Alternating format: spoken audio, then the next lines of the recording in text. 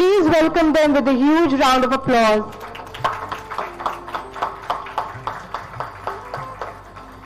May I request all our dignitaries to kindly begin today's program with the ceremonial lighting of the lamp.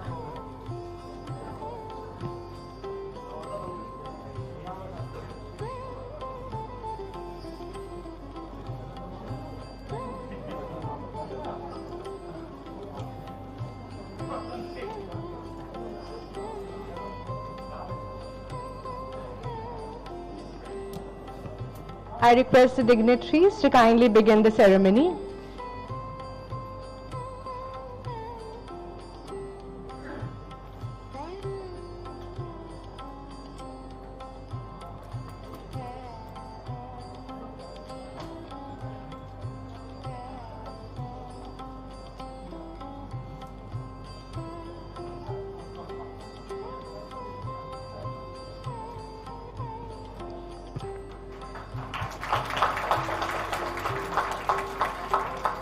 This lamp represents knowledge, wisdom, and enlightenment.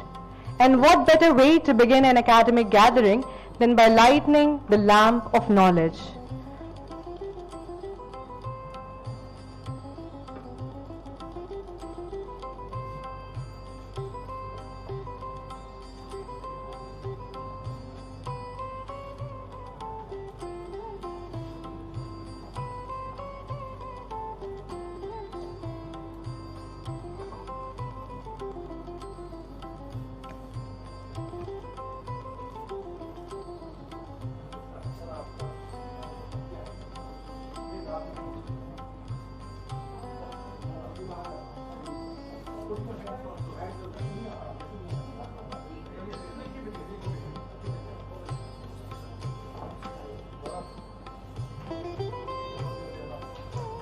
Thank you to all our respected dignitaries. I request you to now make yourselves comfortable. Thank you Dr. Kohal, Dr. Landis, Dr. Anita, Dr. Alok, our Honorable Vice Chancellor Sir and Pro Vice Chancellor Ma'am.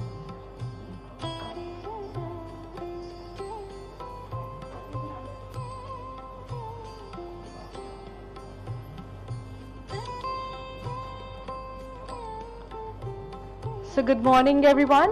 It's my pleasure to warmly welcome all our distinguished guests, delegates, faculty members, researchers and students to this very special academic gathering.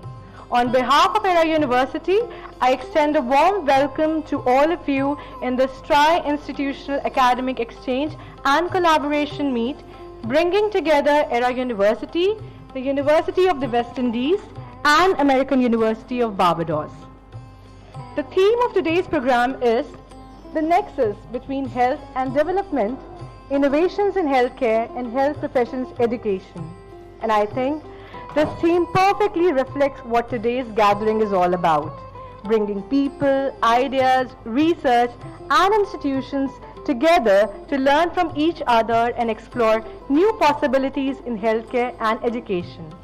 We're especially happy to have with us as esteemed delegates from the University of the West Indies and the American University of Barbados with us today.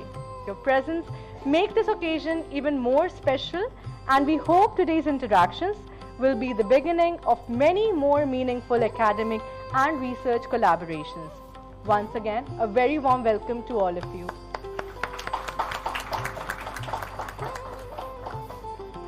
Now, as they say, a bouquet is a simple way of saying we are happy to have you with us. So as a gesture of warmth and hospitality, we will now have the floral welcome of our guests. May I request Honorable Pro-Chancellor Mr. Mohsen Ali Khan, Mr. Misam Ali Khan sir, to present a bouquet to Professor Cleve Landis, Honorable Pro-Vice Chancellor and the Principal of the University of West Indies. Can we please have the bouquet? Misam sir, I request you to do the honors.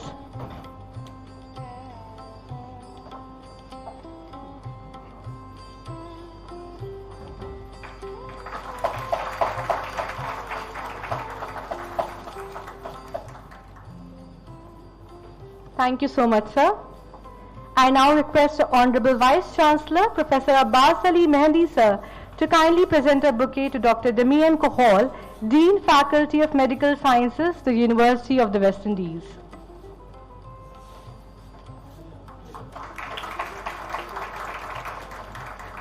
Thank you so much, sir. I now request Dr. Jamal Masood, Principal, Era's Lucknow Medical College and Hospital, to kindly present a bouquet to Professor Alok Kumar Singh, Professor of Pediatrics and Deputy Dean for Research and Graduate Studies at the University of the West Indies.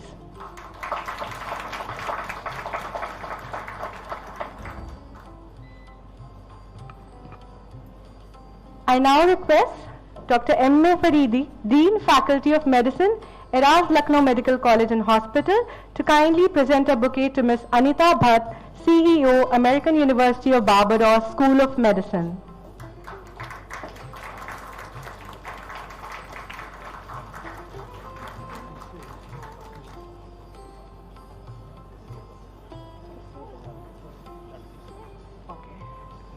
Now I request Dr. Sucheta Dandekar ma'am to kindly present a bouquet again to Mr. Kohol. Mrs. Kohol, she's here with us. Please applaud with a huge round of applause for Mrs. Kohol. We're happy to have you with us today, gracing this occasion.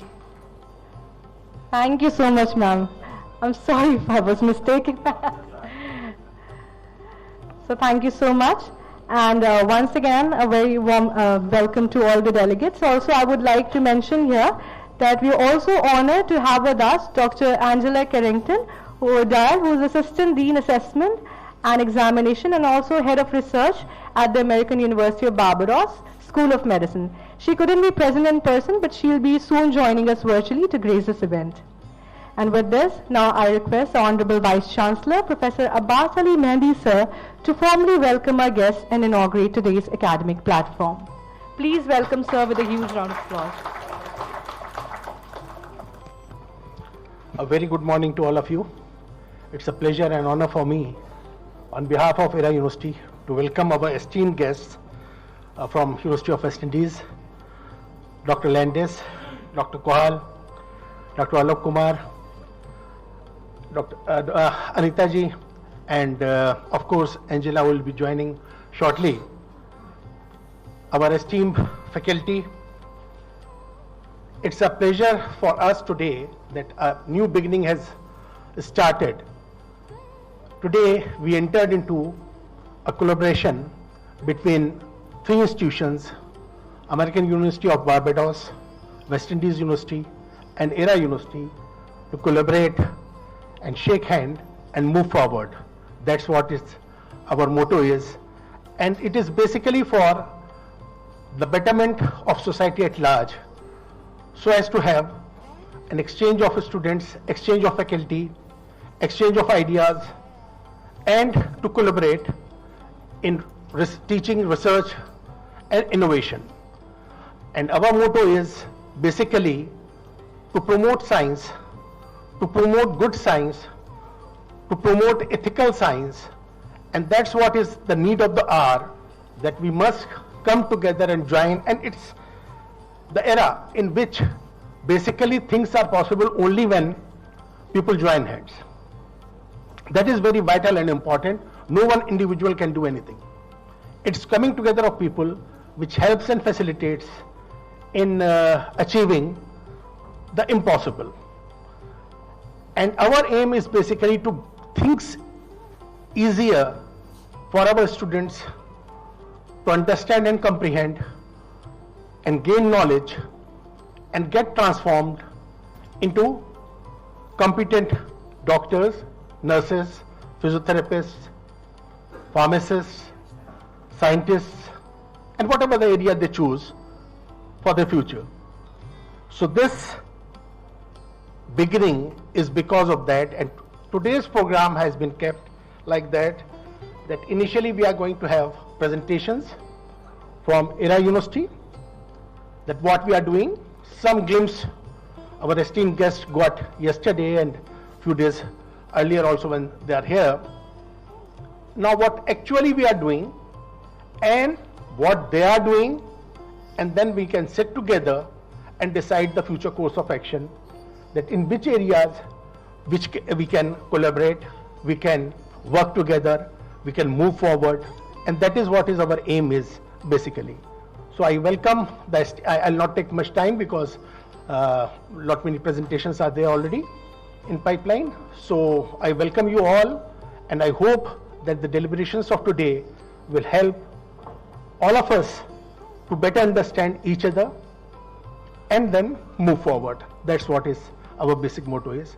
Thank you very much, and it's a pleasure and honor to have you all in Lucknow. We have been planning it for many weeks, and ultimately today we achieved it, and we are here sitting together. Thank you, and welcome once again.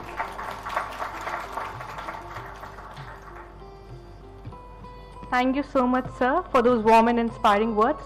Before we move ahead, I request all the students and scholars to kindly keep their cell phones on silent mode so as to avoid any disturbances. Okay, so we now begin our first academic session themed on building bridges across borders, celebrating academic partnerships, that beautifully captures the spirit of today's meeting. The session will now be inaugurated with a talk by Dr. Shariq Ahmed. Dr. Ahmed currently serves as professor and blood bank in charge as well as coordinator of Central Laboratory Services in Hematology at ERA's Lucknow Medical College and Hospital. He also serves as associate editor in ERA's Journal of Medical Research and is joint secretary, Institutional Research Committee, ELMCNH. It's now my pleasure to invite Dr. Shariq Ahmed to share his insights with us. Please welcome sir with a huge round of applause.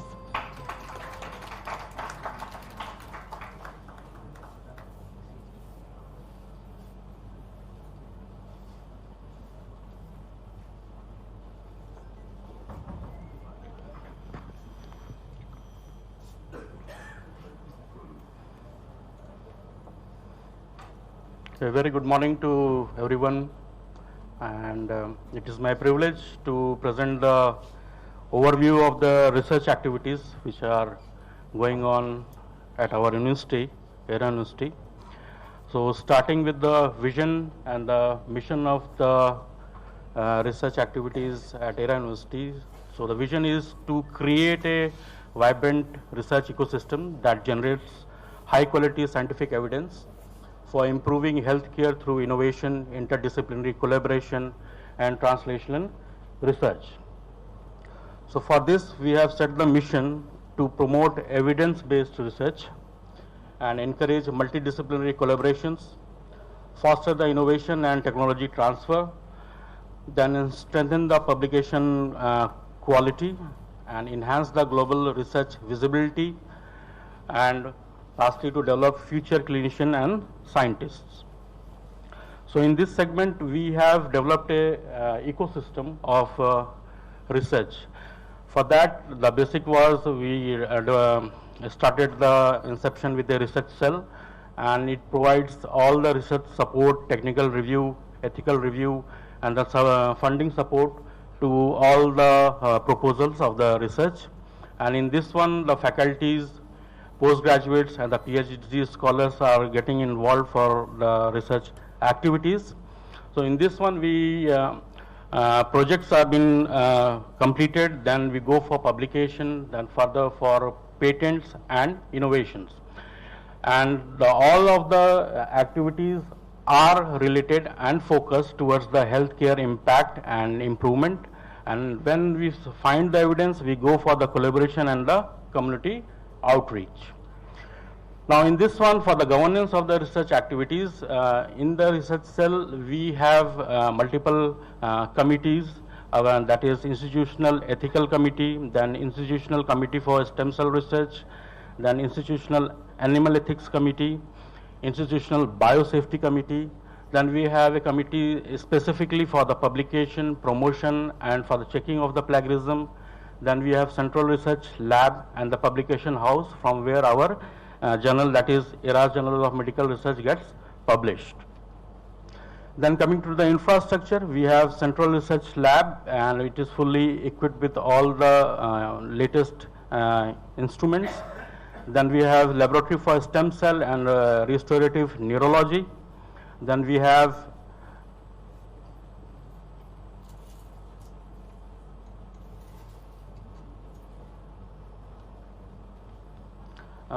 we have cell and tissue culture lab, then metabolic research lab, which also does the disease mapping at all the level, let it be molecular or cellular level. Then coming to the microbiology lab, research lab associated with a dedicated separate virology lab. Then we have personalized medicine lab. Then we have biotechnology lab, and ERA blood center is there.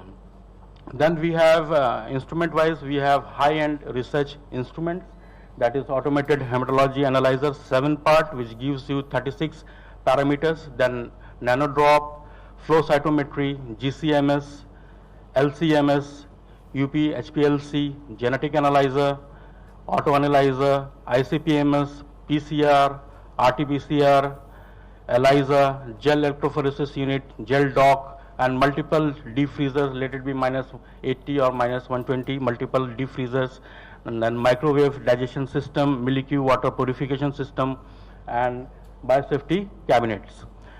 So the publication and research flow is like that. When we receive a research idea, the proposal gets reviewed at the level of technical review, and the ethical approval is given after the thorough ethical screening. And further, when all the screening has been done, then the project goes for the implementation and data collection starts.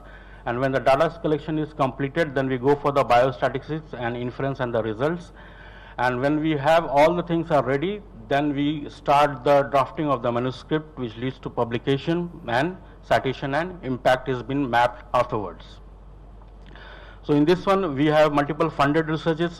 These are the funding agencies like ICMR, DST, DBT, CSIR, UPCST, and other extramural agencies. And in all these agencies, they support the faculty projects, PhD projects, student projects, and intramural grants, and ICMR STS projects. We have also faculty member who have secured competitive external grants from the DBT and the UPCST. And this is the overall, you can say, outcome of all the research by means of publication. As you can see that last year we have reached 483 publications from our university. So the graph is growing.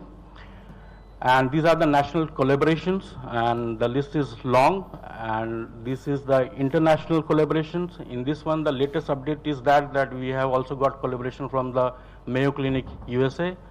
So they have only 8 centers in PAN globally, that from where they have done the collaboration, and we are one of them. Then come to the research areas where we have acquired excellence. These are the stem cell biology, clinical biochemistry, personalized medicine, hematology and transfusion medicine, tissue culture, infectious disease, pharmacology, regenerative medicine, molecular medicine, non-communicable diseases, and neurosciences. Now coming to the student research and innovations. In this one, the student research, we are doing, giving a lot of thrust. In this one, we go for the undergraduate research, ICMR, STS, MD and MS dissertations, PhD research, and intramural projects. And to make them more sensitized and opt for the research, we do, always try to do workshops, research methodology, CMEs, scientific writing sessions, and biostatistical trainings. Then coming to the innovations, in this one we are in the segment of patent generation, product development, technology transfer, biomedical innovation, artificial intelligence, digital health, precision medicine, biotechnology, nutritional research, and disease mapping. Now coming to the journal which we published from our university in collaboration with the American University of Barbados. It is double-blinded peer-review international journal with all the international editorial standards. It is indexed in multiple reputed databases and indexing bodies, and it promotes institutional and external research, and it supports young researchers, and there is no APC, that is no publication charges. So these are the indexing bodies where we are now presently indexed. The prominent ones are the Embase, Ibasco, Index Copernicus, Proquest, and so on.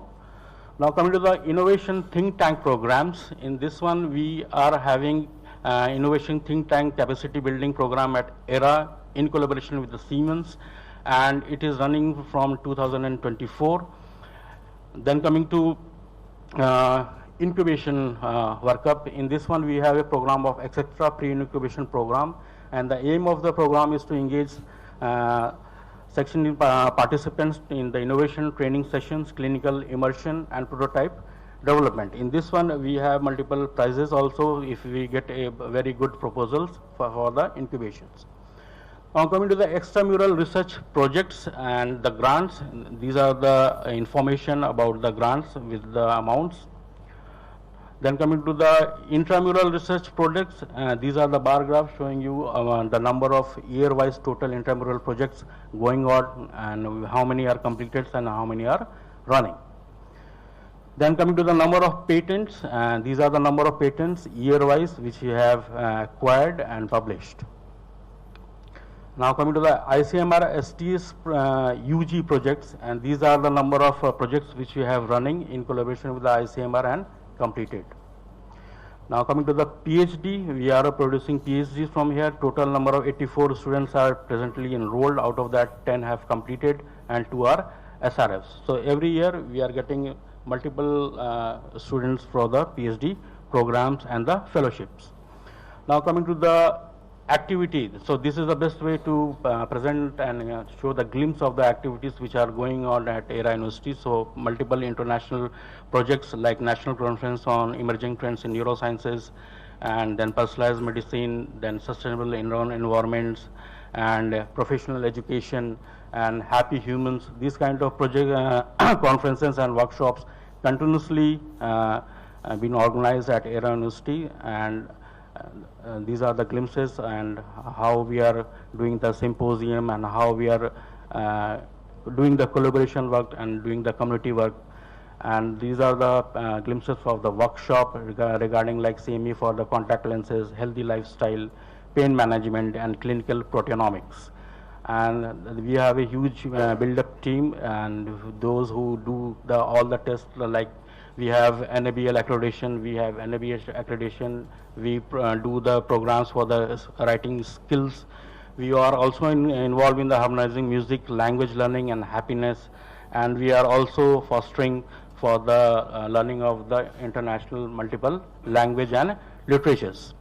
And these are the upgrading of the medical department libraries, AI-based vision therapy, then we are training them with the Python.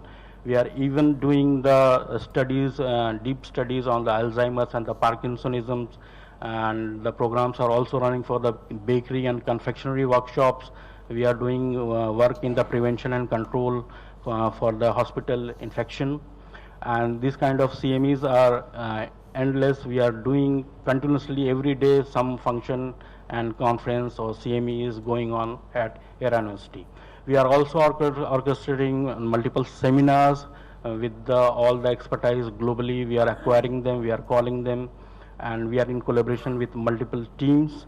And these are all the glimpses which we are doing here, like National Youth Day, Republic Day, Anti-Leprosy Day, Women's Day, and Optometry Day, Nursing Day, and the list is go on like this.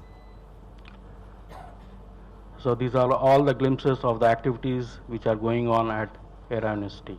So finally, we have came to the future roadmap of our research activities at Era. So our roadmap is like that. We want to acquire artificial intelligence in healthcare. For that, a lot of robust work is going on. We are opting for the precision medicine. We are doing multiple in-depth research on the multiomics research, big data analytics, and multiple clinical trials have been completed and ongoing. We are working towards the technology transfer, industry collaborations, international consortia, innovations and startups. And finally, we are at the point that we have multiple center of excellence at our Era University. So this is all about the overview of the research activities at Era University. Thank you very much.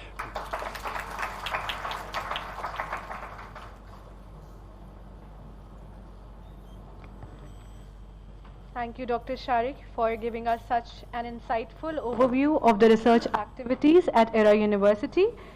We now move ahead to our next presentation by Dr. Shadab Raza, who currently serves as Professor of Biotechnology and in charge Department of Stem Cell Biology and Regenerative Medicine at ELMCNH. May I please invite Dr. Shadab Raza to kindly share his insights with us. Please welcome sir with a huge round of applause.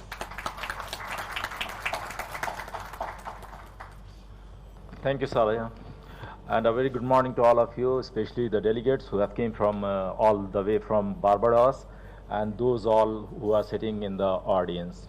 So in case if you do not know me, I mean to these people, of course you people are not going to know me till now.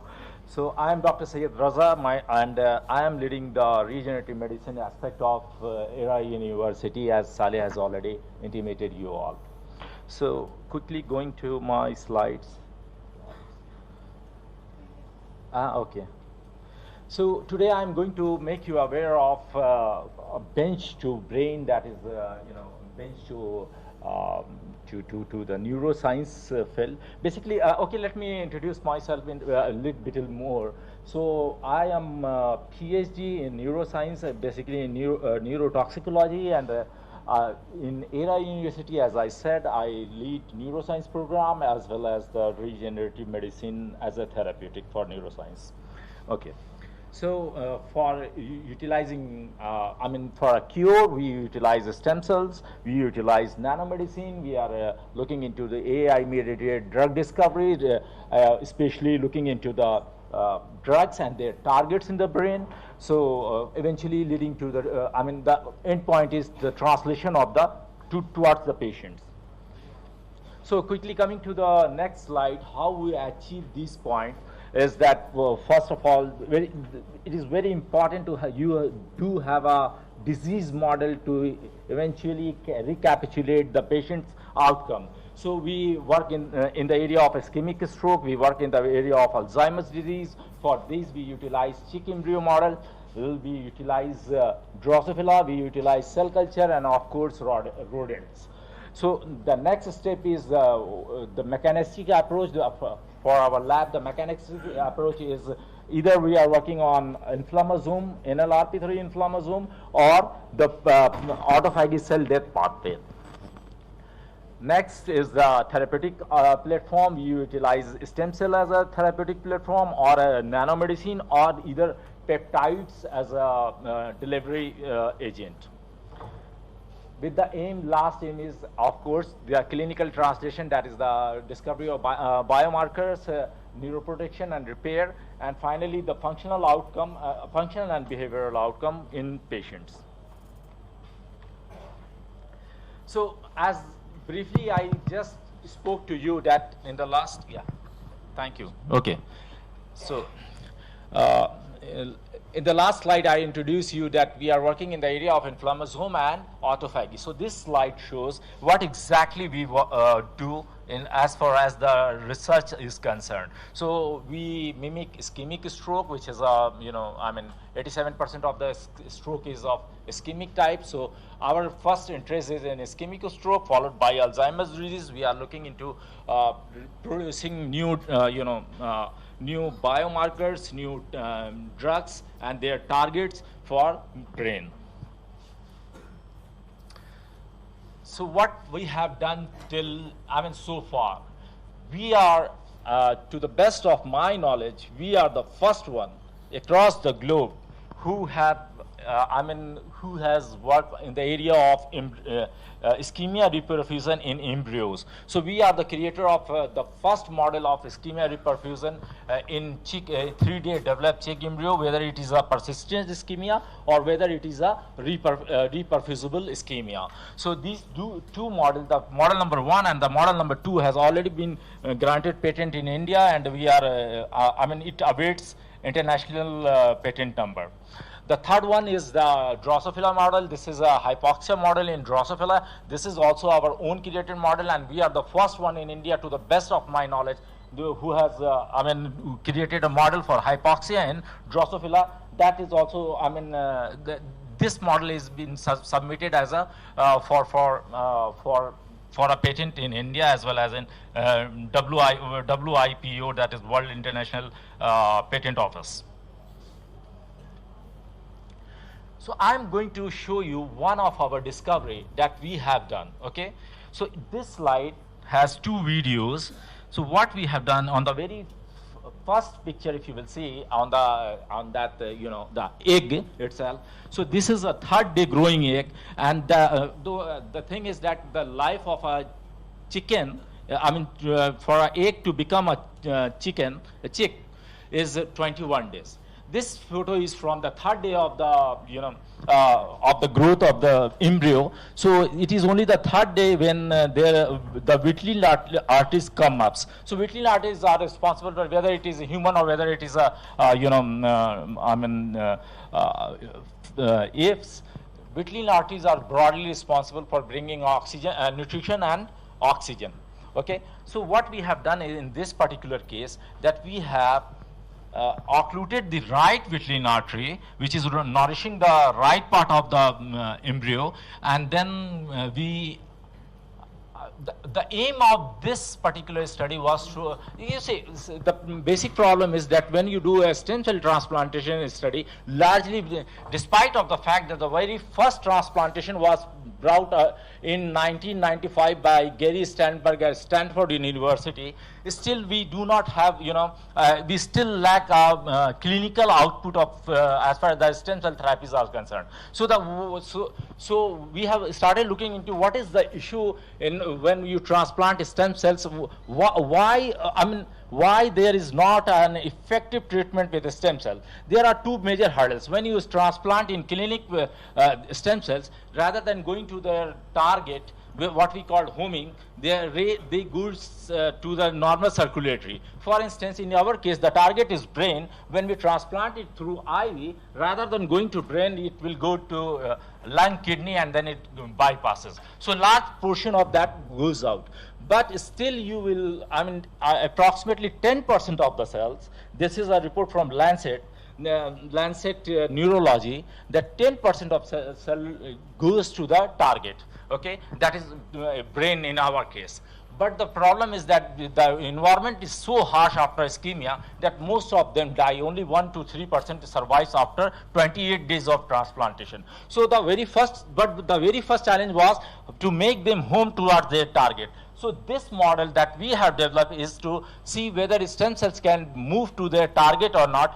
Let me show you this video first, that what is happening in the first one. So, okay. So as I said, this is a 3-day chick embryo. You can see a small white structure. This is a Doppler flow meter, which is widely used for measuring oxygen and blood in human patients. So we utilize a Doppler flow meter to monitor the flow of blood in the arteries. This is a spinal needle to occlude the artery. We used a custom designed spinal needle. And then we finally occluded the right vitelline artery, as I said, for 5 minutes, and then it was allowed to be reperfused. So this made the model ischemic reperfusion model. So first we created a ischemia, and then at the very next step, when we release the hook, it becomes a reperfusion model. Okay, so this was one of the model. In the another photo, this girl is trying to inject stem cells on the left vitelline artery. If you remember, I just said to you that on the right side of the vitelline artery, we occluded the artery, and on the left side, we are transplanting the stem cell with the idea that whether they can reach to their target or not. If they do not, what to do? So for instance, in our lab, what we are doing, we are on the surface of stem cells, we are enhancing the expression of ICAM protein. So ICAM is a intracellular cell adhesion molecule which helps in, it works like a chemokine. So it helps in release of stem cells and to reach their target. So this is one of the results that I have shown. By the way, we also use lentivirus. My procedure has shown you a lot of slides letting you know that what exactly we are doing. So we are in the forefront of lentivirus technology. So with this, we make the cells, these are the stem cells. So they come, naturally they come without a color. To make them colored and to retain that color forever, what we do is we use HIV virus. So these are the parts of HIV virus. In that one, we encode the protein, and then finally, once the protein is encoded in the genome of the virus, it automatically it replicates when you transplant it into the system. So this is one of the work that has been already patented. I already informed you. Another work that we are doing is, the challenge with, already I believe I intimated you that we work in the area of stroke as well as Alzheimer's disease. For Alzheimer's disease, for Parkinson, or all other diseases which has a genetic link, So the issue is that when you have Alzheimer, the gene will start, mutating at a very early stage. But eventually, when you will see the patient will come to the clinic, it is too late for him or her. Okay. But the best part is that your eye has the neurons that are connected with your brain with a 𝐋𝐈𝐕𝐄. Okay. So what we have done is, in this case, that at the very young stage, these are Drosophila's eyes, by the way. Okay. So what we have done, at the very initial stage, So at the very initial stage, at the day 0, okay, this is day 0, and day 1, day 10. So as I said, progressively this disease increases, okay. So you can see in this particular case, at the day 0, there was no necrosis in the eyes, okay. By the day 10, you can eventually find necrosis in the, broad necrotic tissues in the eyes of the Drosophila. This is right eye and this is left eye. So we have created an apparatus that can mimic, through hypoxia, the condition of Alzheimer's disease. This is also patented already, and the international one is online, okay, in pipeline. Eventually, this is going to help us out to identify, the occurrence of Alzheimer's disease in our case. So we can, before the onset of the disease, we can identify through the eyes of the Drosophila. So this is, the ultimate goal is, of course, in human. But at the currently we are working on this area. So the model is ready for this, okay. Now the next step is we have collaborated with IIT Kanpur, which is very near to this place. So they are chemists. So they are creating molecules that can specifically bind to the Alzheimer's protein. So the next step is whether to identify whether this necrosis is because of Alzheimer's disease. Now coming to next slide. My major contribution, my lab's major contribution is in the area of neuroscience and stroke. We utilize cell biology. We are deeply interested in studying neuroinflammation, specifically NLRP3 mediated neuroinflammation. And for that, as I already intimated, we are using stem cells for the regeneration, nanomedicines for the for recovery, as well as peptides for the recoveries. These are some of the papers that we have published in the last 6-7 years. By the way, I am on the board of, editorial board in Frontiers in Pharmacology, Aging Neuroscience, Neuroinflammation, Brain Circulation. And in the last 10 years by the way, I've just completed 10 years in ERA. And in this last 10 years, I have published 84 papers from ERA University.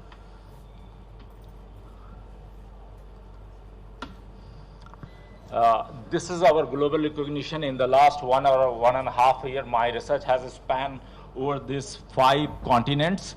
I am the recipient of almost 27 international awards. And yes, and the major thing is that the cumulative impact factor from these 84 papers that we have published from ERA is 550 with a citation of above 600. Now next. So what next? We have already collaborated with NUS. We are working with NUS on microplastic and the effect of microplastic on neurodegeneration. We are currently working with University of Columbus on nanotubes. We are working with University of Maryland. As I said, if you recollect in one of my previous slides, that the major issue with the stem cell therapy is that how to make them home toward their target. This can be a really, a translational response to that question. So what we are trying to do, I have yet to go to the Maryland to learn this technique. My collaborators from Maryland, I am going to show you them also in the next slide. What they are doing is that they are attaching rather than, for instance, if you recollect, I have just let you know that we are making the cells more prone for ICAM protein. Instead of that, they are attaching magnetic particle onto the cells, okay, biodegradable magnetic particle. That is eventually helping the patient when through MRI guided source to reach to their target. So this is what our next plan is, and already. Okay, I am also a part of ICON. ICON is a immuno-oncology consortium. It is with Germany, 3 scientists from Germany, 4 from IIT Kanpur, and 1 is me because the last step is how to, brain. So the brain part is I'm looking after this. Okay.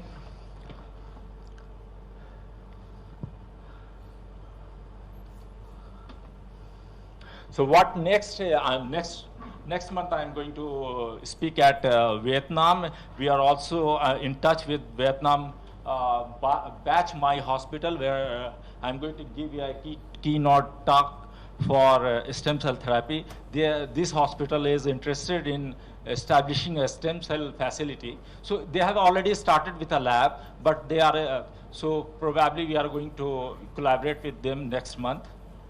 Another important thing is that we have recently published a big paper where for the very first time, we have shown that inflammation and Alzheimer's can synergistically go in single cells, which is the first of ever report that is published. This paper has been cited for the most top 10 paper. Next month I am going to, next to next month. In August, I have to present it in United States for the award from this society.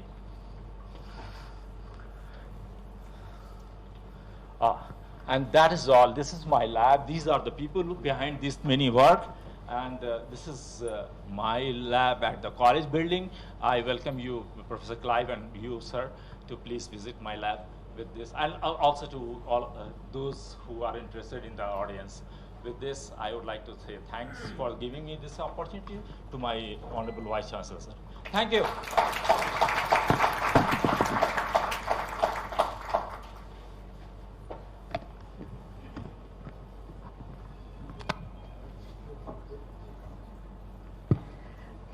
Thank you, Dr. Raza, for sharing your valuable insights and for the engaging presentation. And now we move ahead to an international perspective. It's a pleasure to have with us Professor Cleve Landers from the University of the West Indies. Professor Landers serves as Professor, Cardiovascular Research and Pro-Vice Chancellor and Principal of the University of the West Indies, an accomplished researcher and academic leader.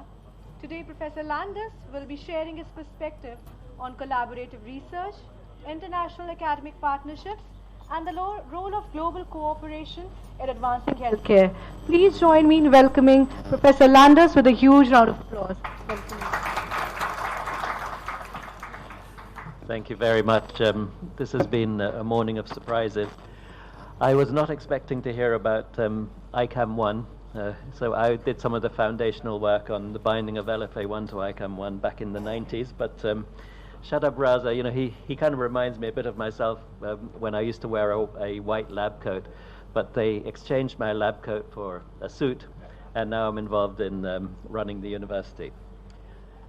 So, my talk needs to be my talk needs to be put up. Okay, and if you could make it in a slideshow.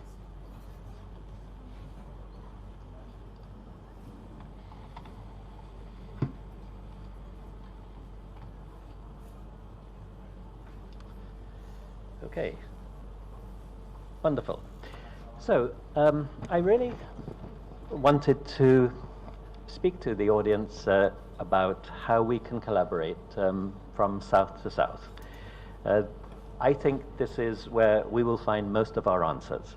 I recommend that you, take looking north with a pinch of salt, particularly in the US, where I actually think they don't believe in science anymore. So let us talk about what is Barbados? Where is it? Now, Dr. Raz, I believe that you were looking for the pointer. So it's a very weak pointer, isn't it?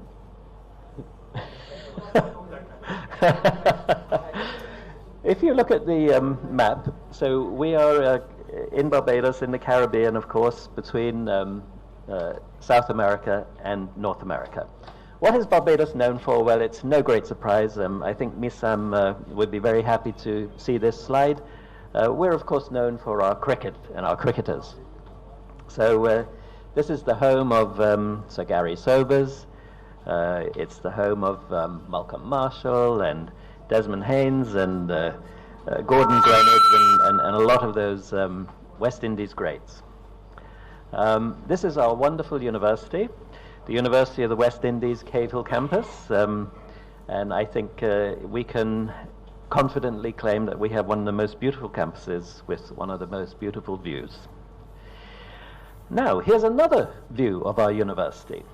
Now, this is in fact the 3Ws Oval. And as you can see, cricket is very important to us at the University of the West Indies.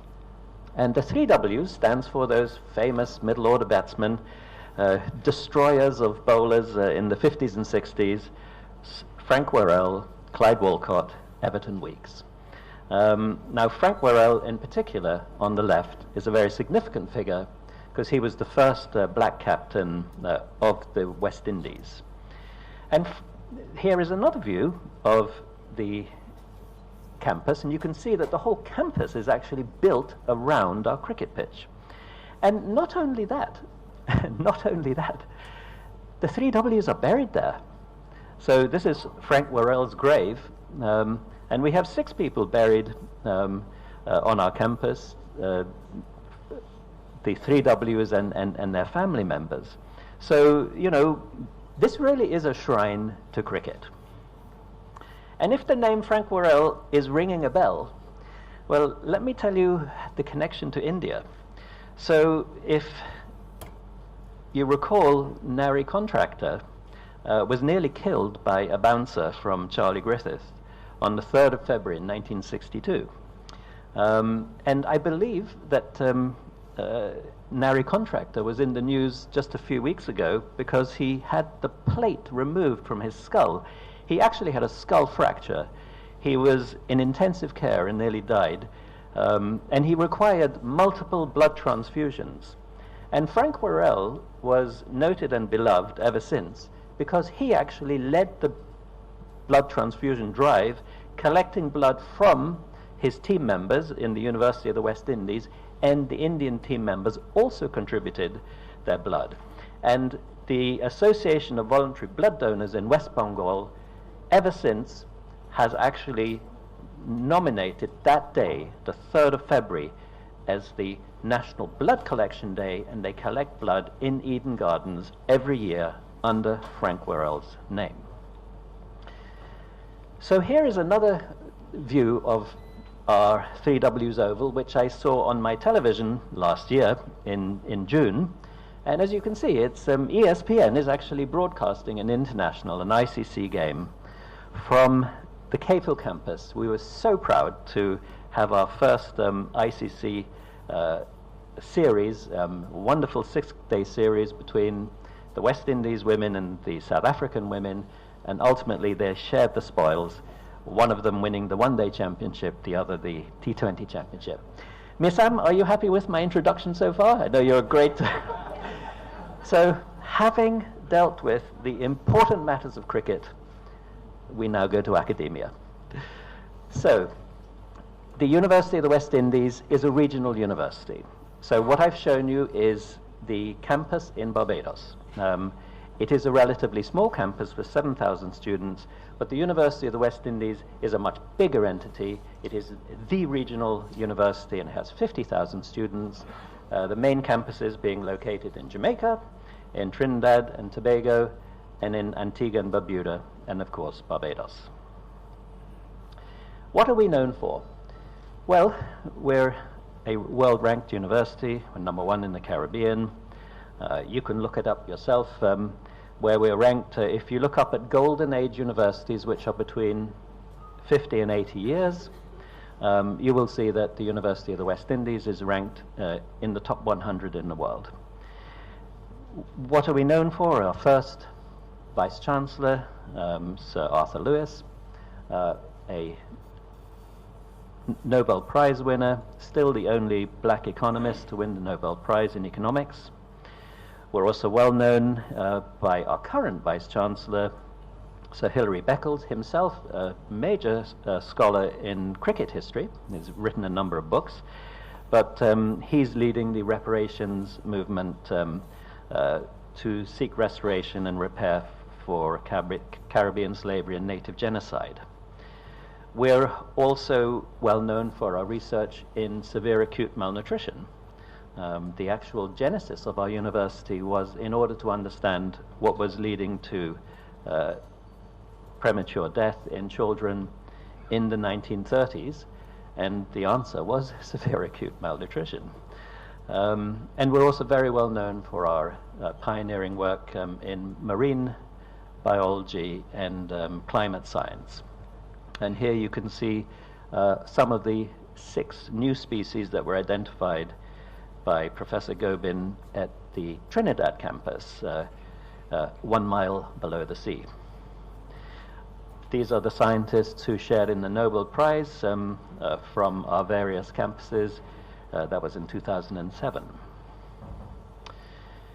And going back to the issue of protein energy malnutrition, our 4th Chancellor of the University of the West Indies was Sir George Alleyne.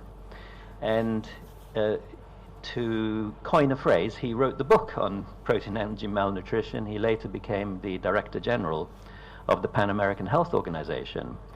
And so, you will find that the guidelines for action against hunger, which you're seeing here, they actually derive from that pioneering work, which was done in the 60s and 70s by Sir George Alleyne and his colleagues.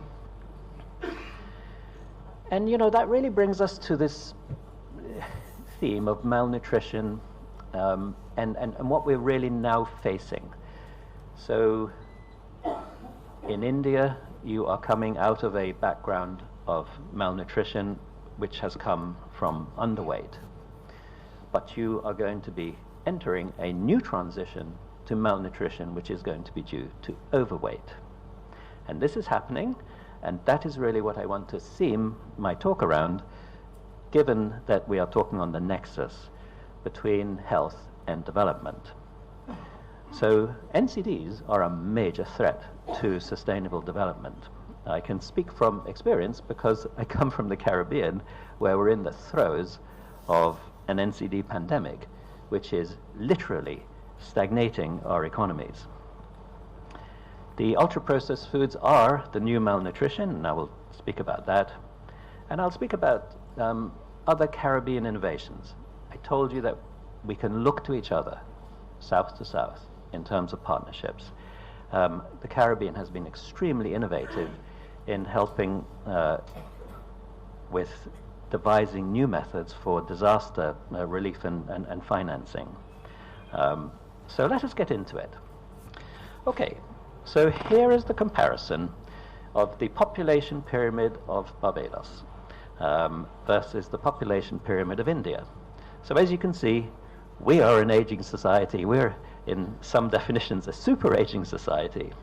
So in 2024, we actually reached that point of inflection in Barbados where we had as many people who were over 65 as who were under 15. So that's a major inflection point which is studied. Now, of course, in India, you still had 3 times as many people who were under 15 as opposed to over 65s. But those of you who know population pyramids will notice that your pyramid is beginning to shrink at the bottom, and it's on a pathway. So let's look at that pathway. If we stretch this out over the century, you know, these population dynamics do not look very different. They're delayed in the case of India compared to Barbados, but they're all heading in the same direction. And if we look at that particular inflection point, which is those who are over 65, at which point do they overtake the under 15s? Well, that happened in 2024 in Barbados, and it's projected to happen in 2056 in India. This is coming, and this is happening. So this is one part of the transition, is a transition to an aging society. And I don't need to tell you that it is, in fact, a sign of success. Because your population is aging, and it's being enhanced and facilitated to age.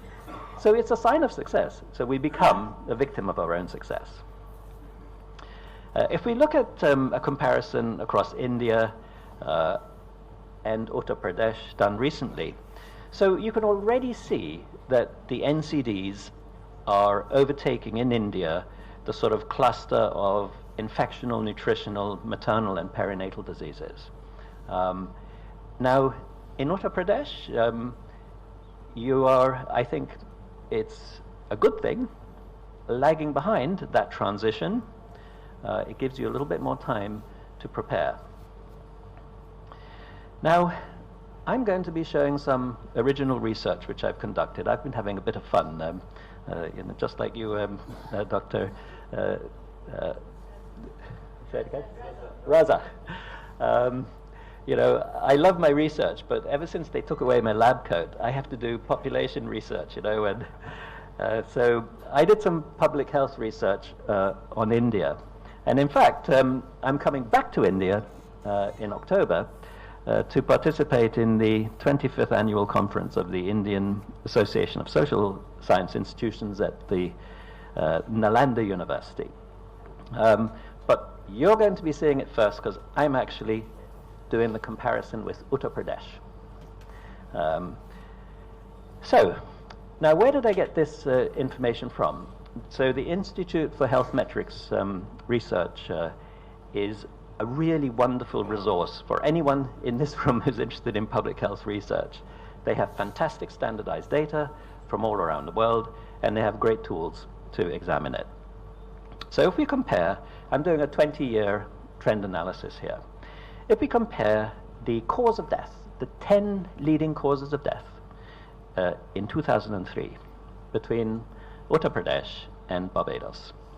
So, not giving too much away, Barbados was already in the NCD transition. Anything in blue is an NCD, a non-communicable chronic disease. Anything in red is that, you know, those 4 categories of infectious, perinatal, maternal, and nutritional disorders. Anything in green would be injuries, things like road injuries, self-harm, falls, etc. So in 2003, what you were facing primarily were causes of death from things like diarrhea, neonatal conditions, lower respiratory infections, TB, typhus, paratyphoid, measles. So 6 out of the 10 leading causes of death in Uttar Pradesh were from these diseases. But note, they're all coming down. All of those in red are coming down already in 2003. If we now move to 2023, so you can see that at this point the ratio has flipped. Back in 2003, you had 2.5 cases of the infectious, nutritional, neonatal diseases as compared to NCDs. Now the ratio has flipped the other way. So now you already have more NCDs, about 1.3 to 1 ratio, than you have those other diseases. And look, all of those main causes of death from NCDs, COPD, stroke, ischemic heart disease and diabetes, they're all still going up. And all of those others in red are coming down. So this is continuing, and it's good. You are succeeding in eliminating a lot of these infectious nutritional, perinatal, maternal illnesses. But you're facing a different problem, and you must be very aware of this. And just look on the other side of the equation. You know, you still have a long way to go. The ratio in Barbados is 10 to 1. You have 1.3 to 1 at the moment, NCDs. The ratio in Barbados is 10 to 1. And this is coming. This is coming down the pipeline. If you now look at a different indicator, so disability-adjusted loss of years of life, the DALYs. So this gives you a proxy for the impact of premature death, and it gives you a proxy on the burden, the cost burden on your healthcare system. So let's just look at where Barbados is. All 10 of the leading causes of DALYs, the disability-adjusted loss of life years, are chronic diseases. And look at what's at the top, diabetes. No healthcare system in the world can afford to pay for diabetes. It's a budget breaker. It will kill your economy. And I don't know if Mohsin is here or if he's going to be listening. I'm looking to a visionary like him. We have to intervene, and you know, it has to be done now in Uttar Pradesh, and I think it can be done. I'll go on to how we can do this, but honestly, you would be the first if you manage to arrest this. So again, in Uttar Pradesh, the disability adjusted life years, all of those older conditions, they're all coming down. Stroke, COPD, diabetes, ischemic heart disease, all going up. So I think I've made the point that this is the direction of travel, and everyone has to get adjusted to this. And as I said, you can't afford diabetes. If you look at years lost to disability, I mean, diabetes, it just runs away with it, even in comparison to ischemic heart disease and stroke. And you know, you can't depend on policy and politics in order to get you there. The Caribbean has fantastic leadership at the political level to try and stop this kind of transition. So as early as 2002, we had the famous Nassau Declaration. It's a wonderful declaration, which states that the wealth of our nation is the health of the nation. And it was a strong statement, and then it became even stronger when the Caribbean led, for the first time ever it should be said, a high-level meeting of the UN all about the threat of NCDs to development. We led that. Politically, you could not ask for better support, but it hasn't made a difference. So we're going to need interventions that are extremely innovative to stop this NCD crisis from occurring here in India. Let's just talk about what we've been up to at the University of the West Indies. So I came, when I was still wearing my lab coat, from a center called the Chronic Disease Research Center, which happens to be the most productive research center in the Caribbean, not just in our university, but other universities as well, in terms of its publication output.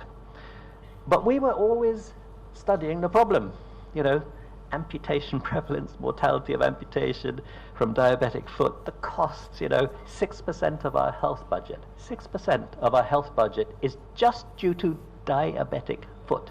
Not diabetes, just the foot on top of diabetes. But we, my last act as an out-and-out researcher was actually to have our first intervention. And so we followed up the intervention for diabetes reversal through a low-calorie diet, which has come from, originated from Roy Taylor at the University of Newcastle. And we're very, very pleased that we were able to show that in a black population, we were the second country in the world to actually demonstrate that this works. So you can actually reverse diabetes through a low-calorie diet. So our one and only innovation, you know, we don't have the innovation success that you have here at Era, that's for sure. This is using indigenous products, which you would find in the Caribbean, all plant-based. And we have a licensing agreement with Ambev. Ambev is part of IB InBev, the largest beverage manufacturer in the world. So when we commence manufacturing, we will benefit from the sales on a licensing agreement. And this is the overview of the research from that entity. I believe that once we start our collaborations, there's going to be a lot of collaboration.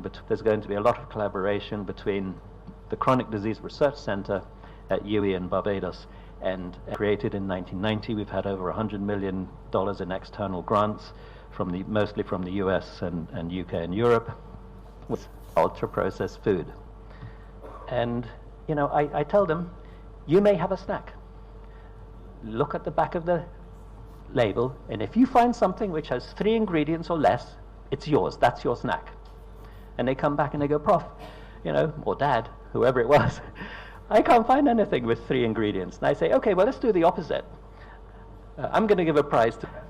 And you know, this is actually leading to all of the NCD epidemic. This is malnutrition in tooth and nail. So this chart on the left alone is just depressing. It is the proportion of someone's food intake that's been displaced on the x-axis by ultra-processed food. You can quite comfortably find people who have over 80% of their diet intake is from ultra-processed food. So you can see it there on the x-axis, 20%, 40%, 60%, 80%. And the more ultra-processed food you take in, the more total fat, the more saturated fat, and above all, the more sugar you take in. I mean, my goodness me. You know, ultra-processed food, as per the definition of Carlos Montero, is designed to be overeaten. This is not some accident. And it is the sugar that keeps you coming back. And I think Indians might have a bit of a sweet tooth, so I worry on that front. And then all the good stuff goes down. The fiber goes down. The protein goes down. The potassium goes down. And it's leading to all of these outcomes, these terrible outcomes. This is class 1 evidence. This is meta-analyses from multiple studies from all around the world. And they're all saying the same thing. How about all-cause mortality? Significantly increased by ultra-processed foods. CVD mortality, stroke, chronic kidney disease, type 2 diabetes, abdominal obesity, dyslipidemia, Crohn's disease, right at the top. Depression. Depression is significantly increased by people who consume ultra-processed food. So these are real clinical outcomes. And I could spend the entire day talking about this, but I don't have the time. So I will just refer you to Lancet, had a special, the orchestrator of that was public health research, that if you are going to be the first to make an impact in your community to try and arrest the progression to NCDs, which is driven by ultra-processed foods, this is the research that you need to refer to. And one of the answers I think you have in your hand, and that is that you have by UNESCO as a creative city of gastronomy. And yes, please. And you know, forces in terms of advertising and influence, which, you know, if you think about the younger people and the influence they're under, these are tremendous forces. It's going to take all of your effort to try and counteract that. Your food culture is superior to what is coming and is going to come that. Every single country has a healthy food culture. but it is being displaced by ultra-processed foods. So please, if there's one thing to remember, she has a very high profile in this area, and she's just pointing out the small island developing states are just. So here you see Hurricane Irma over the poor island of Barbuda. Do you know what happened to Barbuda after this? It was depopulated. Depopulated, it was utterly destroyed and has had to now be rebuilt. But you have your own issues. Everyone tells me it's your reality. Barbados has tried to address this is through the Bridgetown Initiative. So the Bridgetown Initiative is really trying to find a climate finance solution. And the architect behind it is Avinash Persaud. Dog card, you know, like father, like son. So the Bridgetown Initiative, it really is seeking three ends. And that is how to reach $2 trillion per year in finance, to finance climate adaptation in developing countries, which is where climate change is mostly playing out. And it has three elements: to increase resilience of countries and funded through development banks, mitigation to raise private capital for things like electric vehicles and stuff like that, and loss and damage. It was in the Paris Climate Finance Summit in 2023, which was co-hosted by Mia Mottley and Emmanuel Macron. And it was at that summit that the World Bank, under the new leadership of AJ Banga, agreed to a very critical and brilliant way to assist resilient financing. Every developing country has access to development banks and is receiving loans from them. So in our case, it would probably be the Inter-American Development Bank, the IADB. But what happens if a hurricane hits you like it did Barbuda? You can't continue repaying your loan after that. And so it's a simple clause. It just says, if you've been hit by a weather event above a certain threshold, the threshold is quite high, you can pause. You're not forgiving the debt, you're pausing it. And then it gives you time to help rebuild your country after you've been hit. And of course, it's increasing the likelihood that you'll eventually repay the debt anyway. So it's a simple thing, a debt pause clause, and the IMF has agreed to it, and the World Bank has agreed to it. The IMF has also come up with its own resilience funding model called the Resilience and Sustainability Fund. Now, this was cooked up between Mia Mottley and Kristalina Georgieva at the IMF, and the very first country to receive one of these grants from an RSF. It's basically like a war bond. You don't repay it in 5 years, you repay it in like sort of 50 years. So it helps you to build that resilience that you need in a country that's very exposed to the frontiers of climate change. And then, that idea has now gone, and I'm just giving two examples here of developing countries that have had access to these loans, Morocco and Liberia. And then the third innovation that came out of the Caribbean was from Jamaica. And this is very ironic. So in 2025, Jamaica developed, again with the World Bank, these things called cat bonds. So cat bonds are catastrophe bonds. You take out a bond which you can redeem if a catastrophe hits you, and lo and behold, the most powerful hurricane ever hit Jamaica the next year. And they were able to trigger payout of their cat bond from the markets.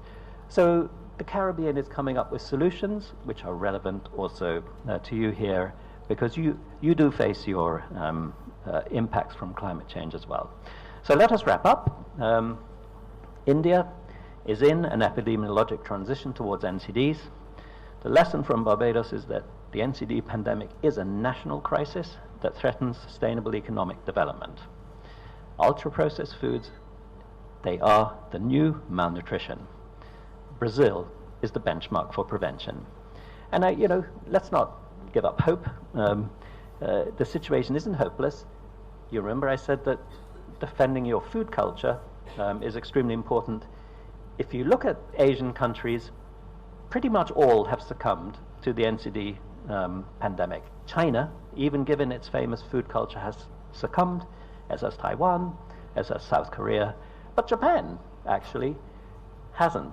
And the penetration of ultra-processed foods is less in Japan, and it must be because of their adherence to their own indigenous healthy food culture. So please, that is going to be one of the ways to overcome this.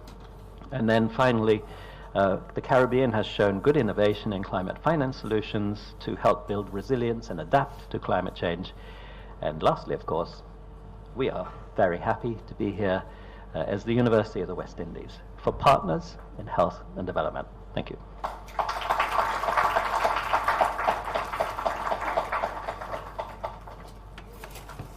Thank you so much, Professor Landers, and thank you for that informative presentation and for beautifully amalgamating some pressing challenges like wonderful start to today's program with some very interesting insights, ideas, and beautiful discussions.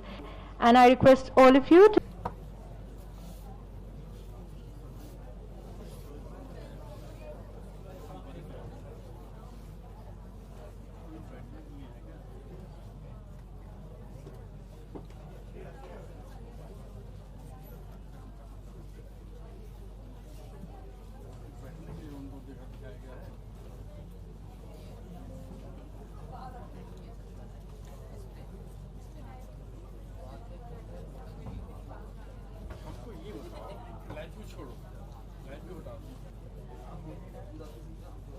फिर इनके net का क्या, यहाँ पे internet है उसकी क्या, यहाँ पे वाईफाई है उसका क्या, वाईफाई कनेक्शन नहीं हो रहा है तो क्यों नहीं, वाईफाई कनेक्शन नहीं हो रहा है तो क्यों नहीं,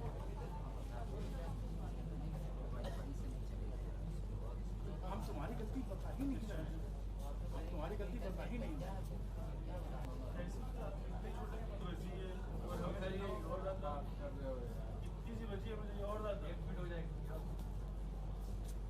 पूरा नेट ही बंद है, अभी तो फिलहाल बंद है।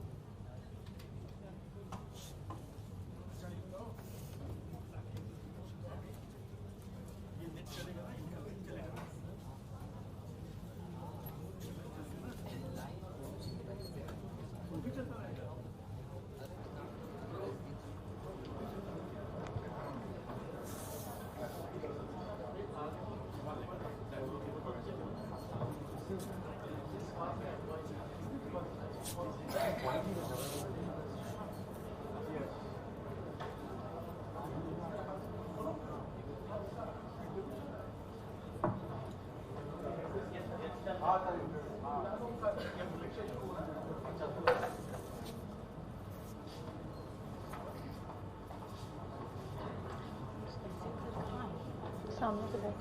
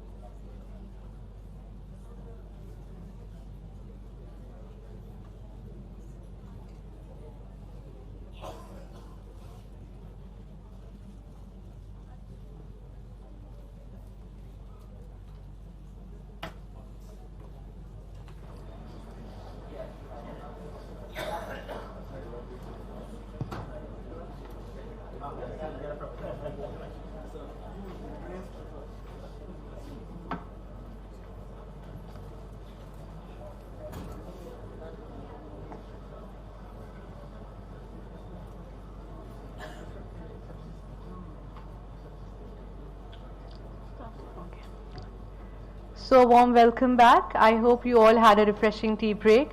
We now commence the second session titled Health and Disease Through the Life Course with the overarching theme Innovating for Health. This session will explore some of the most pressing challenges in modern medicine, from antimicrobial resistance and neurological infections to personalized medicine and the therapeutic potential of natural products. Without further ado, let us begin our scientific deliberations. Our first speaker for this session is Dr. Mustahsin Malik. Dr. Malik currently serves as the head of the department in critical care medicine at ELMCNH. He is also the founder vice president of the Society of Acute Care, Trauma and Emergency Medicine and serves as the national head of its nursing and paramedical wing. It's my pleasure to invite Dr. Mustahsin Malik to kindly deliver his presentation. Please welcome sir with a huge round of applause. Thank you for wonderful introduction, and good morning respected guests, dignitaries, faculty members and friends. So basically this antibiotic resistance is called as the silent pandemic, and in next 10 minutes we are going to discuss why it is a silent pandemic and what at Era University we are doing to tackle this situation. So if we see the data, 1.27 million deaths annually is directly attributed to antibiotic resistance. It's a Lancet data, and 5 million deaths are associated with antibiotic resistance. So a total of around 7 million deaths per year is due to antimicrobial resistance. Now, if we compare the two pandemics, one is the COVID-19 we have just encountered, and other one is this antimicrobial resistance, the silent pandemic. So if we see the death due to COVID-19 is 7 million deaths reported. And this is a single, I mean, the COVID came and went away. So it's once it is 7 million deaths reported by WHO. But if we see the silent pandemic, antimicrobial resistance, the same around 7 million deaths associated with antimicrobial resistance per year. And it is rising, it's increasing every year. And if we see the COVID-19 pandemic, there was the extensive media coverage, public awareness, lot of funding, but with this silent pandemic is going on silently without any much awareness, limited funding and low priority. And also there is no vaccine available. Since last 10 years, no new class of antibiotic has developed. This is a major concern. So if we see the economic burden, it's around 250 billion US $ is a burden. And if we project this, around $100 trillion by 2050 due to antimicrobial resistance. So why this bacteria win? Usually we know that there are 4 resistant mechanisms. One is the bacteria starts producing enzymes that destroy antibiotic. Then another mechanism is the antibiotic where the targets, the bacteria alter that target binding sites. And another mechanism is they change their cell wall or membrane to block the entry of antibiotics, and they pump antibiotic outside the cell, active efflux pumps. So these are the first 4 common resistant mechanisms. And how it spreads? It is basically a kind of survival of the fittest. When the resistant bacteria comes, the bacteria which are sensitive, they disappears. And also the bacteria communicates. Between bacteria there is a communication like transformation, transaction and conjugation, and they transfer resistance from one bacteria to another.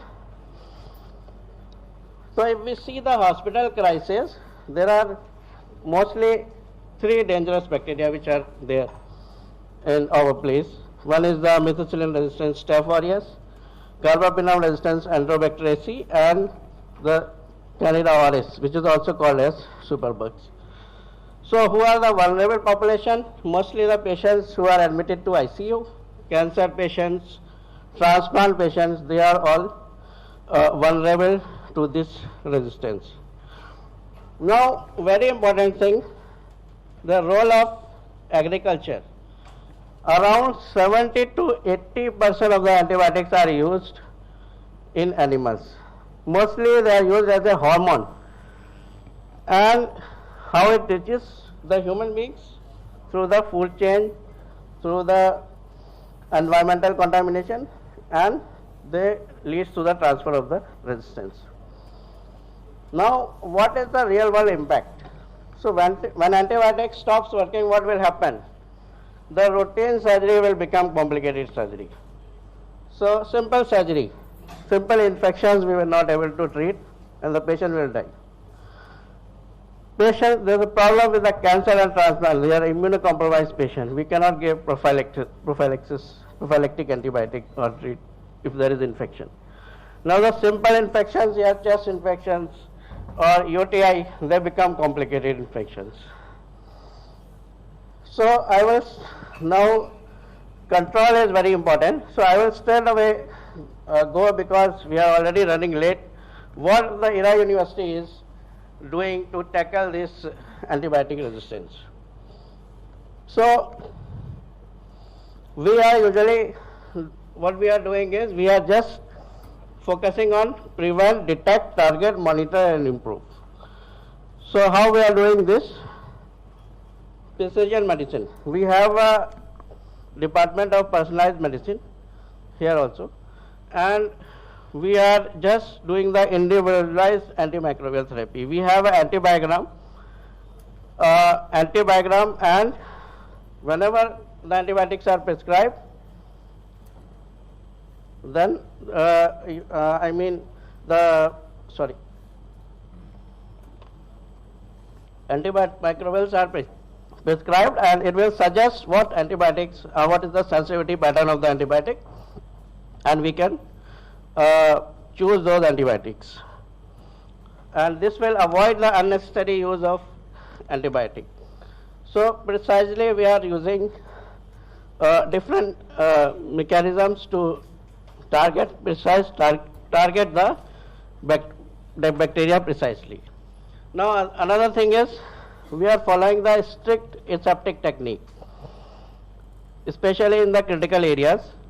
Strict adherence. We have applied at every ICU bed. We have a antiseptic for hand rubbing, and also we are strictly doing these preventive bundles like central line insertion bundles, COUT bundles, WAP prevention bundles, strictly following this.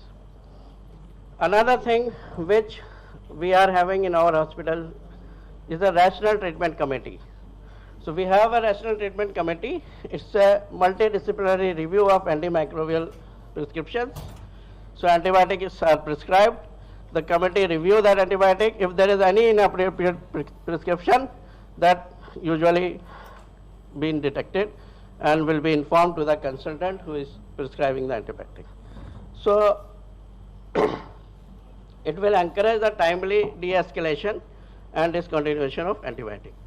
Another thing is the molecular diagnostic method. These are the methods which we are having here. We are using the PCR panels, and the report usually comes within 4 to 6 hours. And if any bacteria is detected, then we can de-escalate antibiotic early. So the broad spectrum antibiotic time we have reduced. We are not using the broad spectrum antibiotic for a long period of time, because the cultures usually take 2 to 3 days. So we are using these methods to early de-escalation. So that obviously will prevent the antimicrobial resistance. Another thing is the next generation sequencing. This is basically very few places in India this is having. It's a very innovative device. It's as small as the mobile phone, and any sample can be collected like urine, blood, CSF, and that the DNA is extracted and the genome sequencing is done, and data is analyzed, and report is given within 24 hours, maybe around 16 to 24 hours, including the resistant genes. So if we know the resistant genes like New Delhi metalloproteinase or OXA48, so we can narrow the spectrum of antibiotic early. So, and this is very sensitive technique, and it picks up out of 35,000 bacterial species, even the viruses and fungus. Almost all viruses and fungus and bacteria, tropical infections, all are included in this panel. So this is an innovative device, and we are lucky that we are having this at our ICU. Now another very important thing is, because it's a day of artificial intelligence, so we are using AI in the form of, we have a dashboard. I think the guest has visited yesterday and we have shown them. We already have a checklist. Suppose the AI will tell us that this patient is having probable sepsis, or this patient is not having sepsis. So we can, if the patient is not having sepsis, so we can withdraw antibiotic from those patients. And if we know that this patient is going to have sepsis earlier, so we can start antibiotic immediately. So this will help in the early treatment of the disease and will help to de-escalate the antibiotic and use of less antibiotic. So our vision is basically that we use AI plus molecular diagnostic plus precision medicine plus strict infection prevention and antimicrobial stewardship. So it's a proactive strategy against antimicrobial resistance. If we see the data, this is the latest data. If we say that the infection rate of, this is taken from a large multicentric studies. It's around 35.3 worldwide, the mortality of sepsis. And even the USA mortality is 34.41%. But if our mortality, this data is till July 31st, 25.87%, which is around 24.82% less than. So, and we are consistently, it is decreasing. Since 2023, it is consistently decreasing. So, because we are applying these methods and we are sustained decrease in mortality, we are achieving. So, thank you. Any questions?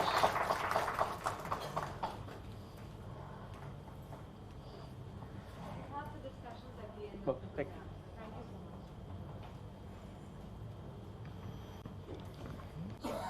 So thank you once again, Dr. Malik, for your enlightening presentation. We now move ahead to our next presentation by Professor R.K. Garg, who is Professor and Head Department of Neurology at TLMCNH. With over 30 years of experience, Sir has made significant contribution to neurological research. It's my privilege to invite him to the dais. Thank you, sir. Thank you very much. What I am going to do, I am going to present my work, which I have done over 30 years of my academic career. And this work is being presented, it has not been done here, but is a neighboring institution, that is King George Medical University. But all these works we can collaborate and we can extend it further here also. I will start my presentation. How can a cricketing lover of my age, my generation, forget about epic cricketing battle between Sunil Gavaskar and Malcolm Marshall in 1971? And that was the era when Indian cricket established internationally. So, my topic is I am going to cover 6 CNS infections. 6 CNS infections, and this area of neurology covering all these infections is known as tropical neurology. Tropical neurology is a separate subsection of neurology, and I have focused mainly on these 6 diseases. One is neurocysticercosis, tuberculous meningitis, SSPE. You are referring to measles. It is a complication of measles. Subacute sclerosing panencephalitis. Neurological complications of dengue, leprosy, and another form of tuberculosis, that is spinal tuberculosis.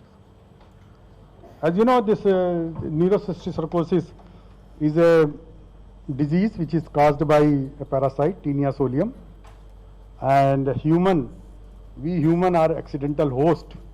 When we ingest larvae of this Taenia solium tapeworm, and these larvae can spread throughout the body, and brain is one of the preferred site for these larvae to lodge. As far as a neurological presentation of neurocysticercosis is concerned, here in India we have several types of neurocysticercosis, and one of the most common type of neurocysticercosis we saw in last decade was this single lesion. Anyhow, this single lesion had drastically gone down because of this cleanliness drive of our Prime Minister, and these lesions are hardly seen. Can you appreciate? There is a cyst and there is a scolex, and these single lesions were the most common cause of epilepsy here in this part of the world. This is the most common cause of epilepsy.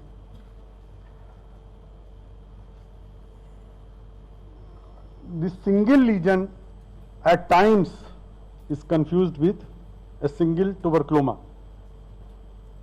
There is always a debate whether this single lesion is caused by neurocysticercosis or tuberculosis. And many times radiologists do label them as a tuberculoma, and unnecessarily these patients receive anti-tuberculosis therapy for more than 1 year. Otherwise, these lesions in natural course, these lesions disappear. They spontaneously disappear. So these lesions fortunately has drastically gone down, but now still these lesions are being treated as tuberculoma, though they are not tuberculoma. This was some of our work which have shown these lesions do respond to corticosteroid, because this ring enhancing lesion represent the inflammatory transformation of this larva of the Taenia solium, and with the steroids they help in dissipating these lesions. Now another form of neurocysticercosis which now is more common is disseminated cysticercosis. Can you appreciate, this is the pathological specimen studied with small larvae, and this is MRI of brain. Can you appreciate? The whole brain is a small cyst. Whole brain is studied with neurocysticercal cyst. Whole brain. And this condition is known as disseminated neurocysticercosis. And another structure which are preferentially affected is skin and muscles. Can you appreciate? Can you appreciate this picture? There are numerous cysts in the muscles and the skin, and this gives an Herculean-like picture, pseudo-Herculean picture. This is common in this part of country. This is another picture. Whole brain is studied with the neurocysticercal cyst, and throughout the eye, in whole eye, eyes are being protruded, proptosis. Now this is another piece of our work which we have done. There is a treatment available to neurocysticercosis. Albendazole is considered drug of choice. And can you appreciate this picture? After albendazole, there has been drastic reduction in the number of cysts. This vein was full of cysts, and there is a reduction in number of the cysts. And this whole MRI, this is known as, this technique means the whole brain, whole MRI, whole body MRI, and whole body is studied with cysts, and there was a drastic reduction following 1 month albendazole therapy. This was the work we have for the first time demonstrated that the albendazole affects throughout the body, not only in the brain. Now another work which we have taken over 30 years was tuberculous meningitis. It is a brain TB. TB is very common here in this part of our state, Lucknow, and in proportion, brain TB is also very common. Can you appreciate a pathological specimen? And this basal portion of the brain is covered with what is known as tuberculous exudate. And this tuberculous exudate is the main thing which cause all the pathological and clinical features of tuberculous meningitis. This is an MRI picture, and this is a particular type of tuberculous meningitis, and this enhanced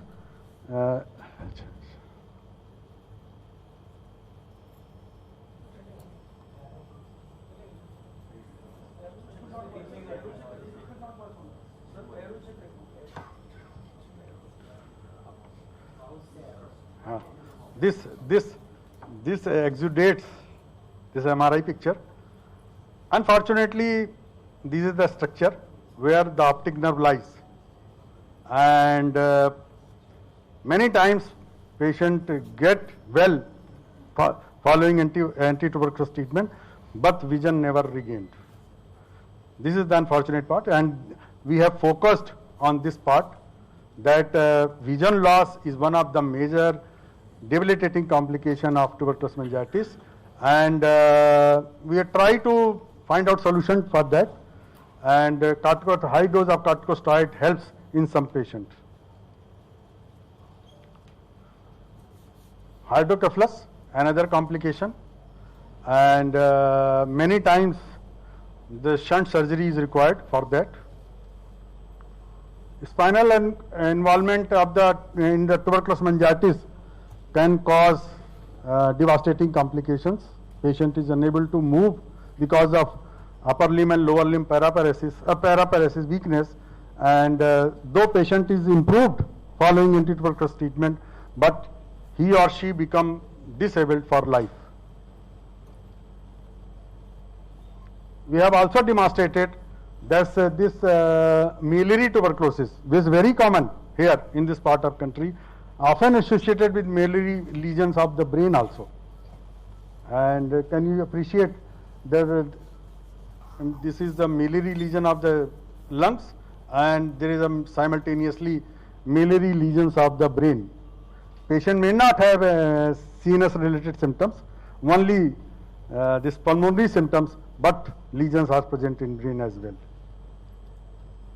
Spinal tuberculosis is commonest cause of spinal cord involvement in this part of the country, and we have demonstrated that these patients requires anti-tuberculosis treatment, and majority of them get well following anti-tuberculosis treatment only. Most of them don't require surgery. This is a spinal cord tuberculoma.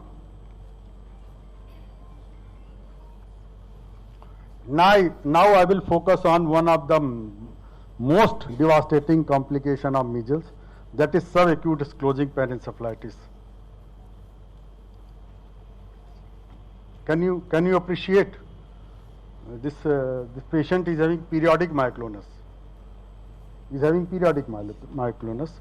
And unfortunately, measles infection occurs before 2 years of age, and measles develop several years after that.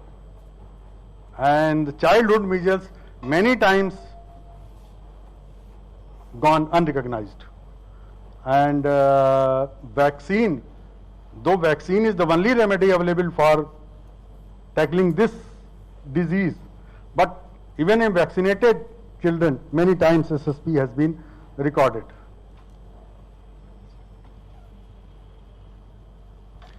I am working since 1998 and regularly publishing update articles on this, and I published in this last year. Trying to find out solution for that.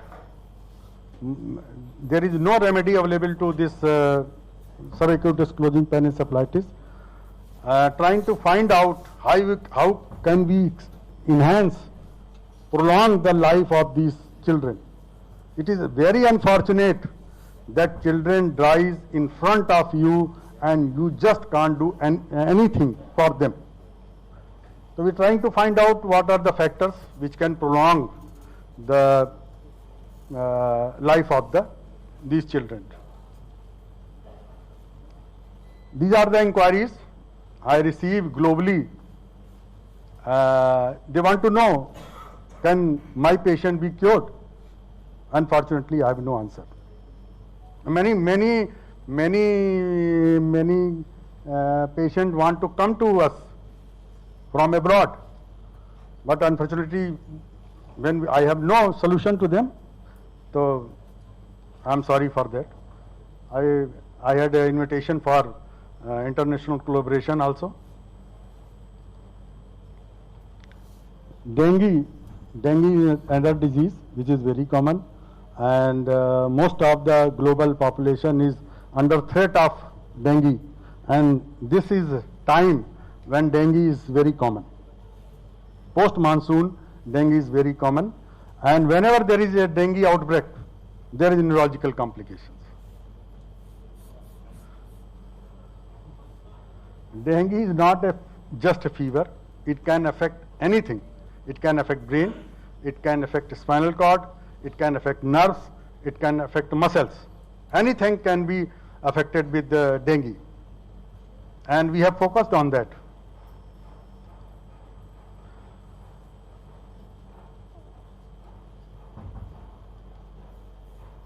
One important complication which we have noticed here is the many times these patients have this what we call as hypokalemic paralysis.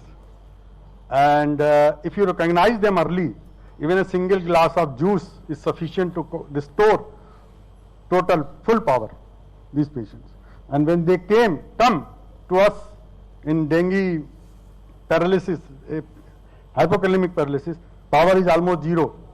But by evening, after a glass of juice, the full power is 5 by 5. Full power is restored.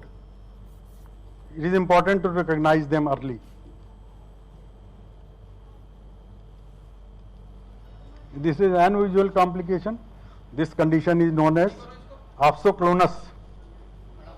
This is opsoclonus, and we have seen many cases where opsoclonus myoclonus has been recognized following the dengue infection. Another infection which I have focused is leprosy. Leprosy is very common, and leprosy is primarily known as disease of peripheral nerves. But what we have done, we have demonstrated that even spinal cord and brain may be affected with leprosy, CNS complications of leprosy, and this work has recently been quoted in Lancet. So we look forward, thank you very much, we look forward for a long-term international collaboration in the field of tropical neurology, and anything which we can collaborate, it will be welcome. Thank you very much.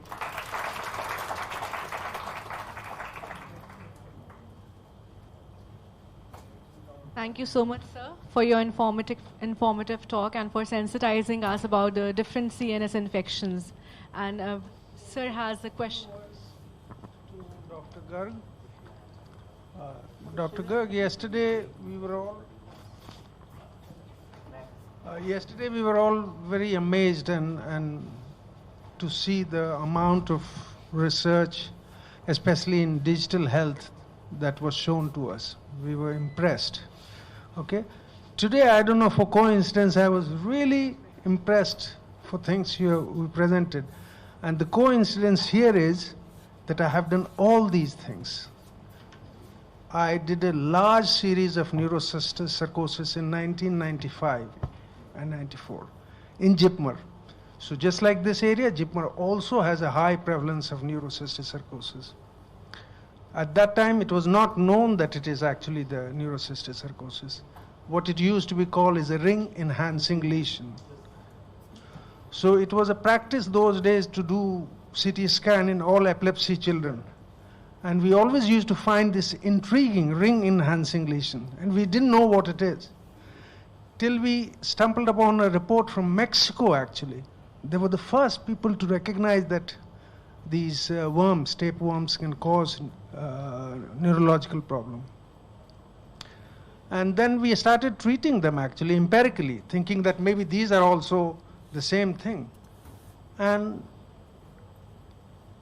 thereafter, instead of giving them years of anticonvulsant, all they needed is albendazole. Okay. Now the sad thing or the tragedy of that is, the same year I had to move to West Indies. And obviously I couldn't carry all those CT scan and the records. So this wasn't published. That's my only ill feeling about that. I've also done quite a bit of work on tuberculosis, especially tuberculosis and HIV. And I have published childhood tuberculosis and HIV co-infection. The only thing I probably didn't have the fortune or misfortune of not studying leprosy. Okay. I have done extensive work on dengue, extensive. My research showed that the dengue in the Caribbean is very different from dengue in the Southeast Asia is much less severe and fatal. Okay? So it's probably a different genetic reason for that. Of course, that earned me an award from WHO, PAHO, as the best public health literature for the year 2013. So all these areas that you talked about is of great interest to me. Thank you. Thank you so much, sir. I think that opens doors for newer collaborations ahead. The important for us in this part of the country is that you have seen the tuberculosis also, miliary tuberculosis. So many times, you discuss it with your resident, you see whether neurocystic circus or this is a miliary tuberculosis. So this is very important for us.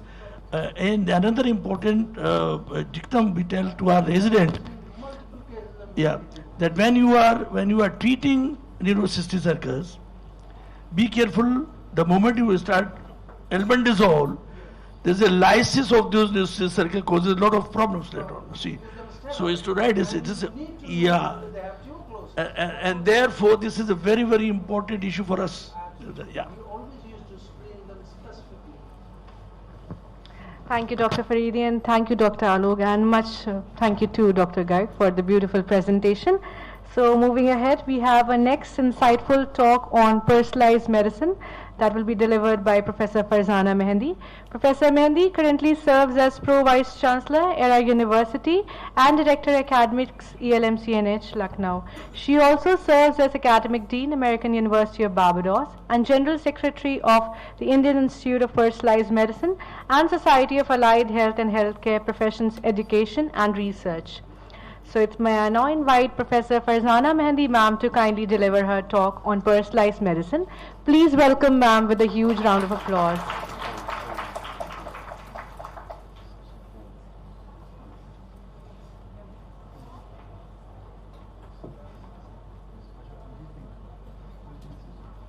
I request the audience to kindly switch off your phone or put them on silent mode.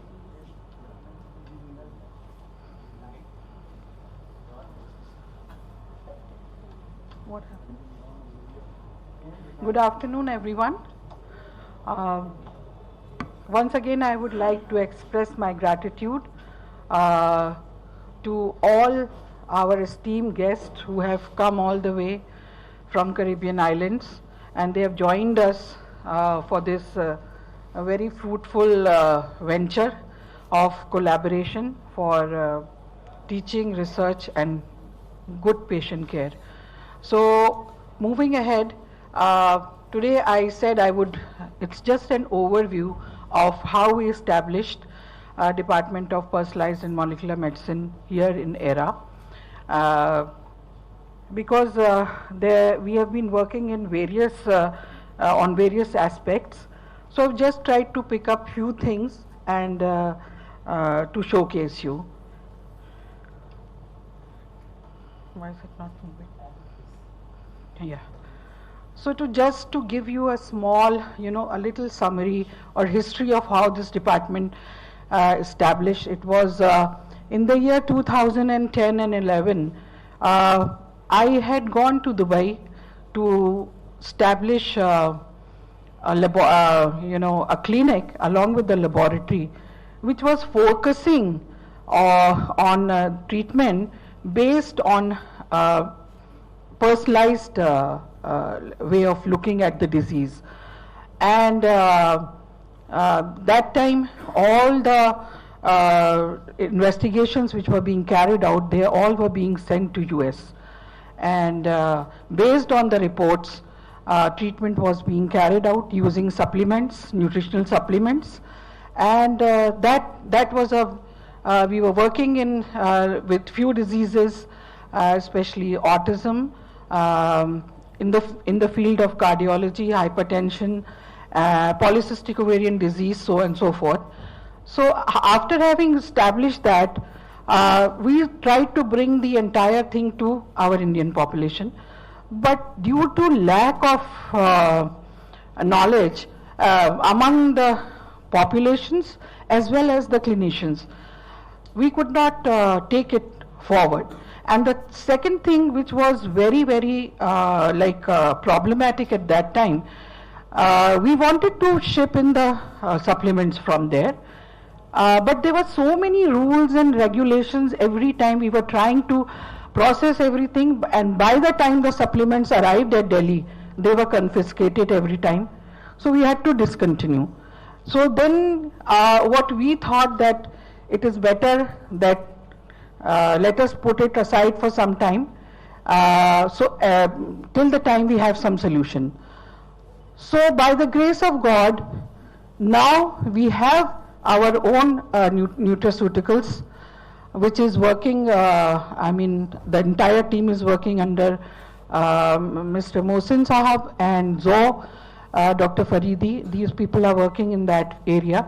And the second thing is it was important as to how to make the general public aware about the use of personalized medicine, how it is more helpful, how it is beneficial for the patients. That awareness had to be there.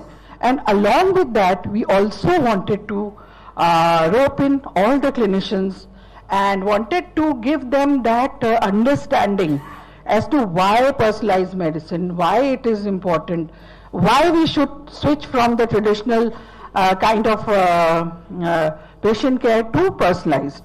So we thought that let us start a department. So in the year 2019, we inaugurated this department. The work had already started long time back, but formally we could put together the things, and that's how this department was started.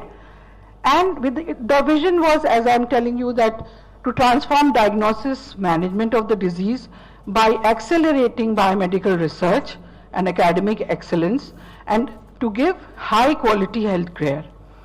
So mission was to provide quality education and training in personalized and molecular medicine, to conduct research which helps to understand it better, to develop personalized healthcare approaches based on individuals' genetic and molecular profile, to encourage the collaboration among scientists, clinicians and healthcare professionals, and also to contribute to society by improving disease diagnosis, treatment and patient outcomes. So keeping this in view, in the year while COVID was going on, 2021, we registered a society by the name of Indian Society of Personalized Medicine. So this society is one of its kind in India, especially in the field of personalized medicine. So this was started, and under that then we started with our programs where we could reach out to the public, talk to the scientists, invite them here, go for talks, so that to make them understand. And also we invited press and media to disseminate this information. So personalized medicine, as this is a very old slide when we had started, because we had to tell this, because at that time nobody was very clear about it. So, but now I'm sure most of you must have, how many of you have heard about personalized medicine? Let me see. Especially, yeah. So that's a fair enough number, almost 50%. So it was a very, very small number then. So I'm happy that now the message is going far and wide and people are recognizing. So personalized medicine is like described as the right patient, having the right patient with the right drug at the right dose and at the right time. So personalized medicine can be thought of as a tailoring of medical treatment to the individual characteristics, needs and preferences of a patient during all stages of care, including especially prevention, diagnosis and treatment. So why do we need personalized medicine? Any medicine which is being taken, it is metabolized, and based on the genetic makeup, you can have these kind of 4 responses where a person can respond to normal dose or to a lower dose or maybe to a higher dose or the patient may not respond to that class of medicine at all. So an alternative medicine needs to be suggested for that kind of patient. So as I had said, it works in the areas of prevention because detection for the risk can improve preventive measures. But when the disease has occurred, diagnosis has been made, that time also it helps to for accurate disease diagnosis, enabling individualized treatment strategy. And when the treatment part is being designed based on the genetic profiling, you can have improved outcomes through targeted treatments, which will also help in reducing side effects. So traditionally you see every patient is having one class of drug. Now when the personalized approach is there, using genetic, lifestyle and other things, you will see how personalized medicine helps in having a targeted approach for that particular individual with that particular medicine, and also it helps in deciding the dosage of the medicine depending on what the genetic profile is. So most of this time what we have been seeing, especially after COVID, that there are sudden heart events, and patient is just gone. So how is it possible that a person has this magnitude of this cardiovascular problem, and it is not being reflected in the normal tests which are being done, like lipids, cholesterol, triglycerides? Everybody goes through these tests. Even if these tests are normal, a patient is not showing any high risks for these kind of sudden deaths. Why is it happening? The question was, why is it happening when all these parameters are almost normal? Patient seems healthy. One day an event happens and the person is gone. So why is it happening? So it was thought that there must be certain hidden risk markers which we at that moment we are not having access to those, and that is how we are not able to see that the patient is going to have a heart attack. So why not to look for these hidden risk biomarkers which can predict that a person can have a heart attack after few years from now. So we started looking into these, and a very interesting molecule came into our notice which could predict. So we started working on that molecule, and especially what we saw, that patients coming to ERA Department of Cardiology, they were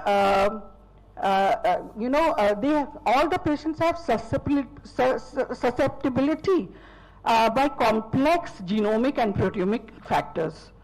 So acute coronary diseases can be, syndrome can be, have patients who are having STEMI, non-STEMI and unstable angina. Most of the patients who are coming to us were having STEMI. And most severe, it was severe because due to prolonged coronary blockage, and which leads to extensive heart muscle damage. Also it was noticed that endothelial dysfunction and reduced nitric oxide availability are linked directly to cardiovascular complications. Genetic factors including SNP's defective expression was also responsible. So one molecule which we selected was ADMA. I'll be talking about it in a little while. And once we established that the role of ADMA, we also tried to see that NOS3, this gene, and DDAH2 genes, what their role was in terms with ADMA. So, which I'll be talking about. Yeah, so this is a novel molecule which is ADMA, which is asymmetric dimethyl arginine. So increased ADMA levels, as you see clearly, ADMA rises due to risk factors like hypertension, diabetes, smoking, kidney diseases, so on and so forth. And the rise in ADMA inhibits nitric oxide synthase, which in turn will lead to lower production of nitric oxide. And low nitric oxide causes endothelial dysfunction, which is very evident in the literature, which can have like vasoconstriction, increased inflammation, increased oxidative stress, and increased platelet aggregation, leading to atherosclerosis progression, and finally leads to cardiovascular events. So high ADMA reduces nitric oxide availability, leading to endothelial dysfunction. So we took up this and we did two pilot projects. These were the pilot projects with one was with 196 samples and 220. And when we got the lead and we saw the results, we said it is better to like now go in for further research. And in this, especially, you are seeing that due to inflammation, plaque starts, OX-LDL is raised, and disease initiation. Here you can see the disease initiation, and from that time the ADMA level starts rising, and finally will lead to rupture of the plaque and blood clot, and finally that event. So we said even before anything like this happens, this incident takes place, you can measure ADMA, and thus you can predict that a person is having high risk. So based on this, then we said that if it is so important, let us have study the role of ADMA as a predictive biomarker. So by using receiver operating characteristic, analysis was done, and it was established that it can be used as a predictive biomarker. So these were the few conclusions. I would not like to go much on this because there's too much of information.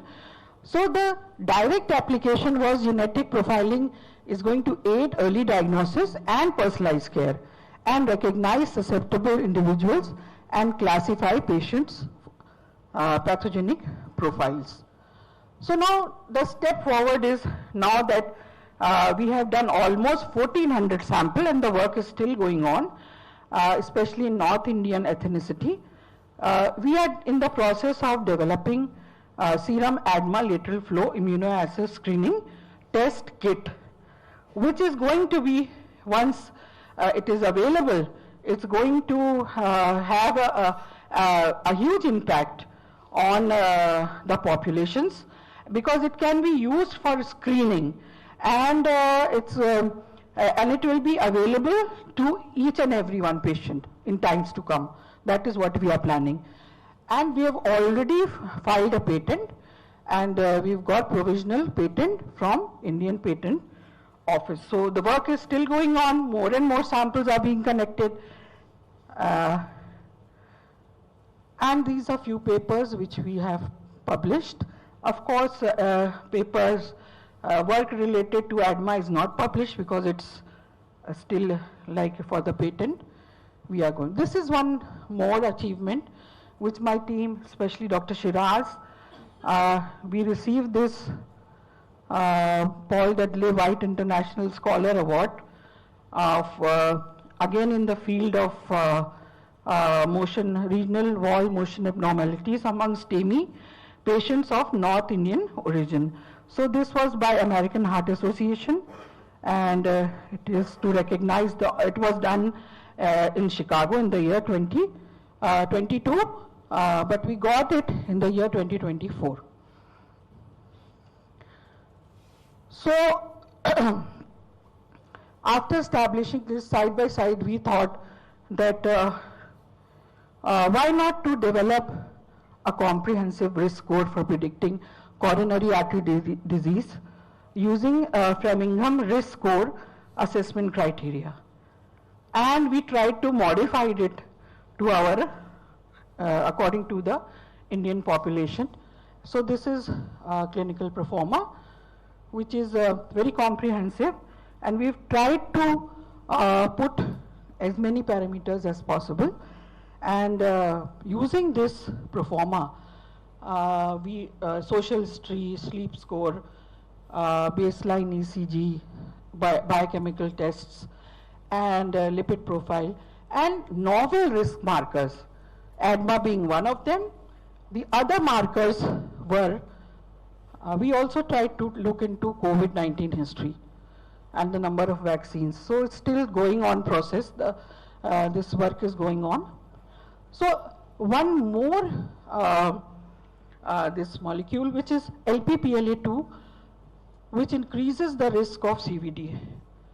So here you can see again how the inflammation and endothelial dysfunction takes place, plaque formation, higher risk, and finally it's going to lead to plaque growth and narrows the artery. So LPPLA2 increases CVD risk by monitoring LDL oxidation, inflammation and plaque formation, which can lead to heart attack, stroke and other events. So we'll look into this and see what this score is, and then we can predict. Role of OX-LDL also is important. So we try to measure this also so as to predict the event. So up till now we have done this for almost 60 individuals, and this is what we have found. 51 were classified as low risk, 3 as moderate, and 6 as high risk. And all these 6 individuals, they were not showing any kind of, they were young, they were not showing any kind of, things, which could say that they are at high risk, and they were not aware. So we made them aware and then subjected to other studies also. So work is still going on, and here you can see total cholesterol, OX-LDL, LPPLA2, ADMA. So now what happened, we wanted to take this work which we were doing in personalized medicine, we wanted to bring it to the use for the masses. So we developed and designed certain genetic panels which could help our patients who are coming to the OPD, and we have a huge rush in the OPD. Lot of patients with cardiovascular diseases, they are coming every day. And we have a cardiology setup, a big setup with a very brilliant team under Dr. Bashir. So they are working. So we came across this paper, FDA Drug Safety Communication, which says that clopidogrel is in patients, they classified patients that which are poor metabolizers, intermediate metabolizers. We wanted to see the effectiveness in patients who are poor metabolizers. So we wanted to make the patients coming into groups, that who are good metabolizers, who are intermediate, and who are poor metabolizers. So based on this, the dosing of a drug has to be given, because those who are poor, accordingly the drug amount varies, and those who are intermediate, it's all right, and those who are good, they will have certain other amount. So this just a figure which is talking about various, summarizes the relative frequency estimate in percentages of CYP2 C19 metabolizer phenotypes in 6 distinct populations. So here you see South Asian. Also we see that we have poor metabolizers, and so we came up with this idea of having this genetic panel testing for prescribing this drug clopidogrel, so that we can come to know the status of the metabolizer, to what extent the drug is being metabolized. So this is again showing this genetic panel for clopidogrel, and here you can see in red there are certain normal metabolizer, intermediate, and certain poor metabolizers. So goal is to maximize antiplatelet effect of clopidogrel and minimize thrombotic complications through CYP2C19 genotyping. So the patient comes to the OPD and this panel is done, and the lab gives the report to our cardiologist, and based on the report then they are going to prescribe the drug to the patient. This is a typical report which is being given. This is again one more drug, warfarin, which is very used at extensive level, and it has the goal is to give this medicine to the patient so that they will have least side effects, and the dose is optimized, and the risk of bleeding, it comes down. So by using this personalized dosing therapy, we achieve the target faster, the bleeding risk and the complications, they come down, and the risk of reduces the risk of thrombosis, stroke, and heart events, and thus improves patient outcomes, and the patient gets a safe treatment. So our the cardiologist as well as the in the cardiovascular surgery also, Dr. Khalid, he has been using this extensively, and the patients are getting benefited, because hit and trial and hit, you are they were going back and forth, and patients at sometimes either they were some of them were getting low dose, or some of them were getting double dose without knowing which amount of dose to be given. So now we can say that this is here. This is again the report. So one more area where we are working personalized medicine is personalization of different anti-diabetic therapies, metformin and sulfonylurea combination therapy.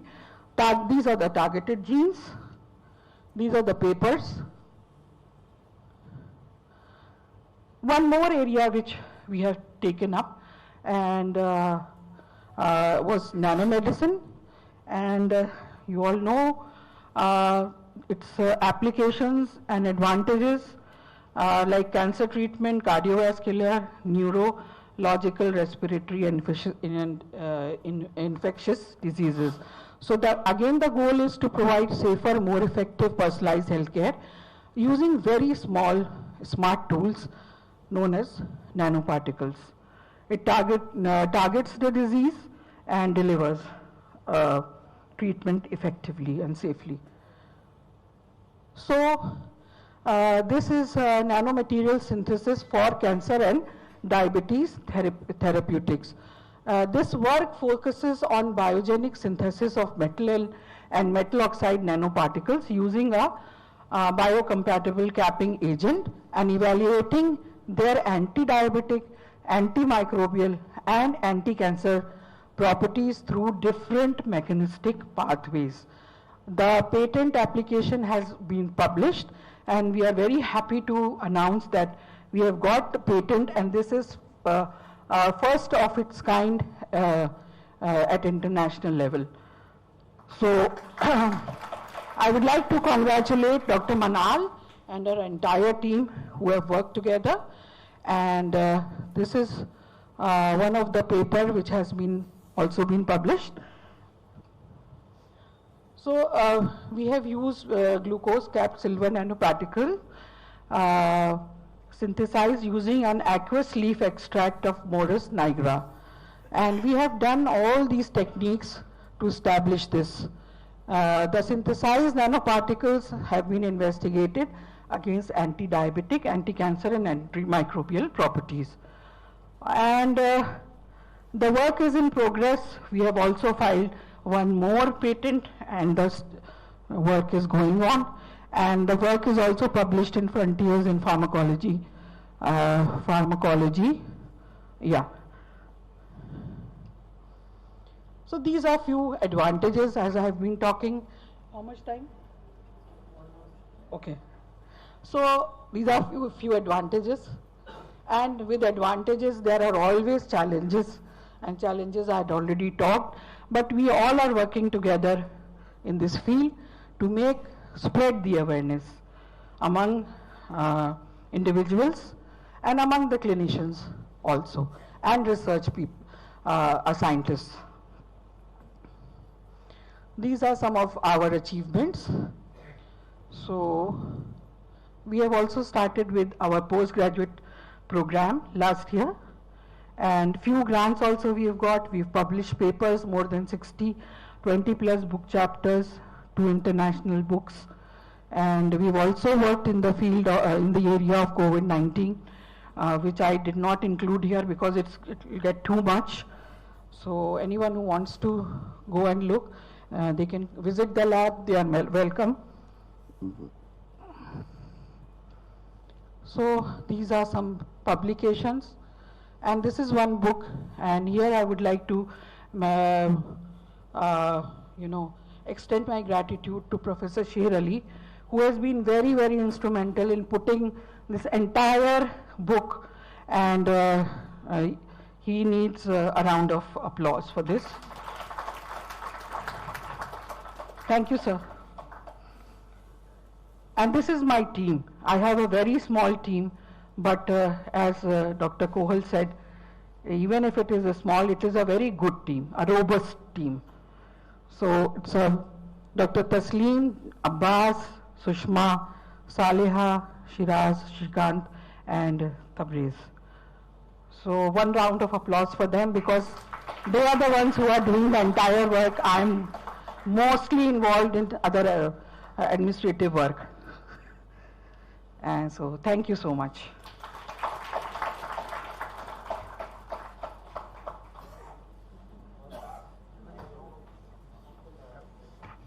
Thank you so much, ma'am, for the encouragement. We have a small question from Dr. Alok, I guess.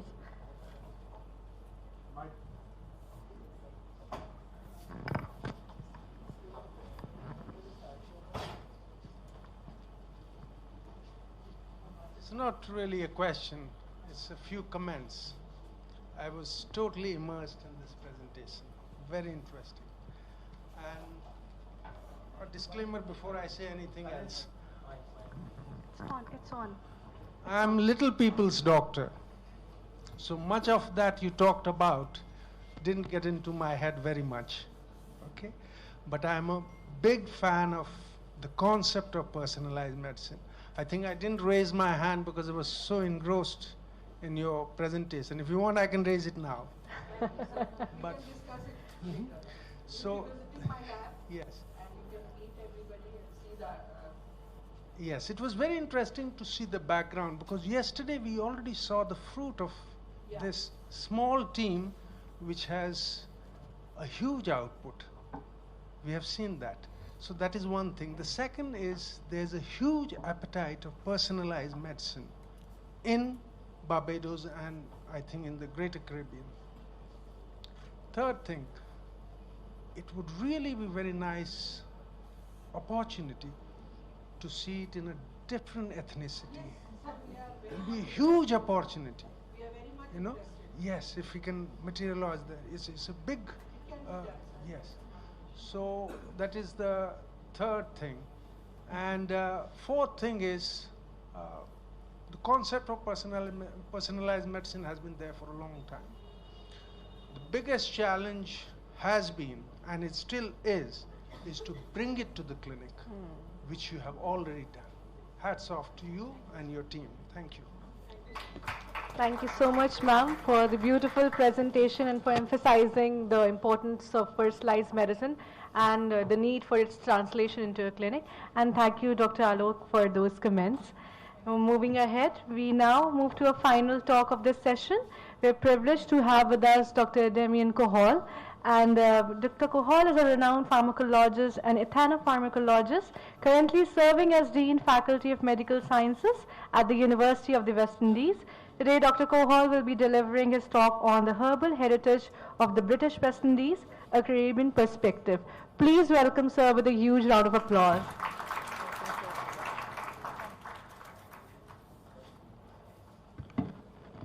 Good afternoon, everyone. I know that I am the one entity that separates us from lunch, so I'm going to try to be as efficient as possible, all right? It's a hard act to follow, such, gravitas and illustrious presentations that came before mine. But I will just try to give you a very brief sample about my work, my passion, in a bit of storytelling, all right? So the title of my talk is Embracing Our Heritage on the Use of Plants in Our Quest for Health and Wellness. And I say our because I'm not just speaking about the Caribbean's rich biodiversity and traditional practice of use of plants for medicine, but also the Indian heritage, which has certainly enriched our practice of the use of plants in the Caribbean. So my talk will follow this outline. I'm just going to give some general perspectives about plants and what makes some plants medicinal. And then I'm going to divert into more specific areas of use of plants that we find commonly in the British West Indies. So again, I'm just going to go very fast on the first set of slides because I believe this is common knowledge for most of us here, especially persons who are well endowed in pharmacology, ethnopharmacology, pharmacognosy. Looking at my colleague across from me, who I met last week, who is also an ethnopharmacologist. But I'm quite sure most of us at some point would have embraced the use of plants as a child, as an adult, growing up in our homes where our parents were the first physicians that we embraced before we went to the clinics. And there was always a home remedy to treat a condition. But just note that this practice of the use of plants, it dates way back historically. It is said to be about 3,000 before Christ, 3,000 years before Christ. That's just about 5,000 years or thereabout. But I'm quite sure in some historical catalogs you will see that it even went way back before that time. We know that it's a culture-bound phenomenon. So in most jurisdictions with indigenous populations who have traditional practices, you will note that plants are used for their medicinal purposes. We know throughout the passage of time that the use of plants have moved away from just being used traditionally, but it has moved into that very formal space of drug discovery, and quite a number of compounds would have been identified for their medicinal properties and actually extracted and isolated as active pharmaceutical ingredients, and some have been used to develop analogs of drugs that we use today formally within conventional therapy. And some of us may not know that the original ropes of those compounds stemmed from plants. And this slide just gives us a taste of what I just said. Starting with morphine, which is very popular use in, say, cancer care, managing pain, and in other instances clinically. Route sort of started from the poppy plant, right? We have paclitaxel, which is also an anti-cancer agent, used in some respects as immunosuppressant therapy as well, but it came from the Pacific yew tree, right? We have vincristine. I've not listed vinblastine, but when I spoke last week, I spoke about the periwinkle plant, and a lot of us would recognize this flower. It's very popular. I had the pleasure of visiting the Taj Mahal last week, and you could see the periwinkle plant nicely gracing the lawn just before the very fantastic Taj Mahal. And artemisinin is used as an anti-malarial drug. Again, these are just a few examples. But what makes plants medicinal, right? And what makes plant medicinal really links to the biochemistry of plants, right? Which is just as interesting as the biochemistry of the human body, right? And our very important cells. But plants are just as sophisticated, and there are some interesting properties about plants and their compounds that some of us may not be aware of. Plants generally have secondary and primary compounds. We say that the secondary compounds are considered metabolites of the primary compounds, or the primary metabolites. And it's really the secondary metabolites that have this very distinctive, important role in connecting plants with the world around them, the ecosystem. We say the abiotic and the biotic world. And it is these secondary metabolites which have very unique properties that, when extracted and used in a natural or co-modified form, produce these very important biological effects which impact how we receive certain benefits or certain attributes from these plants. And just to give a quick example, we have the alkaloids, we have the phenols, the flavonoids. I know during the gastronomy of Lucknow and how herbs and spices have been used in preparing food, that a lot of these essential oils that are extracted in the actual food preparation linked to some of these very important compounds. So we're not only eating to provide nutrients to our body, but we're eating to provide medicines to our bodies, especially here in Lucknow. That has been my experience so far. But as you can see, you have different classes of phytochemicals, and the different classes of phytochemicals, they have very unique pharmacological properties, right? And this, of course, would have been captured from some research which outlined that quite a number of scientists have done research in these various compounds, and they have all ended on the same landing and inferences about the pharmacological effects of these compounds. So we have used plants in various ways, and it's useful to bring up some interesting examples. During the COVID pandemic in Madagascar, there was a lot of talk about COVID organics, and I'm quite sure here in India, during the COVID pandemic, persons were also using various herbal remedies.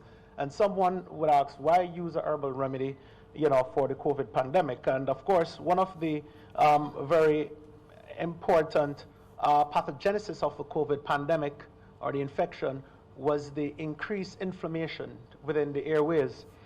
So using herbs which are rich with anti-inflammatory properties, antioxidant properties, could have potentially lowered some of the symptomology associated with the COVID pandemic. In the Caribbean, we have a very important plant which we call the asthma plant. It was used for respiratory illnesses before the COVID pandemic, and guess what? During the COVID pandemic, we certainly used the asthma plant. The asthma plant is not unfamiliar to most of the persons here in the audience, because I'm quite sure that this plant can also be found in India. It is the Euphorbia aerta plant from the Euphorbiaceae family, right? I'm quite sure you can find it here. Commonly found. Milkweed. Another important use of milkweed, we call it milkweed in the Caribbean, it's used topically for fungal infections, right? So ringworm, right? You break the plant, it has a white sap, you take the white sap and you rub it over the area that is infected. But outside of the traditional knowledge that our indigenous ancestors passed on to us, there are some other important trends that are actually driving the upsurge in the use of plants, right? So there's a rise in chronic and non-communicable diseases. We have rising healthcare costs. It's easier to go into your backyard or in the farm or in the gullies or in the wild reserves and pick plants and use them for medicinal purposes as opposed to going to a pharmacy and paying a lot of money for conventional drugs. There's also some element of mistrust in conventional medicine because most of what we see within the Western space, due to globalization, health is very much money-making, right, within the capital space. And, you know, before you can start get treatment in some hospitals, you have to be able to pay significant costs. Very few countries have universal health care. We're fortunate in Barbados where we have some level of universal health care, but I've observed the operation of the hospital affiliated with the Era University, and I'm very impressed with the ability to limit costs to patients who are in deserve of care, prioritizing their care before the economics of what is expected out of practicing medicine. And last but not least, I believe Professor Landis mentioned it in his presentation, we have a very high aging population, especially in the West. And fortunately for India, you have not seen the likes of what our population demographics look like as yet, but with a very high aging population, there is a reluctance to use conventional westernized medicine because there's greater trust, right, and also greater affordability with what is considered traditional practices. So yes, similar to the formal, conventional form of pharmaceutical products and the market surrounding those, there is also a very strong interest in a market or the demand for products that are considered natural and plant-based. And as you can see, over the years, this demand and market has been incrementing tremendously, almost exponentially. But before we go into any further discussions about specific plants, I just want to give a little historic perspectives about the use of plants and how it has morphed over the years, especially within Western spaces. So yes, you know, globalization has essentially changed the way in which we view traditional medicine. Our ancestral populations certainly use it within its natural forms, but as we know, with globalization and commerce, those traditional methodologies have also morphed, right? And my chart here, essentially, which is captured from a very popular pharmacology book, Rangandiel, shows how initially where plants and the use of plants were considered magic, witchcraft in some instances, right? How that has essentially morphed through the application of the biomedical sciences and also commerce through apothecaries. I'm quite sure there were a few apothecaries in India, similar to how they were established within the Caribbean. And what are apothecaries? They are essentially the initial interfaces of that sort of globalized, westernized use of herbal and other natural products within that commercial space.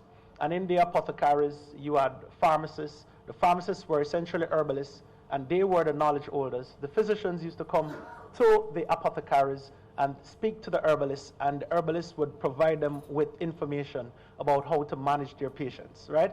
It's amazing how that has essentially flipped the other way around, right? But as it relates to the Caribbean and our ability to retain and use this knowledge, right, there have been some important factors which have impacted us.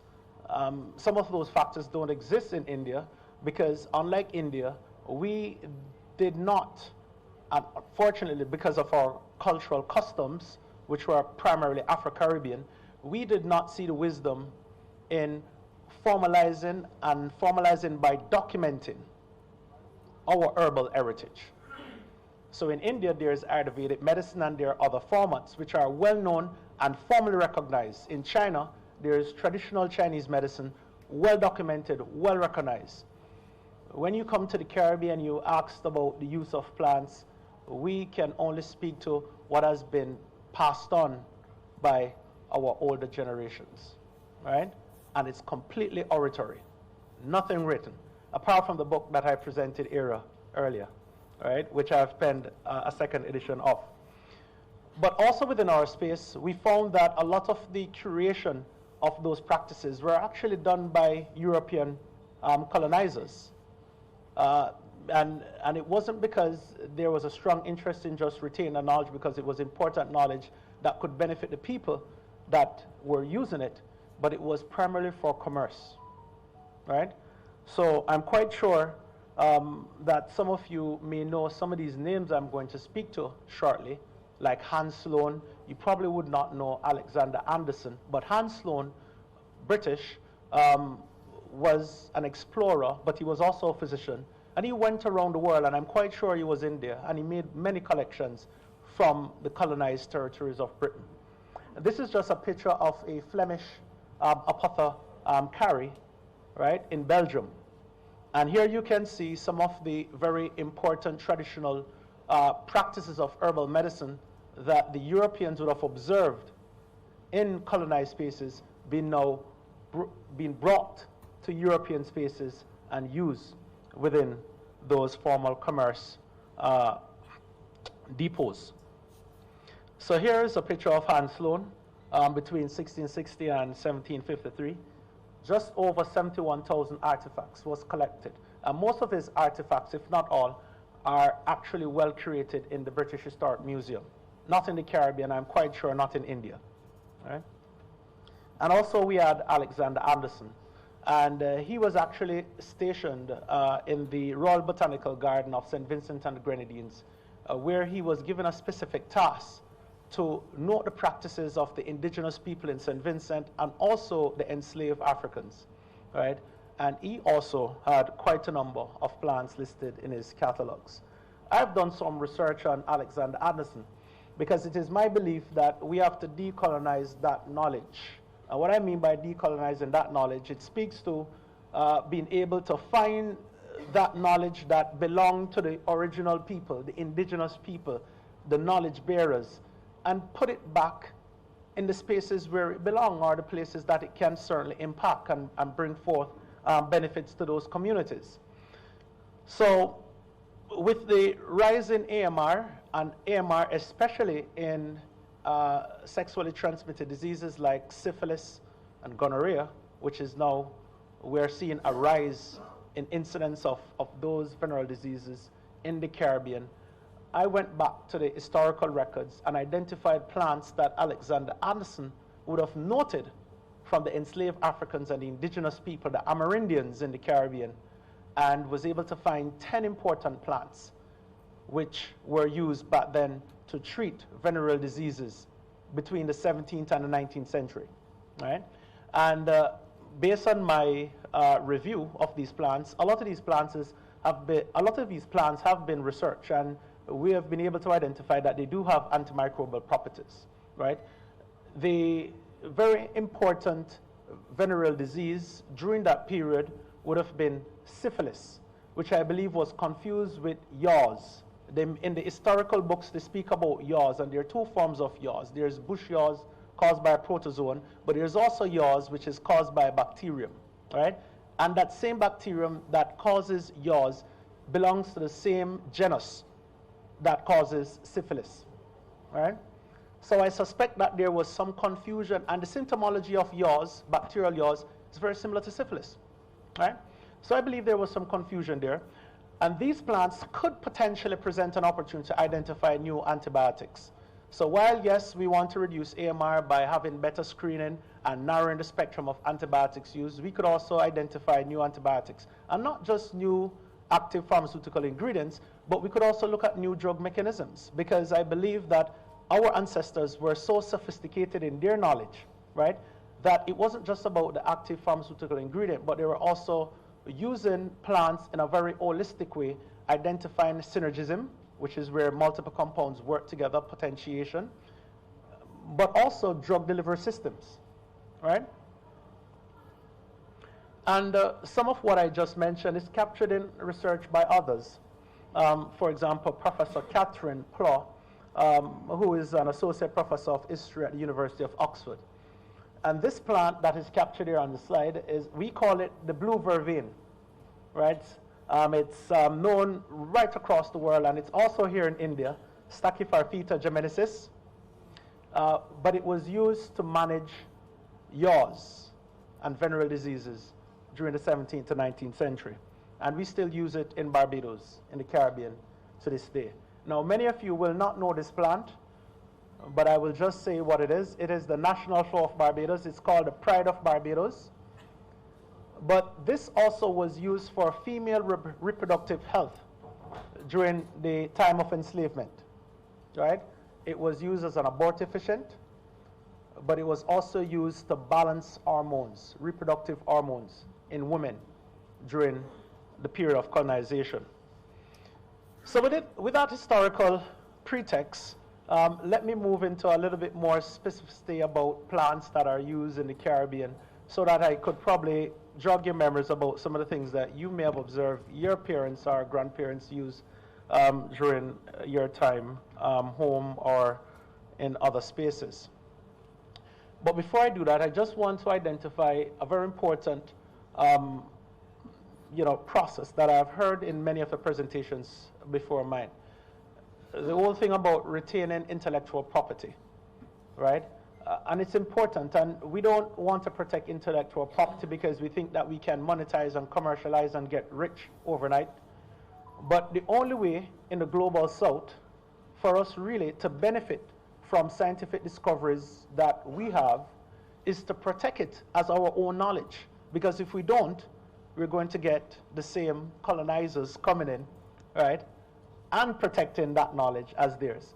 And in the Caribbean, we have lost out significantly.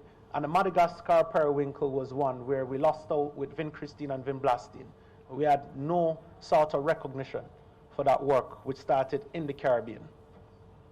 So yes, the WHO is certainly, emphasizing the importance of traditional medicine, and not just the use of traditional medicine as an alternative to allopathic medicine, but it's speaking about integrative medicine, which I strongly believe in, and I'm very happy to come to Lucknow at 𝐸ERA and see the same integrative approach where traditional medicine is being infused with allopathic medicine, and it's working well based on the results that were presented in managing various cases, sepsis, cancer, neurological conditions, which has been previously presented. But just to say a little bit about the Caribbean, and I'm going to go over this very quickly, that we are one of the most biodiverse areas in the world. And the primary reason for that is due to the cultural convergence that happened during the time of colonization, right? So before Columbus and his crew claimed they discovered the Western world, right, there was the Amerindians, the indigenous people, right? And they were moving between South America to North America throughout the Caribbean. And there are still pockets of indigenous people in the Central Americas region, right? A lot of indigenous populations. But after the Amerindians, when the Europeans came into the Caribbean, right, and they saw wisdom on their side to colonize, enslave Africans, West Africans, and bring them to the Caribbean, we had not only Amerindians and Europeans and enslaved Africans, right, but just after that, right, after the abolishment of slavery, we saw the influx of indentured servants, and that is where India then became important as a part of our cultural heritage in the Caribbean. All right? So apart from cricket, which we both share and love, the next strong connection with India is really the ancestral connection that plenty Indians came to the Caribbean and the Chinese as indentured servants, and many stayed in the Caribbean a lot. Not that they didn't favor to go back to India, but they found a new home, right? And they are strongly in places where I'm from originally, like Jamaica. We also have Indians in Guyana, Trinidad, Suriname, Antigua. There are pockets of Indian populations across the Caribbean. And when the indentured servants came to the Caribbean, they didn't just come with their suitcase and clothes and, and things to get by on a daily basis. They brought their culture, they brought their plants. So when you look at the the flora, the biodiversity of the flora of the Caribbean, you will see plants that are found in India, right? Endemic species of plants in India can now be found, right, in the Caribbean. And that is one of the things that has really made the Caribbean this very rich biodiverse space. So we have cultural influences from the West Africans, the Amerindians, the Indians, the Chinese, and the Europeans, because we can't discredit the Europeans because they're the ones who came and started that cultural revolution on our side. But the chart outlines endemic species and imported species in different spaces. The Caribbean is actually known as the 6th out of the top 25 global biodiverse spots in the world, just because of that cultural conversion. Other factors that impacted the use of medicinal plants, of course, I spoke about migration. The indentured servants, they did migrate. The enslaved Africans, that was not migration. They were enslaved and brought to the Caribbean. Religion, because tied in with religion is also the use of plants. And a very popular religion in the Caribbean is Rastafari, right? Rastafarians, they smoke cannabis sativa, marijuana, as a sacrament. But where did that come from? Anyone want to guess? Starts with an I? India. They adopted it from the Hindus, who use cannabis as a part of their religious sacrament, right? Yep. So, and even ganja, you know, at one point, Jamaica wanted to say protect the word ganja because they thought it was their trademark. You know, when you say ganja, say it's Jamaica, Bob Marley, right? But ganja came from India, right? And even the name ganja is from India, right? So it just goes to show how we have adopted Indian culture in our own way of life to the point where we don't recognize that that's where it came from, right? So religion, you know, plays a role. Disease profile during the 17th and 19th century, it was primarily infectious diseases. Professor Landis spoke about, culture, well, not cultural, but health profile shifts over time, right? And what we have seen between the time of colonization and post-colonization is infectious conditions now, morphing into more chronic non-communicable diseases, being the predominant disease form. But during the time of infectious diseases, most of the treatment forms with the use of plants were for infectious diseases. Education played a role. Cultural imposition. One of the great atrocities against mankind was enslavement. And enslavement wasn't only moving people to go and work in fields, but a major part of slavery was breaking the tie, the cultural tie, with where the slaves were brought from. So my last name, it's English, but my ancestor, where my genetics is derived from, is West African, but I don't know my West African surname, right? The indentured servants that came to the Caribbean, they came as laborers, and they were able to maintain their culture. The enslaved people were not given that privilege, right? So with cultural imposition, you didn't only lose your name, but you were banned from practicing your culture, right? And a major part of our culture, of course, was the use of plants. So we lost a lot of knowledge about plants during that period. These are just some of the diseases that we had during that time. We don't have tuberculosis in the Caribbean, to the extent that I'm hearing about it in India.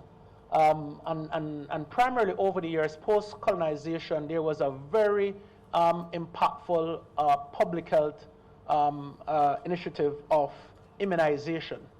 And I think we were able to mop out quite a number of these infectious conditions due to immunization being the important barrier to the continuation of some of these infectious diseases.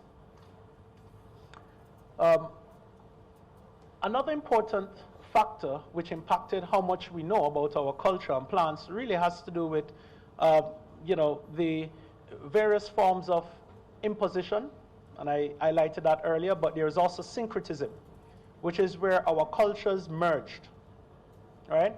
And of course, with merging cultures, some aspects of cultures would have been lost. There was also a lot of deforestation. And these are just quite a number of factors here that we could probably reflect on individually outside of this lecture, because I know we have a short time to lunch. But deforestation was critical in impacting our ability to use plants, because the lands were cleared for sugarcane, right? And I'm quite sure some of the sugarcane that we grow in the Caribbean, some of that germplasm also came from India as well, right? So I have done some research work, because so far I've given you a story, but in order to do ethnopharmacology, you really have to understand the historical and cultural context, right, of the practices. And in Barbados, where there was massive deforestation, we are now limited to about 650 to 700 species of plants. In one location in Jamaica alone, which is called Fern Gully, I can find over 500 species of ferns, right? And that is what Barbados has been brought down to, 650 species of plants, only 2 endemic species, right? The use across the island is about 33% of persons actually practice traditional medicine using plants. But when you go into the rural areas, that usage increases to about 75%. And of course, women are the predominant users of herbal medicine, because women are recognized as the mothers and the carers of family, and they're the first doctors that children and husbands will go to before they go to clinics. This table here just highlights some plants that I have been able to record and to do some ethnopharmacological assessment on during my time doing this work at the University of the West Indies. Cancer and hypertension, Catharanthus roseus, that's the periwinkle plant. And I'm just going to identify a few examples here. Circe, which is very much also popular. We call it Circe, but the scientific name is Momordica charantia, right? And I'm quite sure that most of us here would know that there are different varieties, right, of this plant used in India for culinary reasons, for medicine, and it's extremely popular. In my eyes, probably one of the most popular plants used in India for both culinary and also medicinal practices. So I'm not sure if you can distinctly pick up from my graphical representation here the plant I'm referring to, Circe plant, Morandica. And I could have had the juice this morning, but I was told it's probably not good to have for breakfast. But in the Caribbean, you know, once you're a child into an adult, and any illness at all you have, between your grandma or your mom, she's going to make a tea, right, of Circe, and you have to drink it. This is the Madagascar periwinkle plant. This is also another popular plant in the West Indies. I have not seen it here as yet, but we call it the trumpet tree, right? And that's also very important for infectious conditions. And then for non-infectious conditions, the chronic diseases. But for the infectious conditions, I've highlighted milkweed, right? And there's also another important plant called the castor oil plant. I'm quite sure that's also here in India. You get castor bean, the castor oil. As a child again, you will get castor oil in a home as the oil before going back to school. And that was to purge you before, or deworm you before the school year started, right?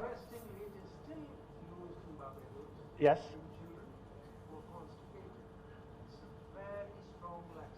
Correct. Extremely strong laxative. And the other important point about castor oil is that pregnant women have no business with castor oil, right? Should not take it, because it stimulates the uterine wall contraction, and it could be, unfortunately, used as abortifacient, right? So there's a lot to say, but I know I'm a minute or two from lunch, and I won't want to keep you guys in a hypoglycemic state, right? But for us in the Caribbean, our experience being slightly different than the experience here in India, even though we both went through colonization, our decolonization of artifacts and knowledge is slightly different. But we believe that there are so many different synergistic elements of our traditional medicines that we can certainly work together, practice together, build together, study together. One of the things that I've been fascinated to observe is within the space of personalized and precision medicine that plants and phytochemicals have been incorporated in a very impactful way. So it is my hope that we can learn some of the technology that has been developed here in the global south, in India specifically as it relates to plants, and use it in an impactful way on our side of the world. So without no further ado, I know I am a minute away from lunch, so as you. I just want to thank you for your attention and not falling asleep before lunch. Good.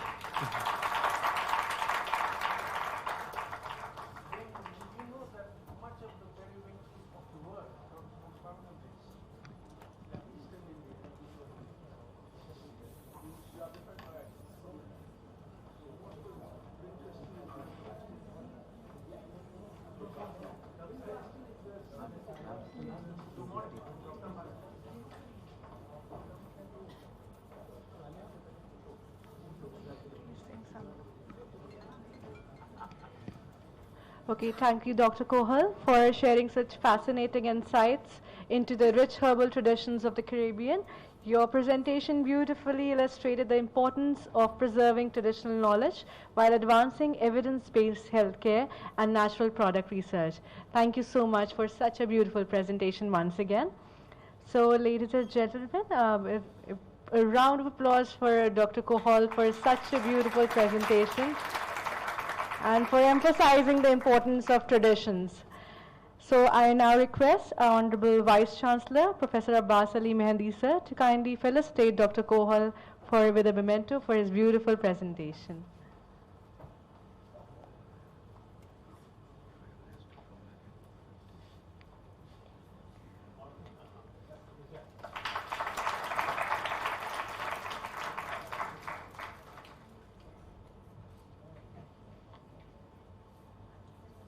Thank you so much, sir.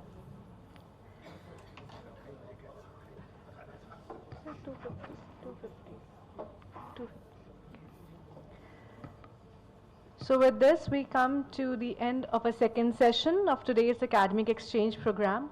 And we'll now break for lunch. Lunch has been arranged in the university canteen downstairs. And I request all of you to kindly reassemble by 2:50 for the next session to commence. Thank you so much and enjoy your lunch.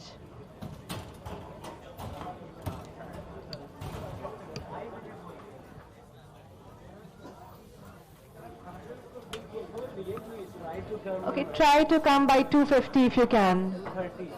2:30 if you can.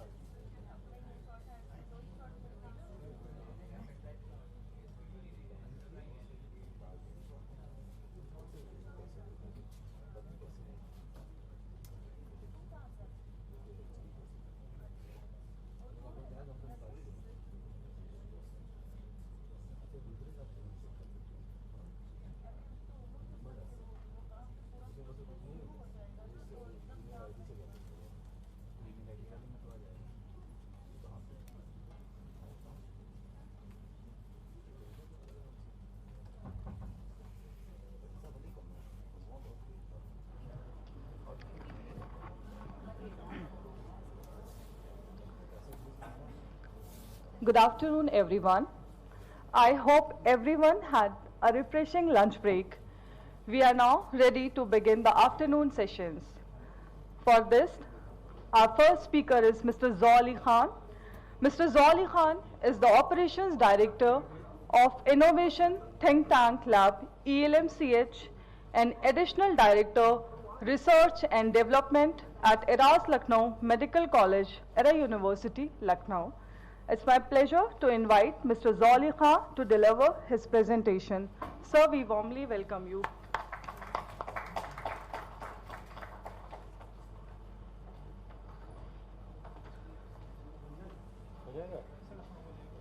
ज़्यादा मुश्किल लगेगी होगी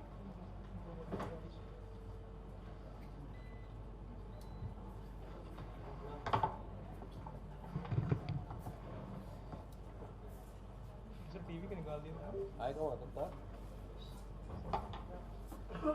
Okay, it's coming from here.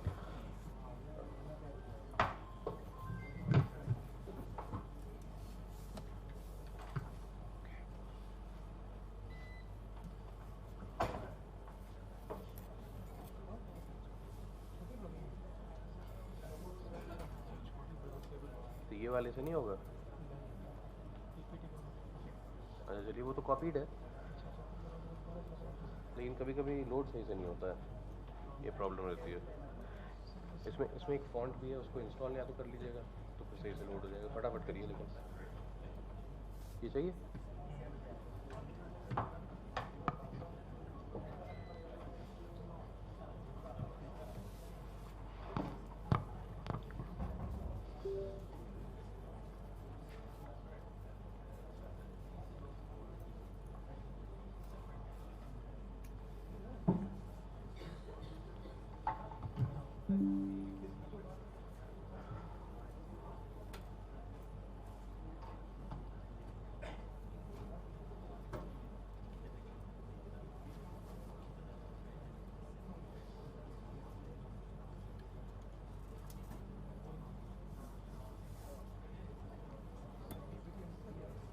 नहीं कर रहा हूँ भी।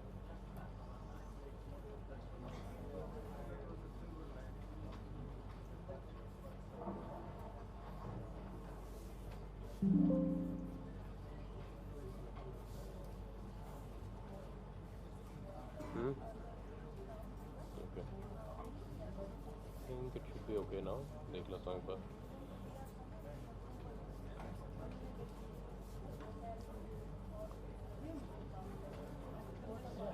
यहीं पे कर दूँ कॉपी?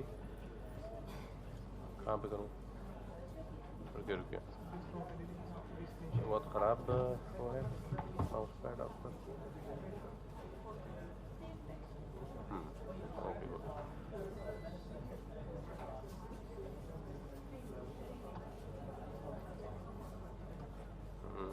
इस पे होगा? इस पे ज़्यादा अच्छा हो रहा है। It's okay, it's okay.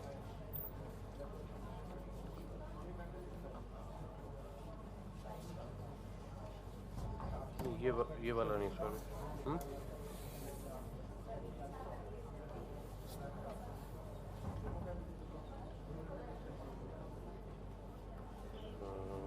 This one. वो कह रहा है कोई और भी कंट्रोल कर रहा है? नहीं टच ना करना कोई।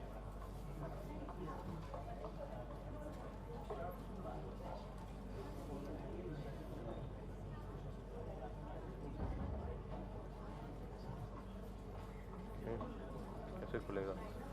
ये करता रहता है। इसको बंद कर दिया, आपने करा दिया। श्योर। ओके ठीक है। आई थिंक डिस्प्ले सही से हो रहा है, राइट? इसको स्क्रीन शेयर भी करना होगा। ये शेयर है पहले से ऑलरेडी। स्क्रीन शेयर हो रहा है? कंफर्म कर लीजिए जूम पे।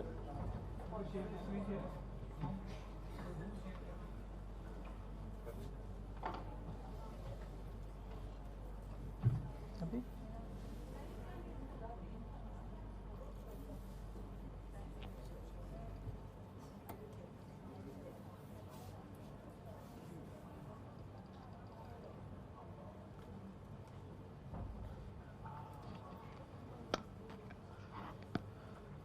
So while we're getting the PPT shared to the Zoom, I would just like to give a preface of what I'm about to share. First of all, very good afternoon to everyone, and I have the distinct honor to be having the first session after lunch. So I'm glad that I was given this challenge. The organizers clearly saw me as the only one who can handle that, right?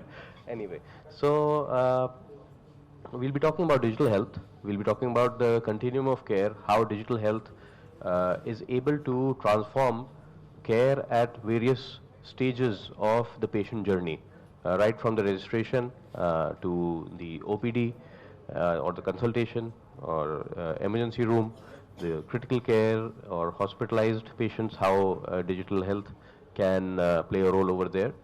And then ultimately when the patient gets discharged, then how can digital health tools help in keeping the patient engaged with their disease journey or with their recovery pathway. Right. So let's just jump into it. The reason why we focus so much on digital health at ERA is because we were trying to tackle those healthcare challenges for which even the regulatory bodies, even the think tanks don't really have any answers to.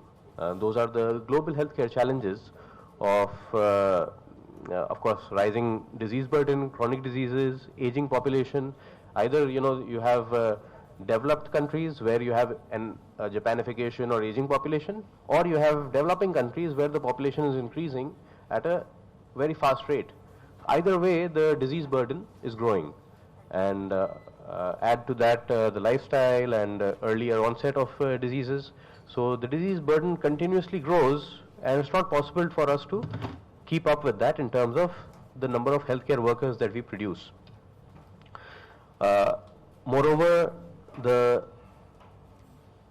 healthcare that we deliver is becoming more complex. There's expanding data, there's diagnostics of new kinds. I'll be also getting into some of them.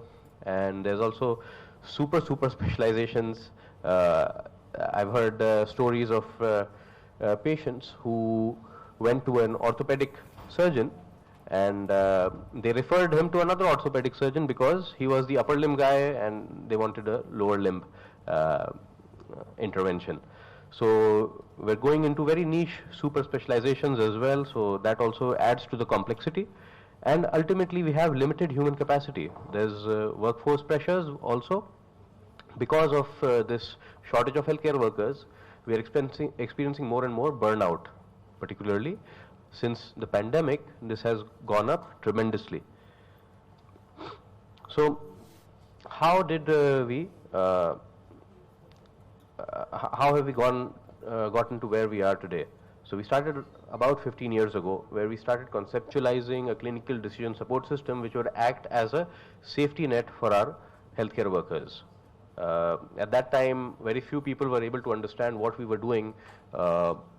We tried doing it with several teams, and ultimately we decided that let's do a first make a proof of concept MVP or a minimum viable product, and then we share it with the clinicians, because clinicians and nurses, they're trained in a certain way. We can't expect them to build anything from scratch, most of them. Some of them indeed make beautiful innovations, but generally it's a lack of training from our side, on the part of the medical institutions, that contributes to a very protocol driven mindset rather than out of the box thinking. So 15 years ago we did that. Then we started implementing it about 10 years ago, the HIS, Hospital Information System. About 2016-17 is when we started. And then since then we have been having multiple iterations along the way. I would say that there is no finality when it comes to these kind of innovations.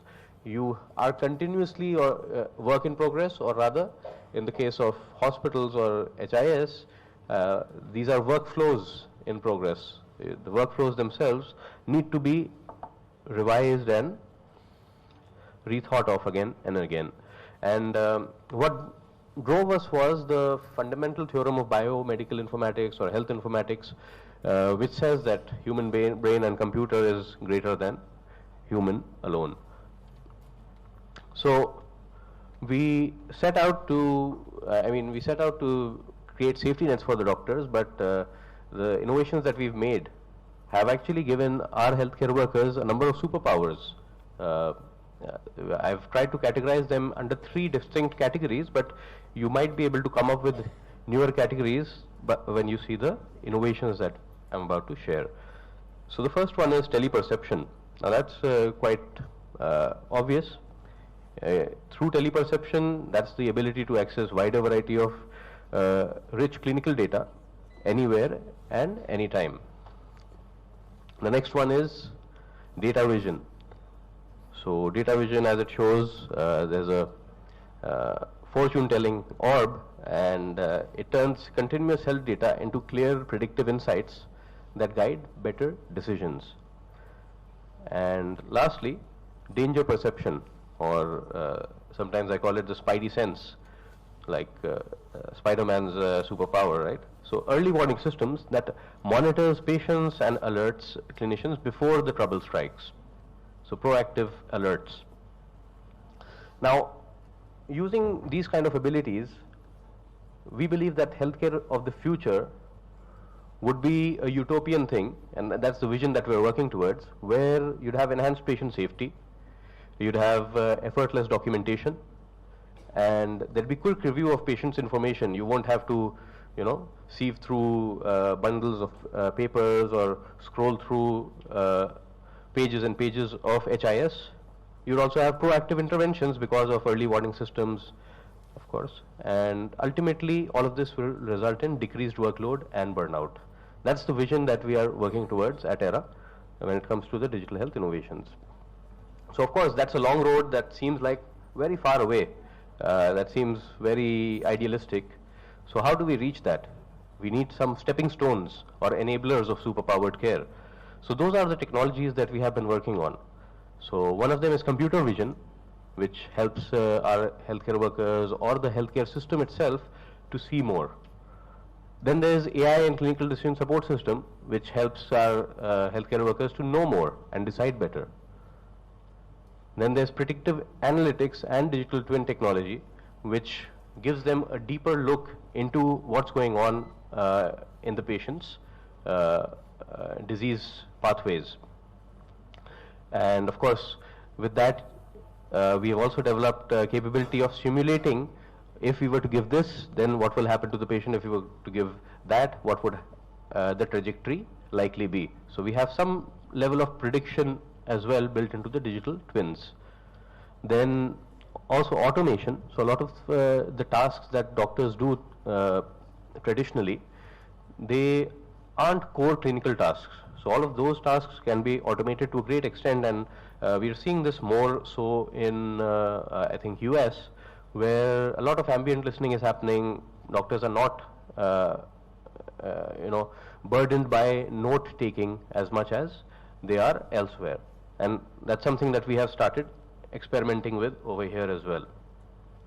And lastly, IoT devices. So all the devices that we have, all the biomedical equipment, some of which we have made ourselves, and even the ones that are made by the original equipment manufacturers, whether it's GE, Siemens, Philips, and others, all of that we have integrated into our systems and made sure that every device connects with the internet. So IoT stands for Internet of Things, and that's how we are helping the data to reach further, or the doctor to access more variety of data.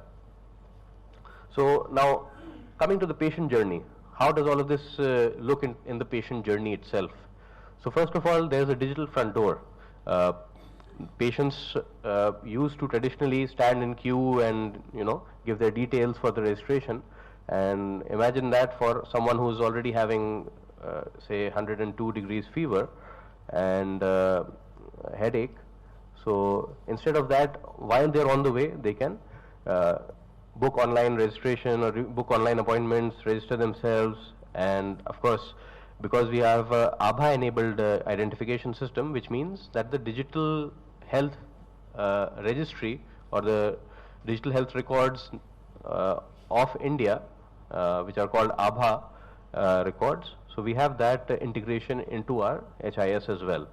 And that actually has a biometric registration or re-registration as well. So that means the patient who's coming to us, they don't need to tell us the details. They can just scan their thumb and their details get retrieved, and they can move on to the consultation. This also helps in emergency cases, like if someone comes unconscious, so we can retrieve their medical history through scanning their thumbprint, or maybe also in case of delirium, if the patient is not able to tell us details, so we can still do that.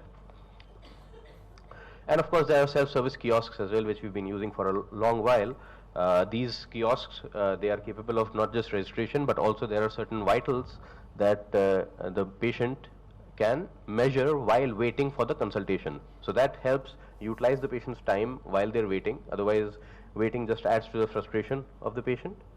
So on one side, you're engaging the patient while they're waiting, and on the other side, you're saving the time of the doctor as well, because then the doctor doesn't need to measure the vitals. All of that gets reflected at their terminal. So that was the registration part, the digital front door. Now digital health in OPDs, what does that look like? So I'd like you to imagine the day in the life of a future doctor where you can see there are no notepads. There's only a listening device which is transcribing everything that the doctor is speaking, and also there's a patient monitor, because if the doctor has multiple patients in follow-up, so he or she can see exactly which patients are the most problematic ones in the follow-up or in the longitudinal care. And once the patient comes, so the doctor and the patient just have a conversation instead of either of them breaking that human connection and going into miscellaneous tasks. So just through voice assistance, all the reports can be retrieved now, and similarly the prescription can also be fed into the system through the voice assistant. And I'd like to briefly touch upon the personalized healthcare approach as well. We have discussed last week, some of the audience members might have been there. So that was a very detailed presentation, but I've just put a snippet of that. So personalized healthcare through digital health, the way that we're envisioning it, that first we do a biomarker profiling of the patient, which is a very extensive one, which involves proteomics and nutritional profiling and others as well. And then we use artificial intelligence to screen which are the most important findings from all of that. And based on that, we identify which pathways are most likely to be dysregulated in the patient, and the precision medicine is planned on the basis of that. So this is a very complex approach, and this can't be scaled up, or it's not feasible to do that for all the patients all the time unless we use digital health. So for that we have made a clinical decision support system. I'll get into that shortly. But just to give you a scale of it, so usually these are 3 medicines that are prescribed in diabetes, 3 categories of medicines, and they all target a single pathway or a single biological target. So they are involved in glucotransport, insulin secretion, insulin resistance, but the kind of targets that we are talking about through that molecular profiling and personalized interventions involve 73, 157 and 185 molecular targets each respectively. And we also have other pathways in that approach as well. Specifically, I'm just giving an example of diabetes for the just for the sake of shortening my presentation. Otherwise, we have the same approach for a number of diseases. So insulin biosynthesis is one of them, beta cell proliferation and beta cell apoptosis. These are also things that we can target through this personalized approach. Approximately 800 targets compared to the 300 we've been targeting, compared to the 3 that we've been targeting so far. Right. Another problem that we're tackling through digital health is adverse drug reactions. Yesterday, we were discussing with Dr. Alok from University of West Indies what a big problem adverse drug reactions are. So, as per FDA, the total cost of adverse drug reactions in the US alone is greater than the total cost of cardiovascular disease and diabetes care combined. So it's huge. It is the 4th leading cause of death in the US. So you can imagine in places where there aren't as many audits or quality control measures in place, what would be the situation. So for that we have these kind of solutions. Like this is the clinical decision support system alerts in our HIS. So for example, for this particular medicine, it's saying that this can cause a potassium deficiency, and we are also able to see whether the doctor can ignore it or they can take some action. They can basically replace the medication. So that's of course the doctor's discretion, but at least we provide them the information about it. Similarly, another example of that is where this time the doctor might take an action and they would be given the list of other medications that have no known interactions. So they can replace the medication easily. Those are of the same group or similar effect, but they don't have any known interactions. So how are we doing all of this? We're doing it through a patented CDSS, a clinical decision support system, which we call NOMED. And it's been in the making for more than 15 years. Several doctors, pharmacists, research scholars, nutritionists, programmers have contributed to this. And it's a huge data bank of thousands of medicines, rare diseases, metabolic disorders, foods and herbs, and several active constituents or phytochemicals as well. It provides real-time alerts like drug interactions, drug contraindications, there's also vasopressor optimization in combination with the eICU that I'm about to show you, fluid imbalance alerts, and oxygen support optimization alerts. So what all of this does is it's giving back time to the doctor to do their core clinical activities, to be able to be more present with the patient, perhaps educate the patient more, empathize with the patient more. So these are the things that we have implemented so far: AI generated medical history summaries, ambient listening, clinical decision support, and AI assisted test interpretation for complex metabolic and molecular profiling. Now we also provide our doctors and nurses with the NHIS app, where they can have an access to patient information, clinical workflows, orders, documentation at the bedside, communication and coordination. So these are pretty standard things for an HIS, but we are also using HIS for quality assurance. Now these are some of the things that, these are some of the steps that we are following for that through the HIS. So many of the things we're not going out of the way to measure. It's just part of the workflow, and because of that we're able to get those insights.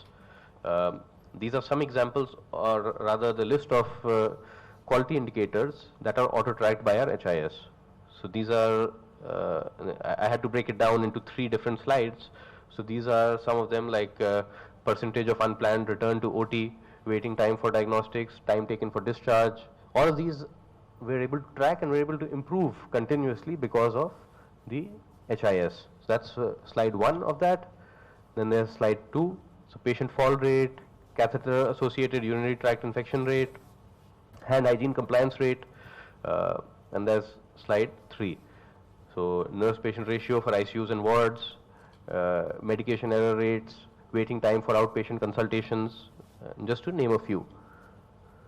So how are we tracking all of that? A lot of that is being tracked through the workflows, but also one more technology that we're using is the computer vision system for preventing hospital-acquired infections. So I'll briefly tell you how that works as well. Now, infection control is a priority already for the accrediting body. The accreditation body in India for hospitals is NABH, and we are also NABH accredited. And as part of that process, we have to do monitoring of hand hygiene compliance, device-associated infection rates, antibiotic stewardship indicators, infection surveillance, trend analysis. But the challenge is, and yesterday we were discussing it with our guests from UV, that the monitoring is periodic, observation is resource intensive, and documentation is largely manual. And there's of course significant reporting burden. And ultimately the question is, how accurately are we measuring what is actually happening? Because there's also the Hawthorne effect. So that means that whenever you're observing a study participant, the behavior of the person who's being observed changes. And that's a very well-known phenomena in research. So can anyone guess that compared to quiet, secretive or covert observation, compared to that, how much of a percentage is there an overestimation of hand hygiene compliance when we are doing direct observation? So any 75%, any other guesses? Right. I mean, I would have guessed the same, but it's actually 94%. So that means that if you're not quietly observing them, secretly observing them, covertly observing them, you are overestimating the hand hygiene compliance by 94% in direct observation. So that's why we developed this, where initially we trained an AI model to detect several things. Equipment detection. For example,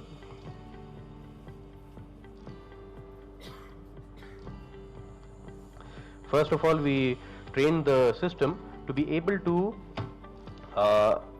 detect different types of and identify different types of biomedical equipment, cloth detection, different types of cloths being used for sanitization, different surfaces or furnitures in the hospital. Cleaning. Just mute that. And of course the cleaning method, all of that was taught to the machine, and you can see that it's able to, the machine was then able to see all of the area that is being covered by the technician while cleaning. So any blind spots were being auto-detected through this technology to prevent hospital-acquired infections. And so I'll move on. This is the training part. Now how do we implement it practically? Because you can't have cameras at every nook and corner, every angle of the hospital. So we did the first person view model for this using smart glasses. So the technicians that were in charge of sanitization protocols, or the healthcare workers that were doing, say, central line procedures, so all of them were given these smart glasses, and we were detecting the compliance through that using computer vision. So I'll show you that as well. So these are the kind of smart glasses, the Meta Ray-Bans. And they start recording, so they have to wear that as part of the protocol and then start their work. And you can see over here, so this model is detecting the computer vision model for hand hygiene compliance, and it detects all of the, just a second, it detects each of the step and quantifies it. So the report that we get, or the HR or the supervisor would get, is a numerical report of how many steps were missed, or what was the compliance percentage for a shift. So, and the just a sec. Okay. And the footage, these are all of course taken with consent, and these are specifically for the training and demonstration purposes, but otherwise the footage never leaves the ICU ward itself. The server is in the wards, so the video gets captured and it gets processed in the ward itself, and no human eye gets to see those videos. The only thing that comes out of the machine is the numerical output. So there is no concern of privacy or consent. So And also we have an overarching consent, of course, in the ICU that you will be remotely monitored by our specialists. So this is the remote monitoring part, the eICU remote monitoring dashboard. This is the kind of dashboard that we have. People at ERA might already be quite familiar with it. So we have integrated all types of machines like patient monitors, ventilators, EBG machines, infusion pumps, and data comes directly from it. So no manual intervention is required for feeding or for processing the data. And because we're getting continuous stream of data, so we're able to do a number of things like, for example, just a second. This is a bit of a, yeah. So that says color coding. I'm trying to. So color coding of values is done so that we're able to differentiate between the problematic areas and the normal conditions. And then because we're getting continuous stream of data, so the system dynamically sorts the patients to the top of the list. It does an interpatient analysis, intrapatient analysis, and based on that, the most critical patients or the ones that are requiring the most emergent attention are always at the top. There are also specialized alerts and icons, like for example, over here you can see some of the green ones. So not the best. Like I'll just show you here. So these icons that you see, these are denoting the patient's position. And if for any reason the patient hasn't been. So all the green icons, they are denoting the patient's position, and sometimes that might not be green, that might be red as well, because the patient might be immobilized for various reasons. But this also gets detected automatically through computer vision, that how long ago was the patient repositioned. So if the patient has not been repositioned for more than 2 hours, then the icon becomes red, otherwise it remains green. So that also helps in quick identification of patients who require repositioning. Just remove this to the side. I'm just trying to, yeah, okay. So this is the case study that got published by Gartner regarding our eICU dashboard and the implementation and how we were able to scale up our ICU capacity using that technology without increasing the number of specialist doctors and nurses. Of course, those were under dire circumstances of the pandemic, but that shows that you can stretch capacity to that extent, or in normal circumstances, you can reduce workload in the same proportion. Now, the difference between a traditional ICU and smart ICU is so stark that it can be compared to, a Polaroid. Just a sec. Let's see. Okay, yeah. A Polaroid and live streaming a video. Let me see if it's working.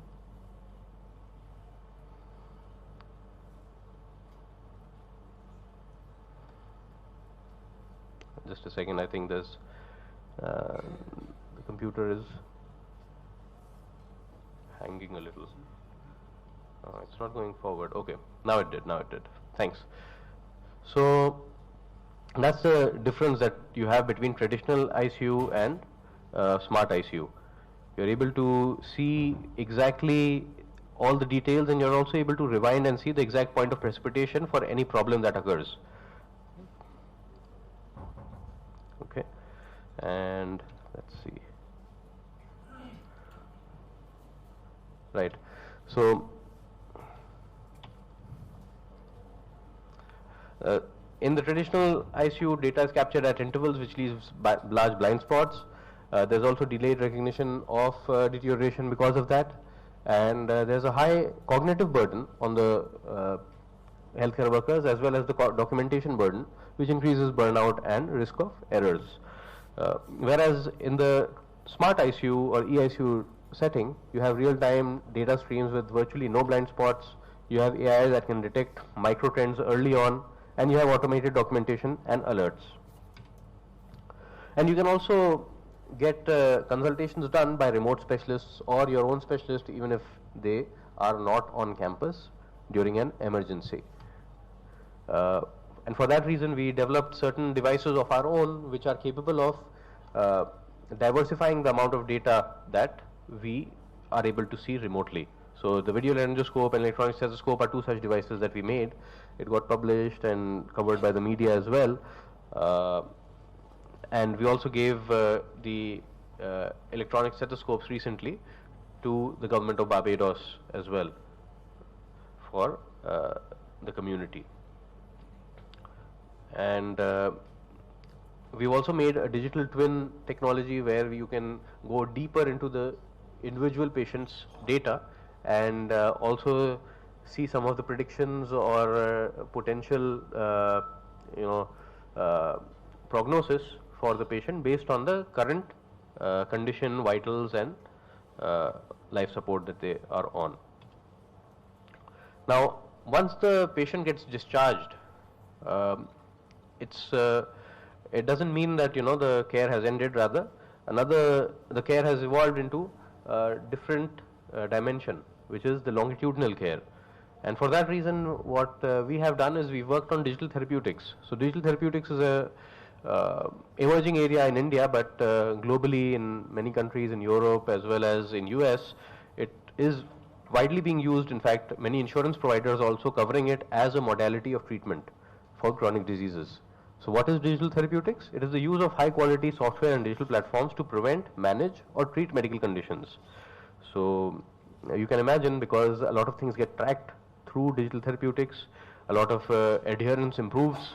So for that reason, insurers are also very keen on implementing digital therapeutics, governments and insurers. So these are some case studies. I'm just mentioning two.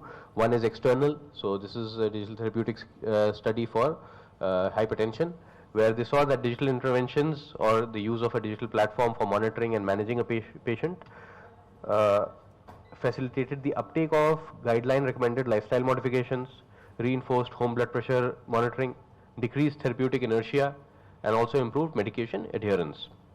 So that was one example. Another one is from Era itself. Let me see if I can hide that. Okay, good.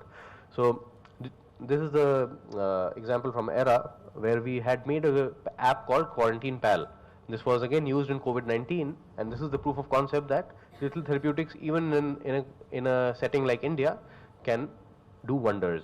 So this, again, as you can see, it was able to track the vitals, symptoms, food intake, and also give some knowledge to the or education to the patient in terms of precautions or what to do.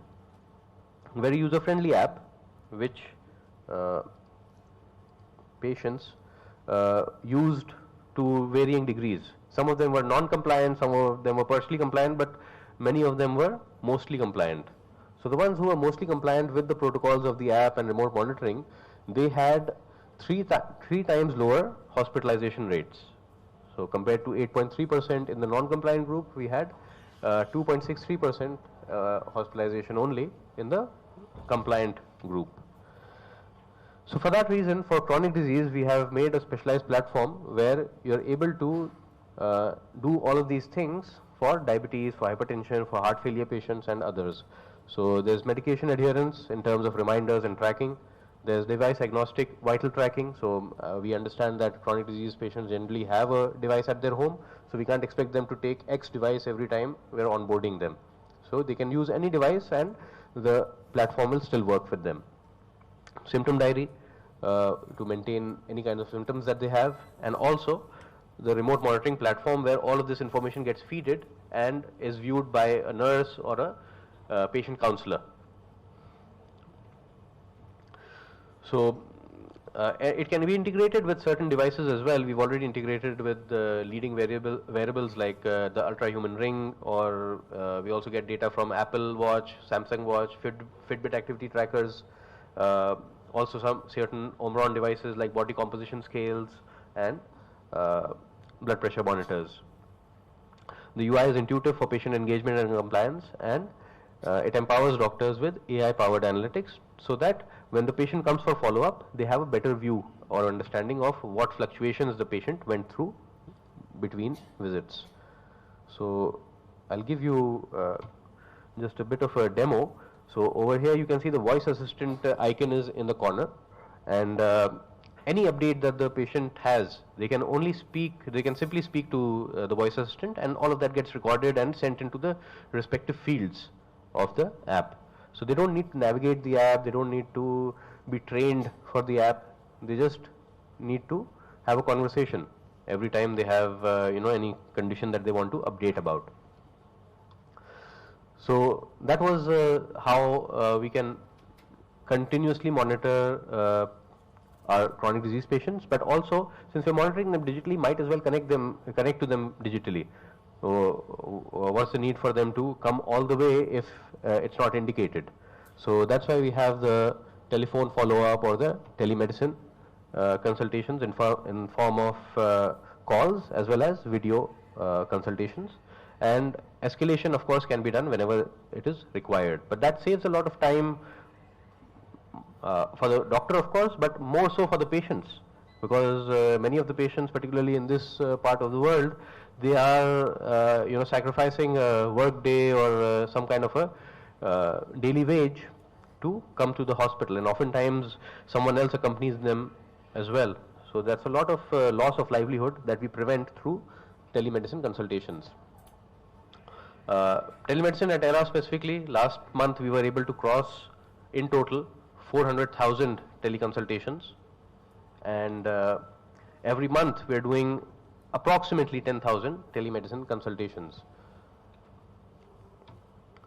So in summary, I talked about the digital front door. There are many things that can be done for easing the registration and appointment scheduling of the patient.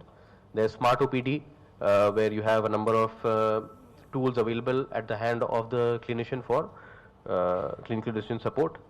And you have the connected hospital, where different systems, disparate biomedical equipment are connected to centralized servers and dashboards to make sense or paint a complete picture of the patient.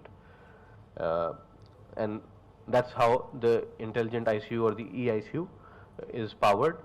And the patient app for longitudinal care and telemedicine also plays a significant role, particularly when you're trying to prevent patients from low adherence or being lost to follow-up. And the underlying technology that powers all of this, computer vision technology, AI and CDSS, predictive analytics, digital twins, automation, and connected devices and apps. So through all of this, we believe that healthcare delivery can be made healthier. And I'm not talking just about patients. Of course, for the patients, there would be safer, more continuous, more personalized care through these innovations, but also for the healthcare professionals. There would be less burnout, less administrative burden, more time for meaningful patient interaction. And for institutions or healthcare providers or hospitals, there would be greater capacity, better quality, better utilization of scarce expertise. And I've also included a slide for potential areas for multi-center collaboration for guests who have come from outside. So the eICU pilot study can be done for initiating digital health in any center that has not, as of yet, done much of digital health innovations. So we can demonstrate the advantages of digital health without major change management efforts through such a study. We can also have AI-assisted molecular profiling and genetic testing. We're doing it already at our facility for our region, but to build broader evidence for personalized treatment and also to identify regional variations and predispositions. And then digital therapeutics for chronic disease management is also something that we have discussed with our guests from Barbados for longitudinal connected care for long-term diseases. So chronic diseases need long-term longitudinal care, and to prevent escalation of chronic diseases, because those are the biggest burden in any healthcare system. So we can do that through this kind of a platform. So with that, I'll wrap it up, and I would say that digital health empowers healthcare workers to see more, know more, and do more of their core clinical work, while easing their burden of ancillary tasks. And this is something that is required not just for improving the quality of care across healthcare systems, but I feel it's also required in today's age for sustaining healthcare systems as a whole, because population keeps growing, disease burden is growing, more complexity, and we can't produce healthcare workers at that same rate. So we need to make sure that we preserve our healthcare workers and prevent burnout, prevent them from getting overburdened. So thank you very much.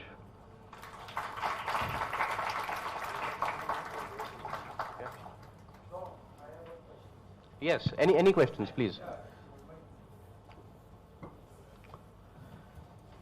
Like since we have guests from Caribbean, Barbados, for their, I think, and the people who are sitting here from other places may be hearing on online, like if somebody who has not done anything in digital health, they start with, so how much, because we took around 10-15 years, so how much time, because now we've already done it and everything is there, so how much time do you think a hospital needs, maybe a QEH, Queen Elizabeth Hospital, to start this and to reach a level of at least where we get the benefits? Right. I mean, I talked about a very broad spectrum of digital health innovations. So to do all of that, you would require, I mean, realistically speaking, at least 5 years or so. I mean, 3 to 5 years would be my estimate to do everything end to end. And that's, I mean, a very optimistic estimate, because we took about 10 years. But we took 10 years because there were multiple iterations. Now you don't have that headache of, perfecting the system. We have perfected it through trial and error, through the feedback, and through hours and hours of discussion with the clinicians, with the end users, and even patients. So now the process is simplified for anyone who wants to replicate it, and I think end to end it might take 3 to 5 years, but some of the simpler solutions, there are very low hanging fruits. We were discussing that with the guests as well. So there are certain low hanging fruits like the ones that I talked about. Which all? The eICU dashboard. So because you don't need any manual intervention in that, you just need to plug in the devices. As long as you have, cable, the network cable in the eICU, in the ICU, you can get all of the data in a centralized place, and we can give you all of that analytics.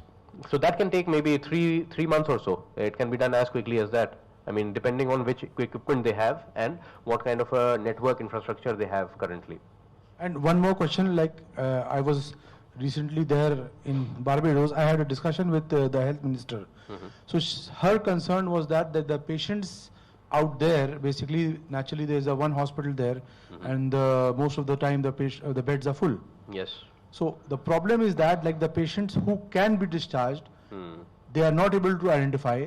Because of them, there's a lots of patient load there. Yes. So she was saying, like, what can we do? Some kind of a project, a pilot project, where we can identify those patients and send them home. For home care. Home care, or maybe step down somewhere else. So is there anything we can do for that? So because our dashboard is already, stratifying or triaging the patients based on severity, so there can be a cutoff that that the specialists, they themselves can tell what cutoffs they consider. No, so not about the ICUs and all. I'm talking about the general wards, general beds. So that is their problem. Like, people are already now fine to go home, but still they are hanging on. Right. And that is having a lots of problem there. Right. Load in the hospital. What can we do? So for that, I think the chronic disease monitoring platform would be helpful, because any long-term disease, it's unsustainable to keep the patient in the hospital for the entire disease journey. You have to do a balance between hospitalization and home care. So for that,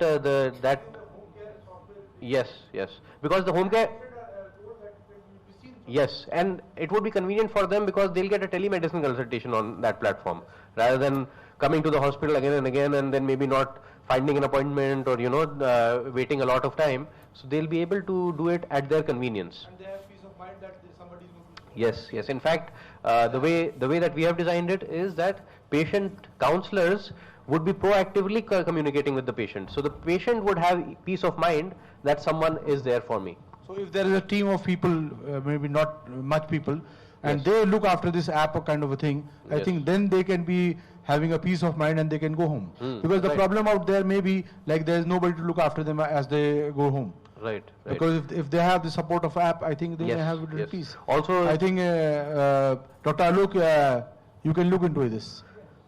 Also, one more feature of the app is that you also have a caregiver view. So, or a attendant or a family view, where if, for example, a lot of the parents might be staying by themselves and the children might be abroad working somewhere else. So the children can have a view of their parents' condition real time.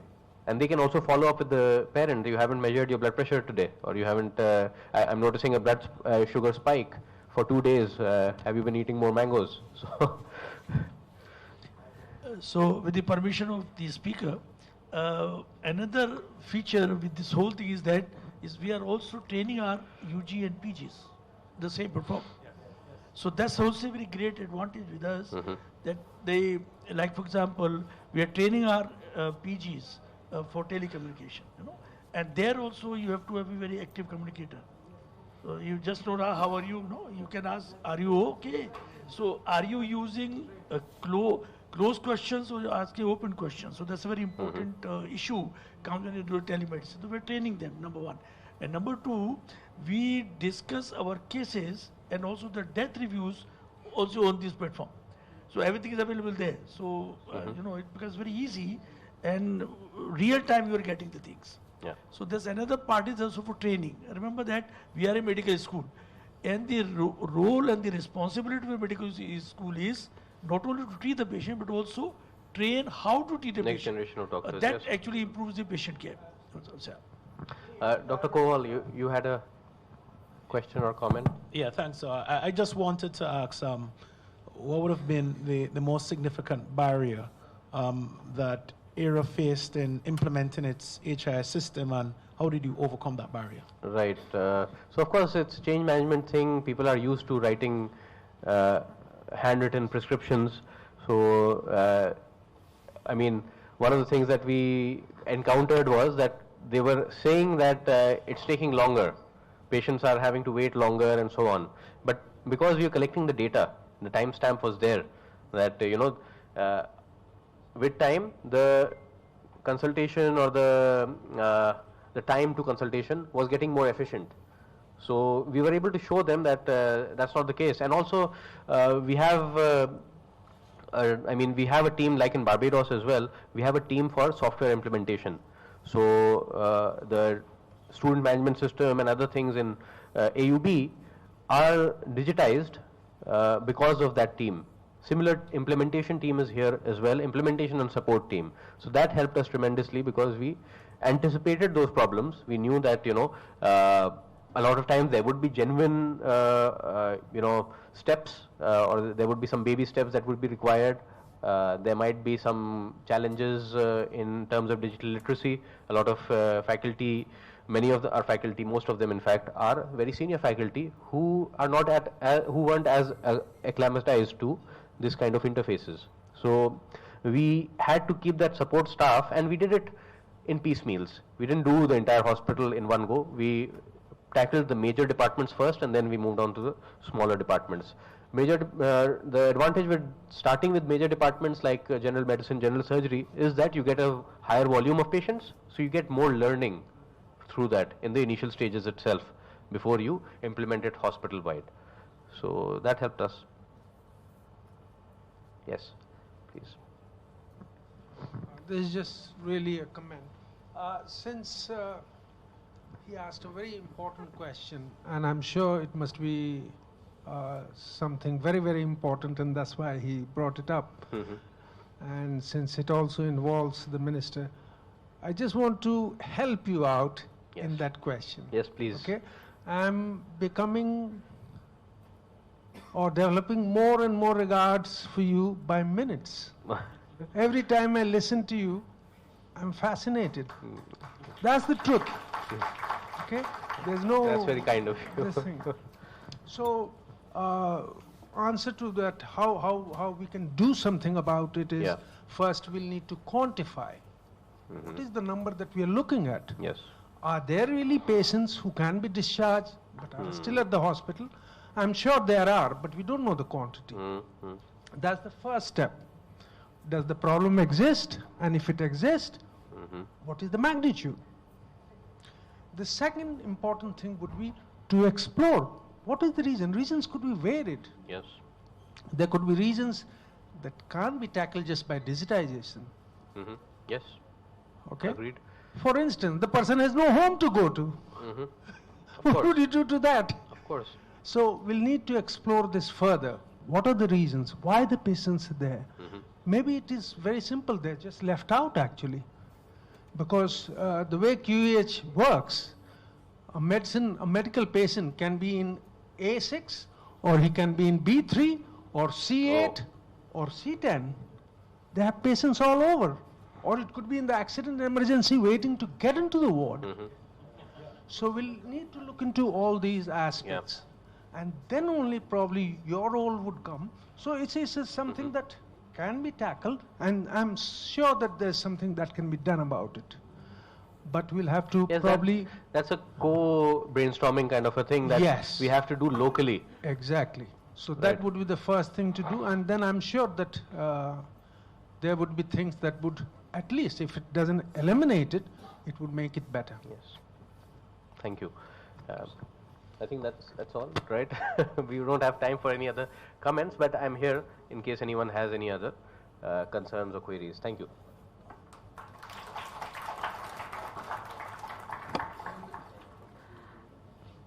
Thank you, sir. Thank you for that insightful presentation. We now move to our next presentation. For this, our next speaker is Professor Alok Kumar.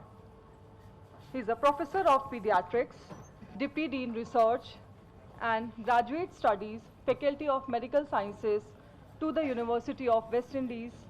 It's my privilege to invite Professor Alok Kumar to share his insights with us. Give a big round of applause for welcoming sir.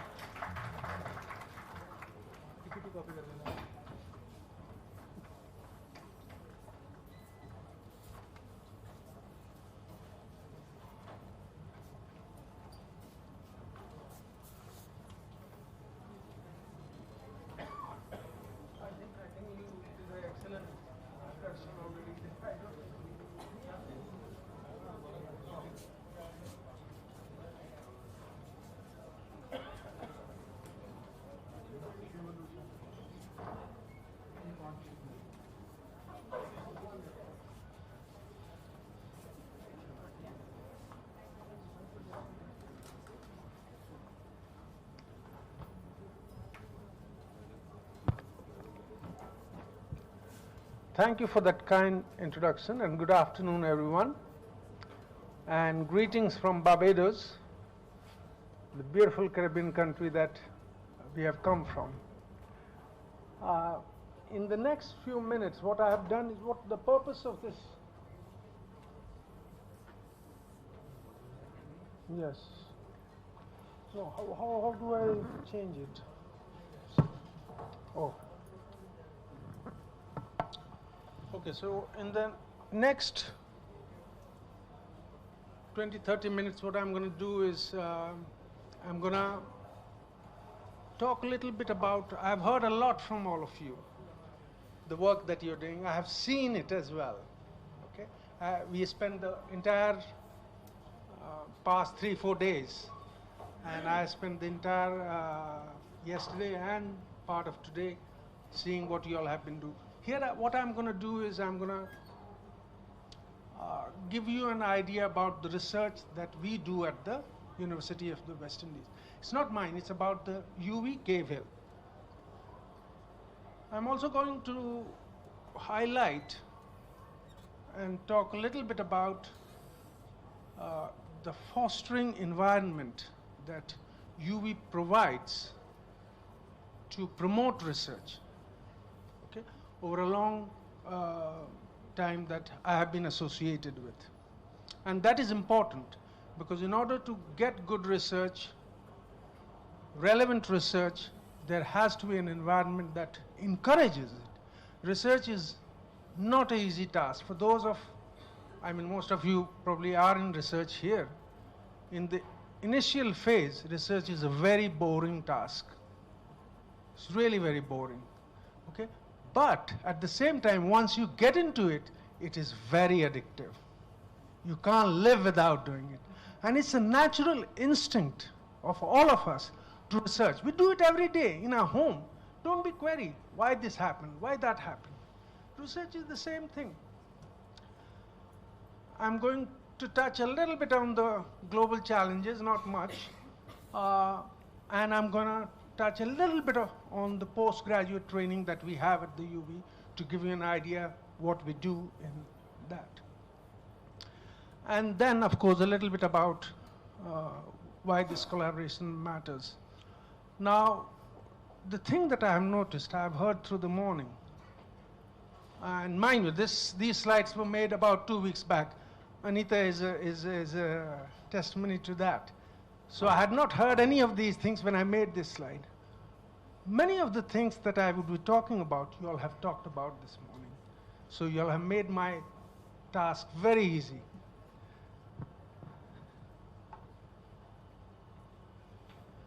So talking about research, what I did is, I just kind of going to give you an idea of the research activities of the UWI at Cave by presenting the presentations that we made as the faculty at a regional conference. It's an annual regional conference which gets most of the important presentations from all the Caribbean countries and all the campuses of the UV.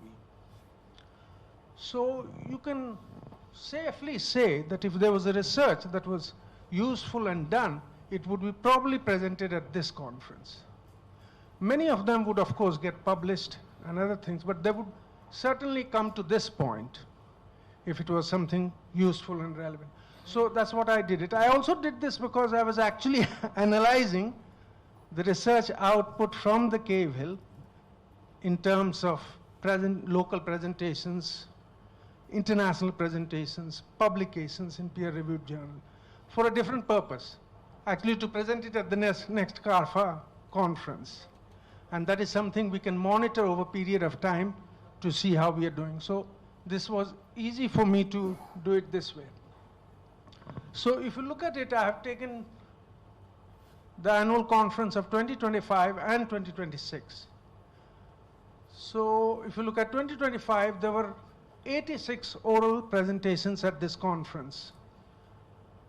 And of that, 20 was from the Cave Hill faculty. This is not from Barbados. We are talking from the Faculty of Medical Sciences at the Cave Hill of the University of the West Indies, which is roughly about 25% almost, 20-25%.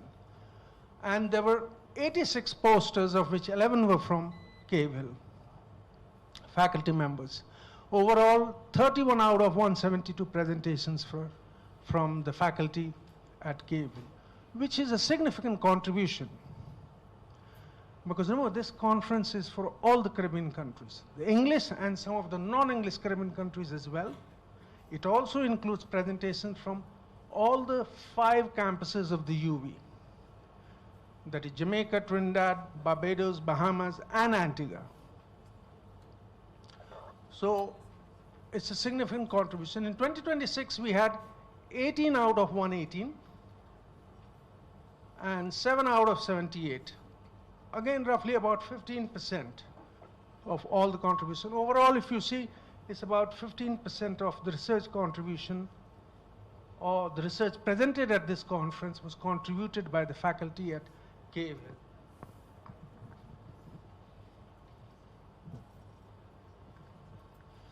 Now, a little more detail about what we did, or what kind of presentations were there. What are the areas that we covered in these conferences? Now, 25 conference, the theme was mental health. Okay, so obviously, many of the, or the majority of the research that was accepted was in the field of mental health. Of course, it also had other areas. So in that conference, research topics that were presented was obviously the mental health, which included suicide risk, substance abuse, perinatal literacy, legal framework, and trauma-informed care. Now, broader health studies besides or outside of the theme of the conference, which was the mental health, there were studies, and this is, I'm just talking from the Cave Hill. This is not for the whole conference. From the Cave Hill, we had other presentations in the area of severe acute respiratory infection, emerging viral infections, asthma, other childhood challenges, as well as other public health issues, especially non-communicable diseases. If you look at the contribution from the faculty at this conference, it had quite a bit of international collaboration, and that included countries like UK, Brazil, USA, and other Caribbean countries. So that gives you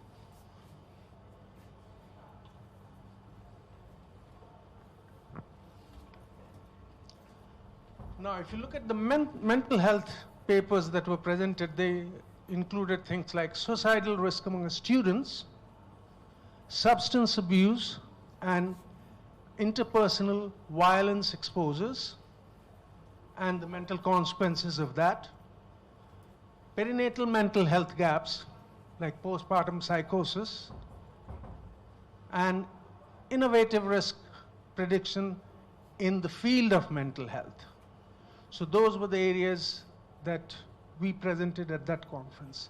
Now, in addition to that, if you look at it, there was a significant number of presentations from diabetes and other non-communicable diseases, which is a big issue, as you can see from the number of presentations. And that is also an area where we need help with the digitization. I think it can cut down a lot of, first of all, it will cut down a lot of cost, which the policymakers are always interested in first and foremost. And then, of course, it would, more importantly, from a human perspective, it would improve the life of those affected by these diseases. So that's something important to take note of. Then there was, of course, significant number of papers from maternal child health, nutrition and obesity, infectious diseases including COVID-19, public health informatics, and medical educations. So these are the areas that we have been working on in the recent past.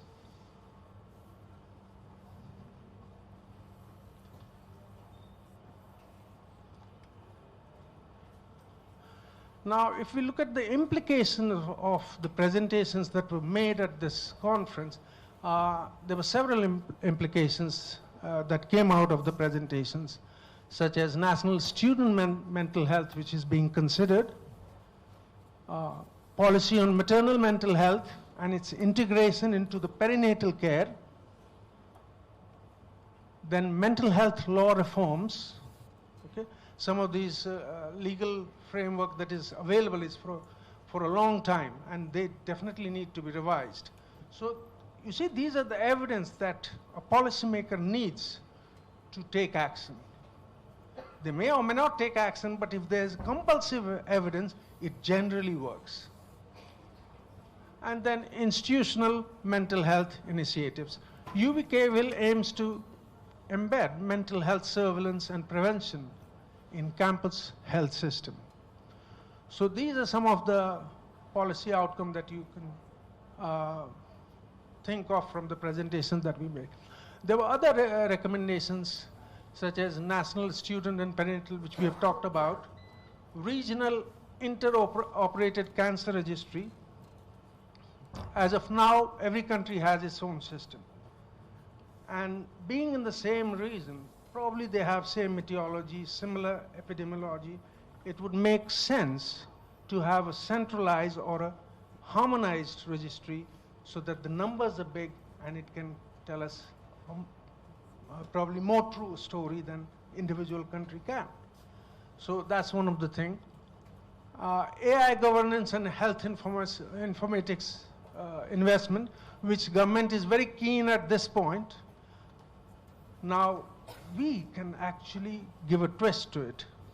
Okay? Government of Barbados has had bad experiences, and that is from my perspective. They may not concede to that. But I know the fact that they tried to implement this 4 times itself tells you that things haven't been going well. So this is the time. They are on the 5th iteration of this. This is the time that we need to bring their attention to this. Then infectious diseases expand One Health surveillance system. There's a lot of talk about One Health now. One Health in the sense, when you look at health, you look at both the humans, the animals, the agriculture, everything. Okay? And the environment. So we had a lot of data and presentations on that. Then nutrition, especially focusing on obesity, which is a huge problem. About 30 to 40% of children in Barbados are either overweight or obese by the 10th birthday. That's a big number. It's a huge problem. And I think, as I was telling you, most of the things that I had put in was highlighted by one or the other speaker. Professor Landis brought this out very importantly in his presentation, and that is ultra-processed food. I think that's a huge problem. And that's a thing that can be tackled. It's more easily tackled than all the other things that we have tried before. Legislating sugar-free things and all those things, they're not easy. They always get around it, as Prof. Landis was mentioning. But this one would be difficult. Okay? So that is something that will come out of that. Then in diabetes, integrated NCD and mental health care model. And then pandemic resilient pediatric healthcare system. Harmonized Caribbean competence standard, that is in medical education. We are also focusing on medical education, especially on the assessment. And after what I heard yesterday, we all agreed, we can do a lot of collaboration in not only in assessment, in training. Some of the things that we saw yesterday, they were very good. And that is the need of the hour. Gone are the days where you had luxury of turning the patient upside down 10 times by 10 different students, poking into the abdomen, lifting the right hand, left hand. They don't allow to do that. I don't know how bad it is here, but our patients just refuse. They will say, is he a trainee? I don't want to be examined. You go and ask them questions, they will not answer. They say, I just told the other doctor, why are you asking me again? Simulation is the way forward. It is also much better because the standardization. There, when we learn medicine, of course, I must say that our teachers were probably really great because we had very good education. These days, that standard cannot be guaranteed. One person differs from another. They don't teach the same way. Okay? So simulation would answer more than one questions that is there in training and assessment. So that is something that we would be very interested in. That is something within our power. That is the University of the West Indies. We don't need anybody else to come in and say that, yes, you go ahead. If we can show it, that it is practical, can be implemented without much hassles, and it is of good standard, verifiable and defendable, I think a lot of people will buy. Remember that research and changes in education in general, not only medical education, in general, and its assessment hasn't received attention for ages. It's only now that we have started thinking about it, just thinking. And I think it is forced upon us, and it will come to all of us sooner or later, when a student would take you to the court and say, how do you guarantee that you assessed me properly that I failed? And you'll have to answer that question. Gone are the days you'll say, oh, that is my decision. I know that you're not competent enough. Now the day has come when you have to say why he's not competent. What standard did you use? So that is important.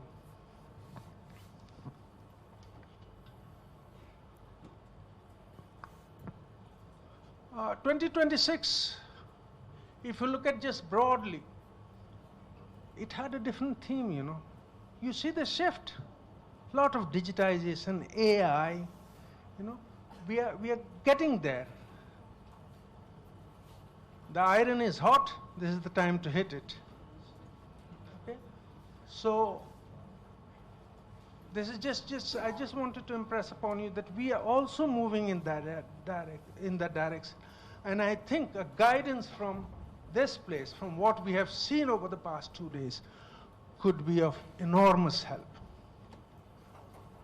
It would also be, this is also an opportunity to let me reassure you, based on what I have shown you, and this has been a practice for many, many years. This is just 2 years I have taken. We have been always a significant player in the CARFA since I have seen it, and I have seen it since 1996. It had different names then, but same conference, annual conference, and we have always provided a lot of research material or findings at this conference. So that is the area that you can rely on us to take the lead in publications, dissemination, providing the necessary evidence in the way that it is required. So that is something that we'll be very happy to collaborate. So this is all. I don't need to go into the details after I heard the high standard of where you all stand. Okay, but needless to say, we are getting there as well. We do have a huge interest in it. Okay, and we know that we have realized that that is the way to go forward. That's where, as you said, that's where the future medicine is.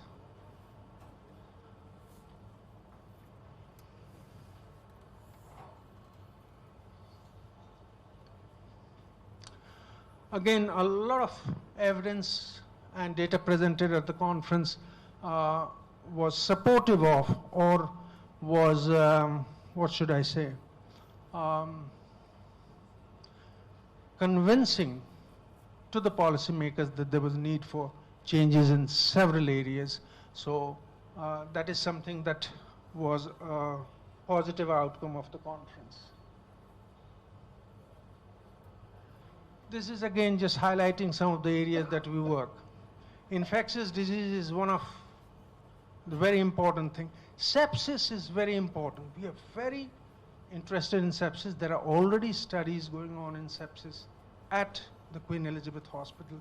There's antibiotic stewardship already in place, but I think we can complement based on our understanding and our experience in this area. Emerging infectious disease is something that we are also very interested. It would be interesting to see the difference in the emerging infectious diseases across the globe, which is different countries. And incidentally, we have an excellent public health lab for surveillance of infectious diseases. Sophisticated, high standard, and fairly comprehensive. But again, molecular techniques and surveillance can add to that.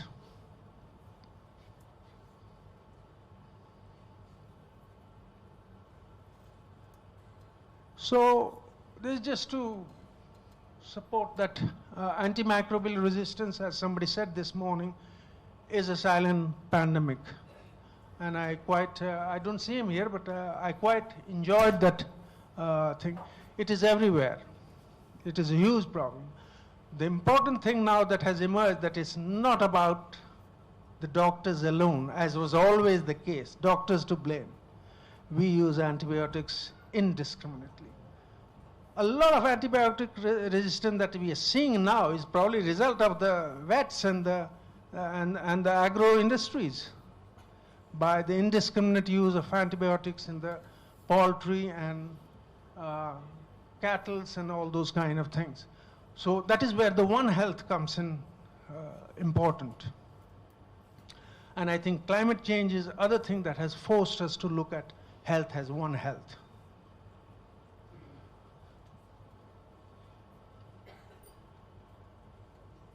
As I said, medical education is something we can have a very useful collaboration, and it would be very complementary because you do things differently in the digital areas, and we have been very good at the traditional training and assessment.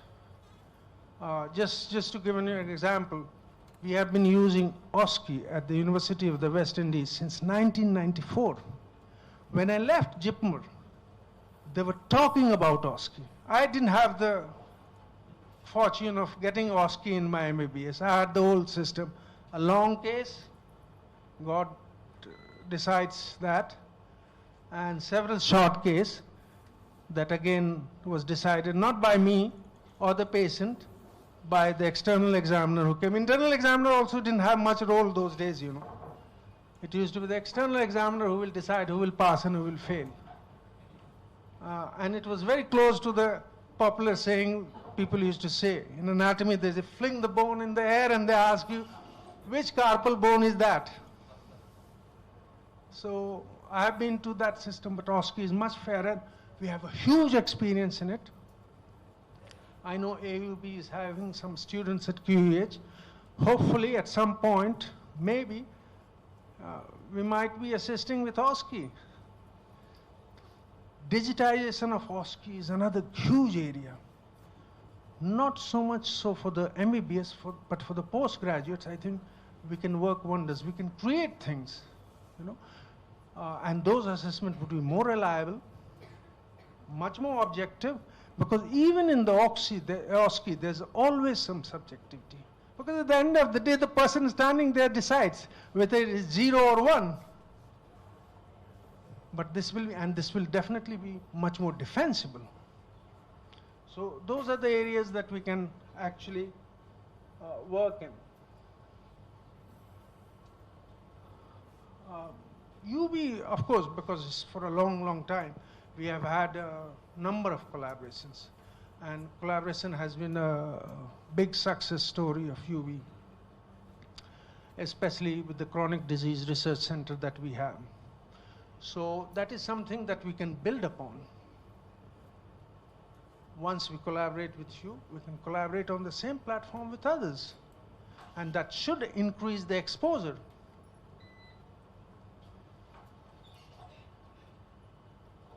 Now, this is a very important slide that I wanted to highlight. It's nothing, there's no data or anything in it. But having worked at UB for a long time, although I always had research inclination, I started researching when I was in the second year of pediatrics. Okay? And the first paper that I did was on HIV. That was way back in 1992. Okay?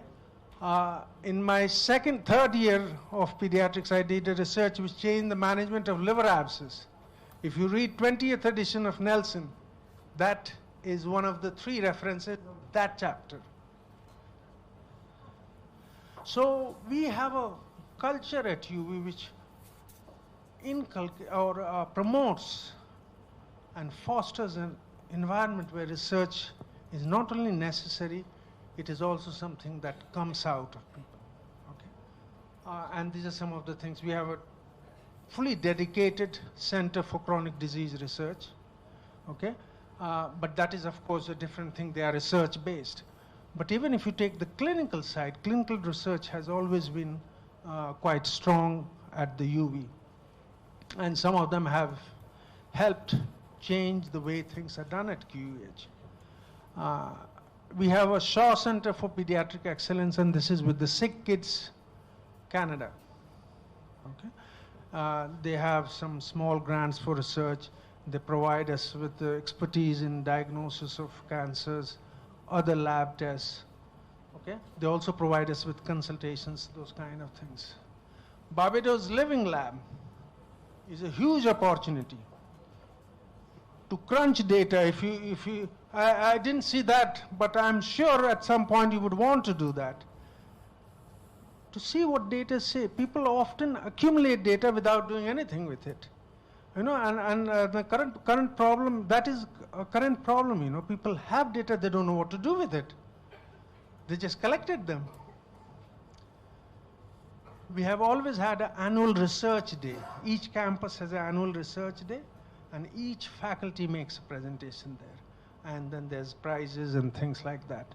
It is also important for your CV, because when you get a prize, these are important. So that has also been a source of inspiration for me, especially in my earlier years. I always used to look forward to the research day so that I get a prize. Annual E.R. Walden Symposium we have, which is by the Faculty of Medical Sciences. Again, the residents and the postgraduates look forward to that, to encourage them to get into the research. This is exclusively for them. And then there is annual Principals and Vice Chancellors Award for various things, and among them, one of them is research. So these are important things that brings out research in an institution.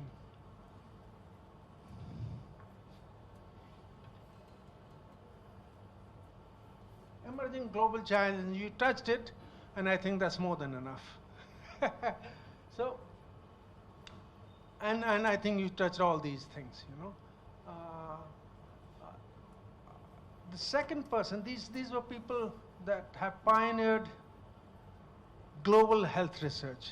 That's Professor Peter Adams, the previous Dean of the Faculty of Medical Sciences. He was involved in a big way with the ECON study, which is a pan-Caribbean study in collaboration with Canada. And a lot of good findings came out of that study. The gentleman on his side, his name is Nama Shivai Ammanbalan. He is 2 years senior to me in JIPMER. If you open Nelson's textbook, all the neonatal chapters are written by him, all of them.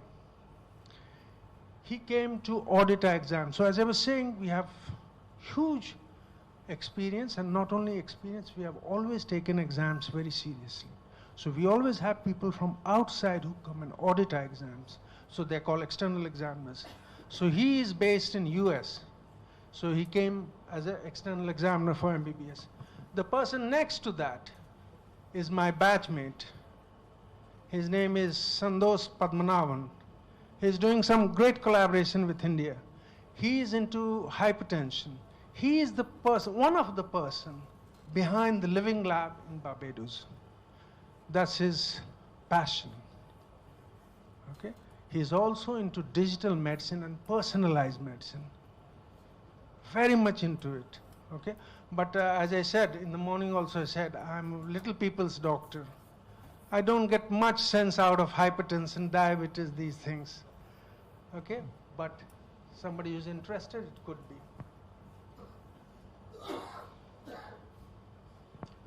Okay, very briefly about DM programs at the Cave Hill. Okay, this is only the Cave Hill. And remember that Cave Hill is one of the smaller campuses. Jamaica and Trinidad are the bigger campuses. Jamaica was the first campus, so that's the biggest, okay? That's like the mother of all campuses. And certainly they behave like that. So we have had 406 graduates to this date, of which 229 have already passed. Of course, that means that quite a few of them dropped out. The DM program at the University of West Indies is a 4-year course. DM in West Indies, or the University of West Indies, is like MD in India. Okay, so you do MBBS, and then like here we do MD and MS, there you do DM. You do DM in internal medicine, surgery, obs, gynae, everything is DM. And then you can do fellowship. Here we do DM or MCH. And here it's a 3-year program, there it's a 4-year program. So 229s have graduated, and there was an attrition of 21%. Many of the DM programs are quite tough. in the sense, the problem in Barbados, according to, as I see it, is that hospital runs parallel to the university. They are not really complementing each other. Service component is often seen as the only reason a resident is there at the hospital. People often forget that unless they are trained well, tomorrow they can't be a good doctor. And that is the hospital who would suffer, and the people of Barbados. Okay? So that is one of the things, and that's why you would see high attrition. They don't often get enough time to study, and DM is not an easy thing as MD in India. They do need extensive reading and training. So that is all I think I have. Again, I don't need to speak on this. I think all of us have come to this conclusion by now that this partnership is going to benefit both of us. And I think if we work hard and take it forward with the commitment that we have started, I think it will be a huge benefit to both of us, not just benefit, in more than one ways. I just highlighted those. I added them this morning after I talked to you all yesterday. It was an eye-opening tour yesterday. To be very frank with you, I had not expected that level of activity at the Era University. Hand on hearts. So we were very impressed with that. So I had to add that.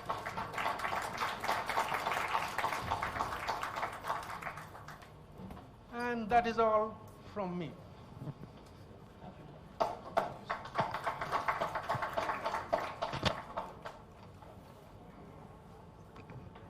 Thank you, sir, for sharing with us your valuable vision into clinical research.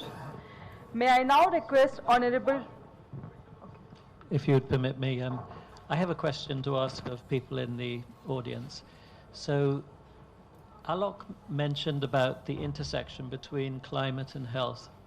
The UE undertook a regional study. It was quite big numbers of youth from Jamaica, Trinidad, and Barbados. We also had collaborators from Canada and Australia. And this was taken just after COVID. So it was quite well known that there was anxiety in the youth populations due to COVID. Now, what they were able to show was that separately, there was an additive effect compounding the anxiety from COVID due to anxiety from climate. So there's a climate anxiety. It's a sort of latent anxiety where you're just waiting for something to happen. Right now is the hurricane season, and I'm always checking the apps. When's it going to happen, you know? So I want to ask, do you think that there is a climate anxiety that's coming into people's minds in India?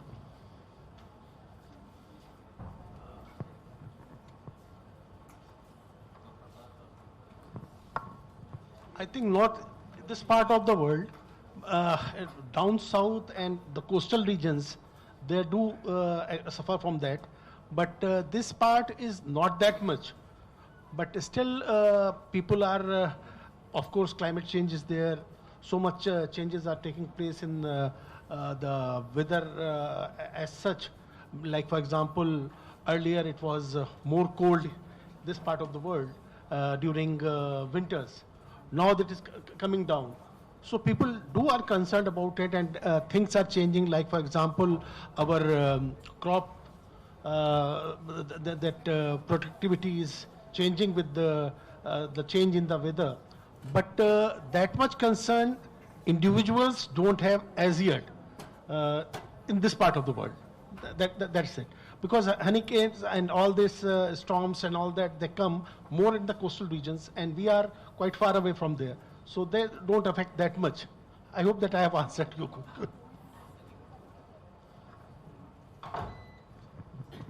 Dr. Abbas already touched on it. I think in this part of the region of India, the main concern would be the agricultural concerns. So the rain is getting delayed, or it's not raining as much as it used to. Those kind of things are the main concerns in northern India, I feel.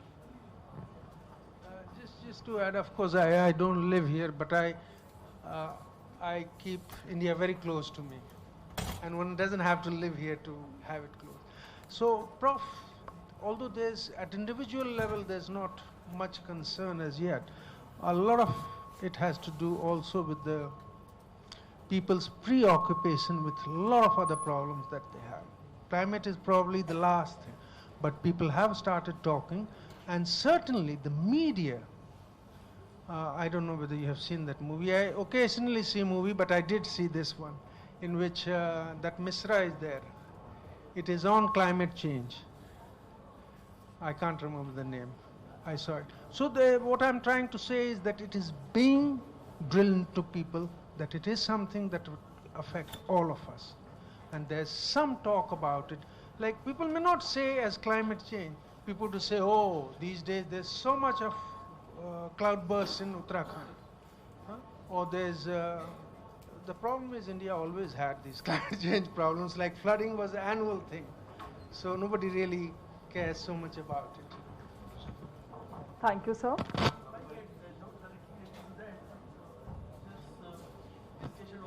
So I'm still in 30 seconds. You said you are using OSCE for many, many years. If you are taking, say, 10 students are being examined through OSCE, example, 5 or 10 people are being, then you have to have a key, who measures that he has done the thing. So you need 4 people, for 4 examinee. For 10 examinee, 10 people. How do you overcome this issue? The scale of OSCE that we have, and my dean is here and the principal is here, they know the scale of it because they pay the bills. For OSCE, there's a travel of about 20 examiners from each campus to the other campus. It's like an annual migration of animals in Africa. Involves huge amount of money. So, for instance, in Jamaica, which is the largest campus, the OSCE runs over 3 days, with 6 circuits each day. So you have A, B, C, D, E, F, G each day, with about 36, we have 18 stations. So we need about 36 to 40 examiners for each day. So that's why how do you overcome it? Every aspect. Thank you, sir. It's okay, it's fine, sir. May I now request Honorable Pro Vice Chancellor, Professor Farzana Mehendi ma'am, to kindly come forward for the felicitation of our esteemed speaker, Professor Alok Kumar. Can we have a memento, please? Sir.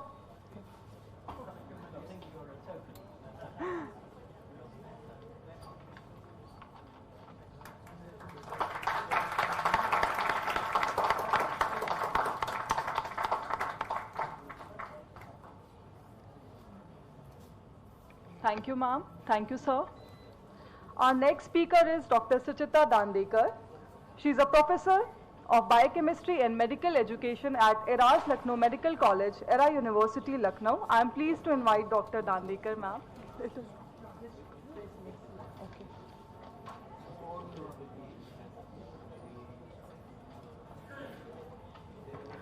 Thank you very much. I'll be as brief as possible. I'm not going to test your patience any further. I'd just like to tell you that there are 2 points where we can collaborate, where we can help. One is benchmarking patient safety competencies. We are all aware how expensive this whole gamut of patient safety complications can get, and that is the reason. And we also know that WFME, WHO, and the Indian Patient Safety Forum are all on the same page as far as patient safety is concerned. And we have benchmarked this whole idea. And at the conference that we had, at a conclave that we had a couple of months ago, we were able to get about 14 expert speakers, and we learned from them about errors and also put in interprofessional design team. So we had all this together, and we have this, the topics of patient safety mapped into our curriculum.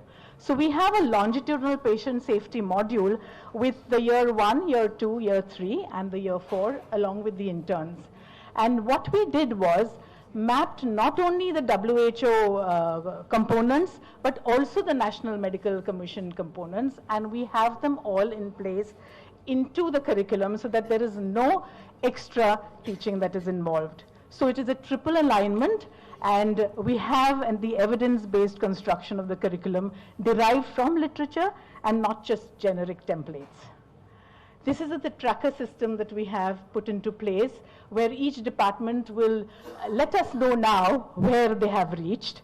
And with the interprofessional modules and along with the regular competencies that have been mapped into the curriculum itself.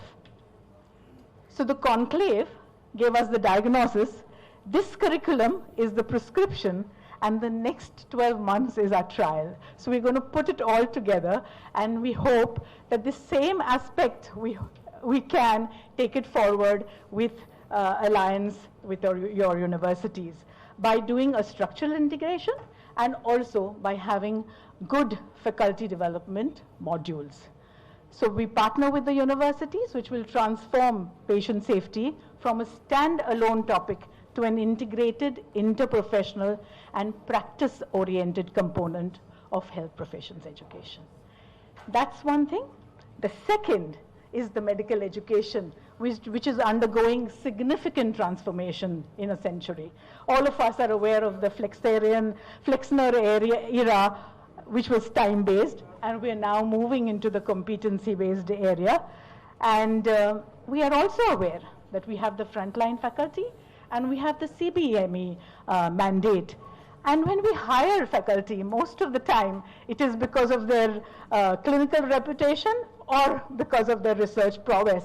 And we don't really do anything regarding faculty development. So there is lack of educational theory, there is chances of clinical burnout, and we have subjective guiding habits that are all ingrained in us as far as assessment is concerned.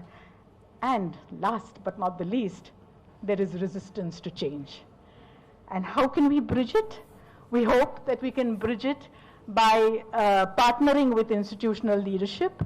We can combine deep educational theory with frontline clinical reality.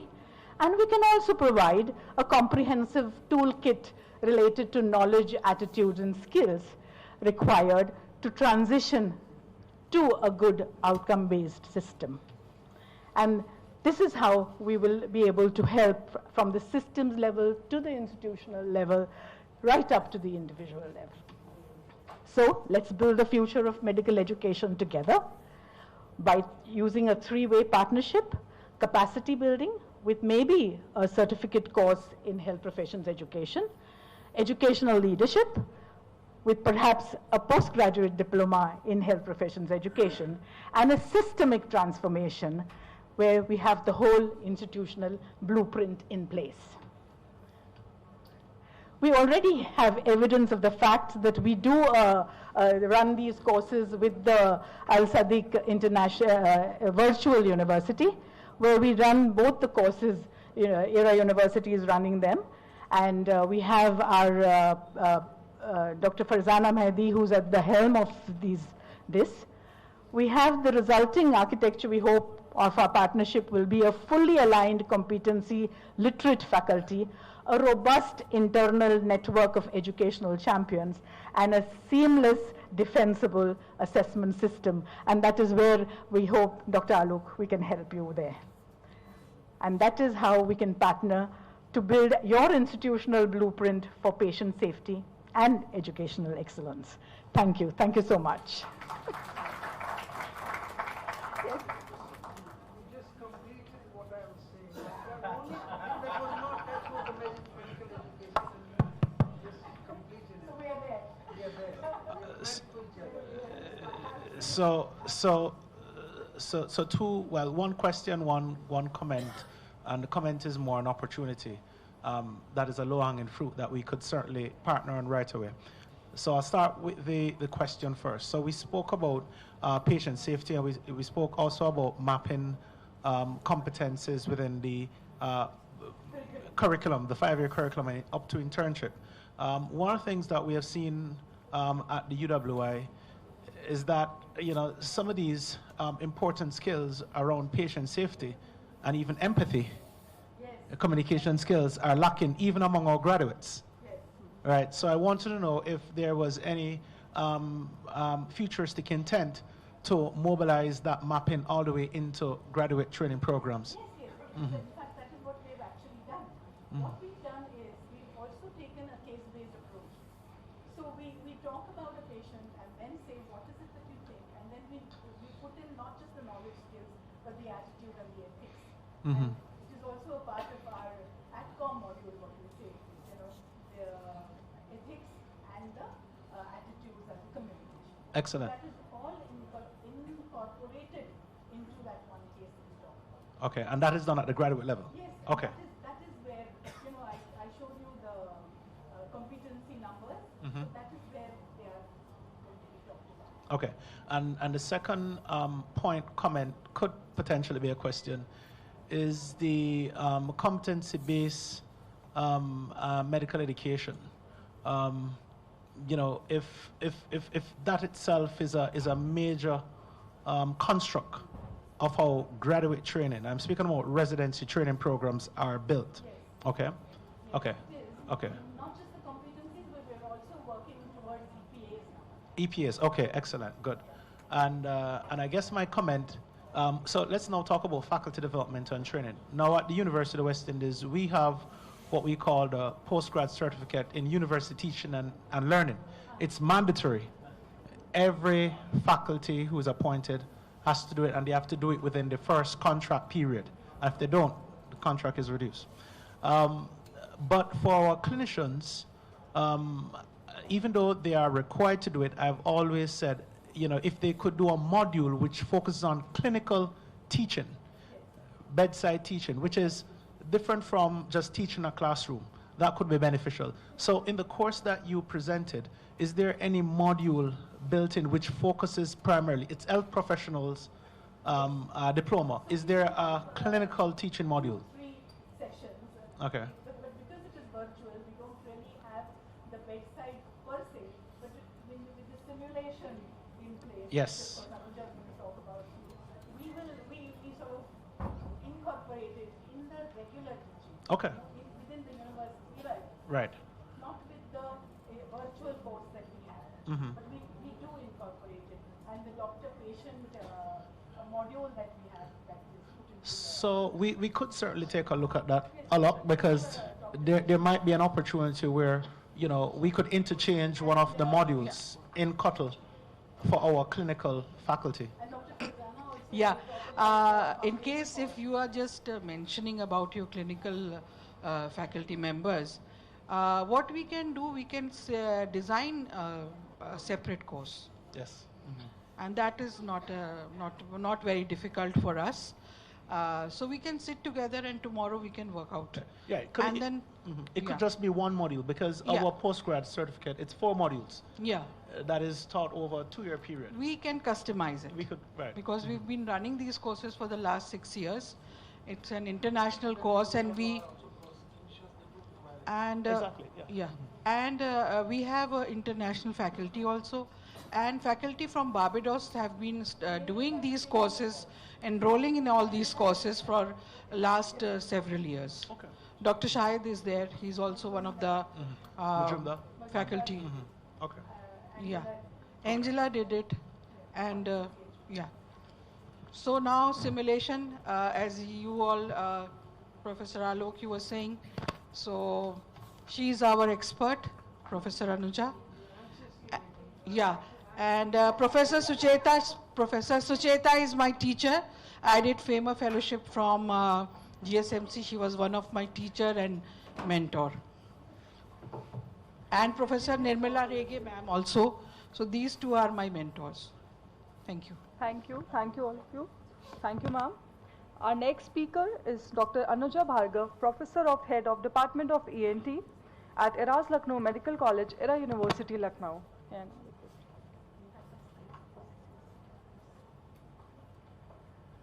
a very good evening, ladies and gentlemen. A warm welcome to our guest and our esteemed guest from the university. At the outset, ladies and gentlemen, I would like to tell you that I was a caterpillar when I entered ERA University. And it is only because of my honored management that I have become a butterfly. As you see the butterfly on the screen, ladies and gentlemen, you see not only my gold medal, you see my FAMA, which is there, from Interprofessional Leading Institute at Manipal. You see a Chase, which is supposed to be the most prestigious designation as a healthcare simulator expert, having done an intense program at the Harvard University, and having completed that, we're doing an R-phase program, which is exclusively focused on only competency-based education. Ladies and gentlemen, a loud round of applause for my honored management, please, which have given each of us wings to fly, please. I start the presentation very unlikely, with which has never been focused before, but I have two of my mentors who are very keenly looking at it. And I don't begin without learning objectives, with Nima ma'am sitting there. So learning objectives is the heart and soul of SIM. You cannot design a SIM session without knowing what your learning objectives are, who the level of learners are going to be. So ladies and gentlemen, you as participants at the end of the session would be able to define these three learning objectives. Okay, now moving on to this, why do we need to do a session? We've talked a lot about it. Coming September, I celebrate as my second birthday. Why?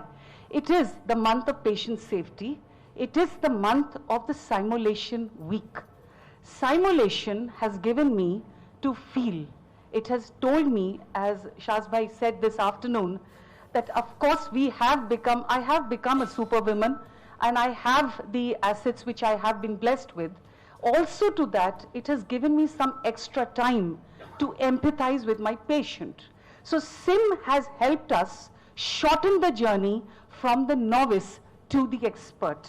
That's the reason we pick up SIM. The second point, as I always introduce, the core about SIM is, it's not about high fidelity mannequins. What you need is realism for experiential learning. And that experiential learning you can get with fidelity, which could be physical, psychological, and conceptual. I'll take a pause here. I'd like to ask Alok sir. Sir, what did your fidelity for the lunch was? We had a wonderful lunch, sumptuous lunch. How real was it? You see, in Kaun Banega Crorepati, they always give you a choice to ask. And if I was asked that, I would ask you to assist me with that. Fantastic. Thank you so much. That's a compliment. I will be more than ready, sir. Thank you so much. So what is important, ladies and gentlemen, is creating the experience. To create the experience, you don't need anything expensive. And that's what ERA University champions on. We talk about resources which are minimum. You can create the realism in your own department. You can create it in your own room. But first you have to realize, I'm creating an OR, I'm creating an emergency room, what would my requirements be? And then you can proceed with what you want. The second concept, which I have put on the right-hand side here, which is very close to my heart, and which I say psychological safety. For any simulation session, the most important thing is psychological safety. As I always say, for having the learner to voice out what he or she felt will lead to the frame. Sir, I'll be back to Prof. Damien, sir. So you've got a band which I've been noticing this morning. It has the colors of our national flag. So I've been noticing this morning as you entered the room. Sir, I want to ask you is that what do you think psychological safety means to you in your nation? That's a good question. Psychological safety means, operating within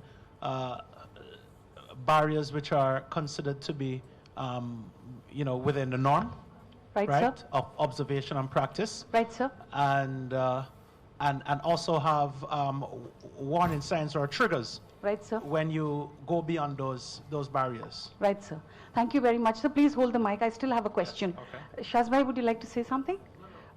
Sir, I want to share with everybody, it's with psychological safety, you develop a frame. You have carried a frame, as you mentioned the Taj Mahal this morning, and you were able to pick out the particular flower which you mentioned in your presentation because you already carry a frame of that. So at the end of SIM, what we do in Era University, we don't do the session alone. We do an intensive session of debriefing where our student leaves with a frame. Yes. That frame will determine the rapidity of action with which he is going to be, so that Shazbhai is able to record us correctly in the ICU and we don't make any errors, sir. We are trying our level best. Coming to this, ladies and gentlemen, these are our experiences that we've started right on the extreme right, as you see. We have an experience where we used anterior nasal packing on a bottle gourd, which went on to making it on a mannequin. And what we need to emphasize here is that the simulation life cycle moves through different requirements. You can have part mannequins, as I showed to our esteemed guest in the skill lab. You can have a whole body mannequin. It could range from going on to hybrid sim. It can go on to using a simulated patient, embedded participant. But it depends upon only your learning objectives. Now, the cornerstone of sim is always debriefing. What is debriefing? Debriefing is only your reaction. After the session of your sim, please we always make sure our learners move to a different room, which is away from where they had the experience. It is possible that you're carrying out an exercise, as Alok sir was sharing, CPR. But it is possible that the child or the particular student lost a family relative or friend because of cardiac arrest. And with that, it is important for you to take that student and make him into a psychologically safe environment during debriefing, that when he is doing the resuscitation, the frame of doing the correct resuscitation reaches him and not what he had experienced when he lost that particular family member. So what we do, we erase the experience, what we've done in SIM, and we give them the experience of carrying it forward for the rest of their lives. Because it could be something, I don't think intramuscular injection is small. To see that, you have to get one. So if you get one, it's not that simple. I would never, so you have to give the right frame. Right. Moving on to this is the cycle which Sucheta ma'am has engraved upon me. And this is the cycle of experience, which she calls. You carry experience home. So you have an experience during SIM. During debriefing, you reflect upon it. Ask yourself, how did you feel? You could have felt really good.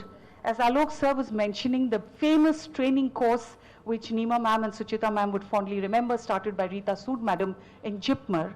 We all have favorite profs and not the so favorite ones. But believe me, we always remember the not so favorite ones. So what is important is to reflect during debriefing, so the non so good experience is washed out and you're able to create the right experience. At the end of the debriefing, you are giving them an idea of abstract conceptualization, so that during their clinical experience, they are doing the active experimentation. What you see on the side, on that side, we're carrying out a debriefing session. We were able to show you the debriefing room in our sim lab. And this is one of the structures that we have created, which we totally follow in Era University. We have improved patient outcomes. Pillar 1 is structured debriefing. You have SIM enhanced IP experience, but the foundation, ladies and gentlemen, remains psychological safety. With this, I move to something very famously called for all FAMR fellows, and that is change. I'm a change agent. I believe in change, and the most constant thing on earth is change. With that, we brought about a lot of changes, and what you see on the grid on the extreme right is we changed the practice in ENT, starting with electives in the 3rd year of the graduate course, moving on to interns, and finally the postgraduates. I'll take you on a brief journey so that you're able to see this one.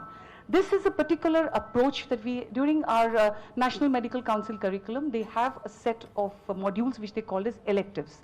We devised a module for them, sir, which we called as interprofessional approach to ENT emergencies, learning with, from, and about each other.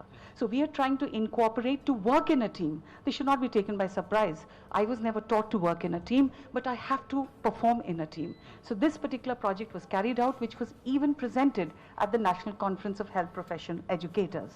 This went on with the next step, and that was when we carried out this project of doing the interprofessional approach for the interns. But now I would like to take you a step forward.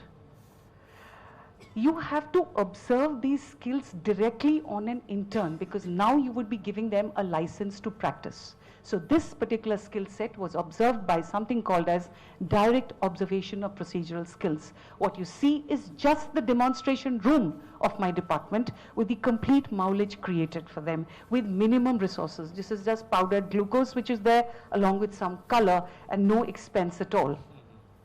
This was again the project which was presented at the national conference again. That was the second project that we went on to present. Then came something which is very close to my heart, the tracheostomy care. When I was a postgraduate, for some reason I understood that any patient who's tracheostomized doesn't go home. But that's not true. A, I have to ensure that my care during tracheostomy is with complete patient care. Second, the patient has to be decannulated. But performing a tracheostomy is just not the role of an ENT surgeon. I have a nursing staff, I have a technician, there are people who are helping me around. So to prepare that, what we did as a part of our pharma project, we developed something called an interprofessional module for tracheostomy. This had the competencies of IPCP mapped with 3 parts of tracheostomy: pre-tracheostomy, during tracheostomy, and post-tracheostomy. And we went on to publish this not in a medical education journal. We published this in the National Journal of Otolaryngologists of India, because we wanted the Indian Otolaryngology Society to understand that tracheostomy is not only the job of the ENT surgeons. This became as a part of the institutional curriculum, and both these papers have been published as scholarly work. We took it further. We realized, as we totally believe in our ethos, no care is complete till you give it back to the community. We in Era University make sure we are carrying out awareness programs on own days which have been told to us by the national government. The Department of ENT went further to develop something which they called in the local dialect as Shravan Sahyogi. Shravan is the Hindi word for hearing, and Sahyogi means a friend.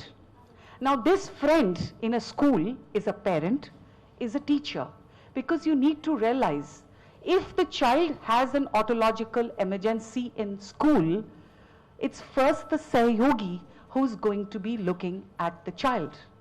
So we developed a module for that, and this module utilized our own indigenous mannequin, as you call, and this has been prepared, and we went out in schools, we go out, we make sure this module is trained for this group of Sahyogis. This we called as a community outreach for our SIM program.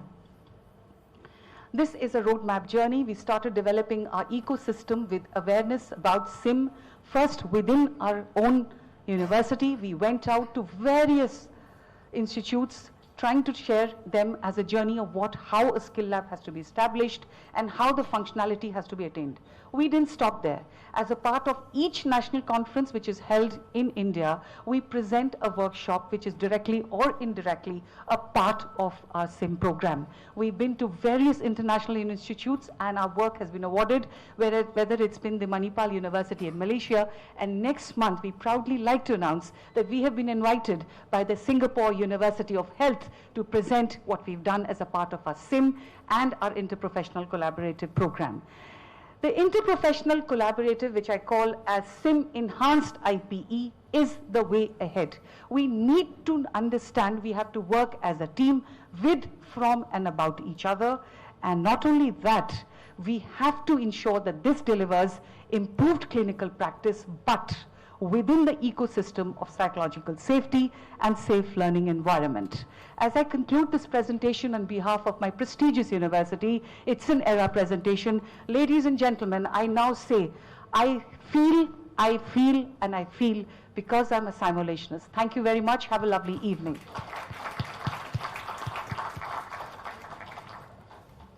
Just a minute before, I wanted to acknowledge, as I looked at my friend, philosopher and guide, Dr. Farzana Mehndi ma'am, this is our brief journey that we've had. I give my complete acknowledgements to my mentors, Dr. Professor Farzana Mehndi, Dr. Sucheta Dandekar, Dr. Nirmala Regge, and this is a humble prostration of our work, which encompasses all modules for the skills for the National Medical Council. Thank you very much.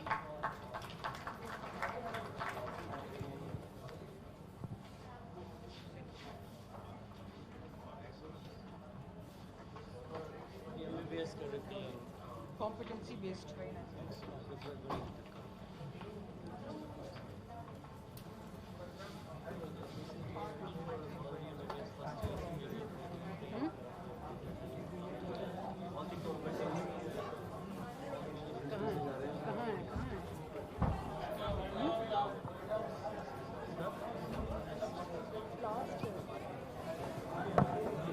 मिल गया doctor character है ना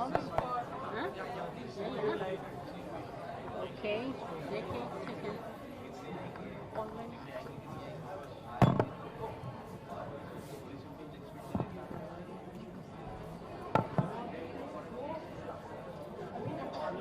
एक online है ma'am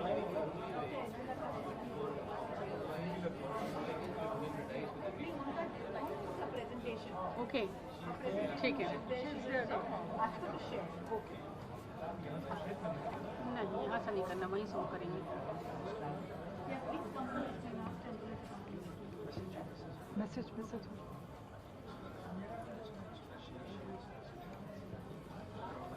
We now come to our final academic session of the day. For this, our last speaker is Dr. Angela Carrington-Dial, who has joined us virtually. Dr. Angela Carrington-Dial is Assistant Dean Assessment and Head of Research at American University of Barbados School of Medicine. She is a translational biochemist and medical education scholar whose work focuses on applying evidence to improve health, learning, and institutional performance.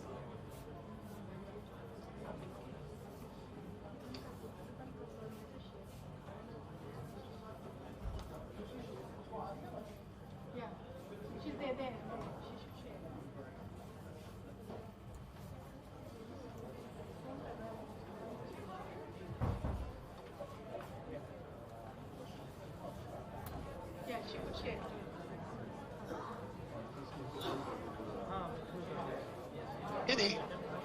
Can you hear me? Can you hear me? Yes, ma'am.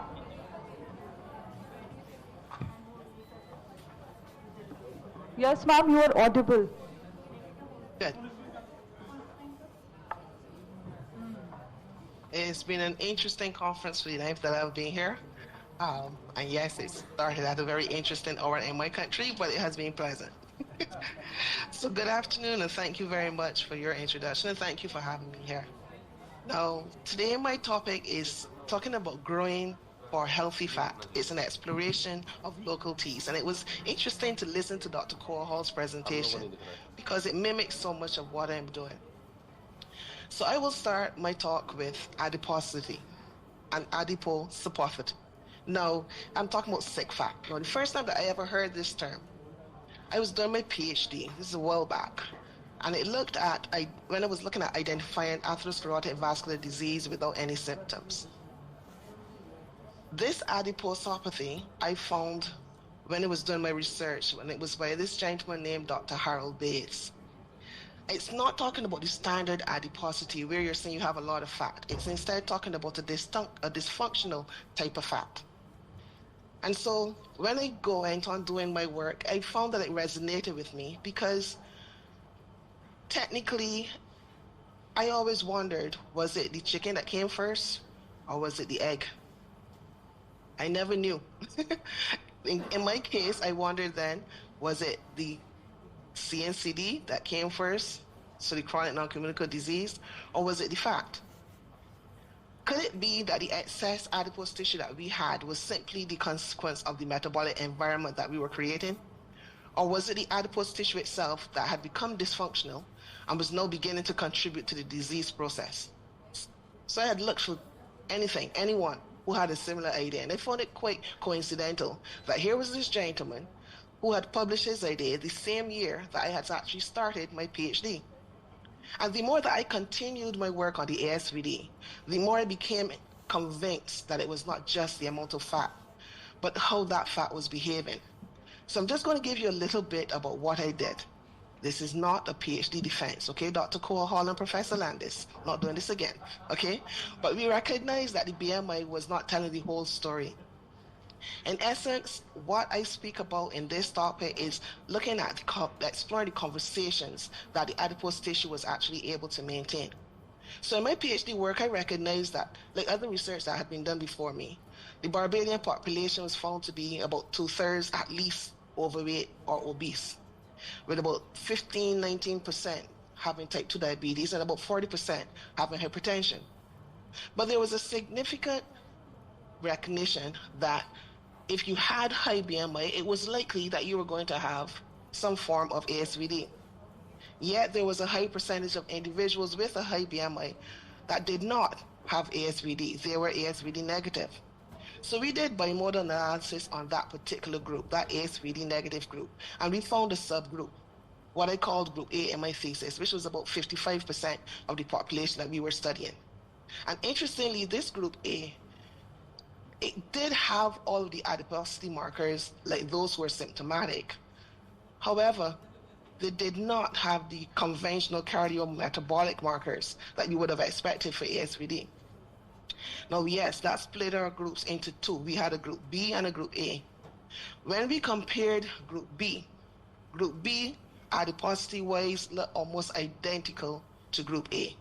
They even had the same level of visceral adiposity, but the cardiometabolic phenotype was totally different.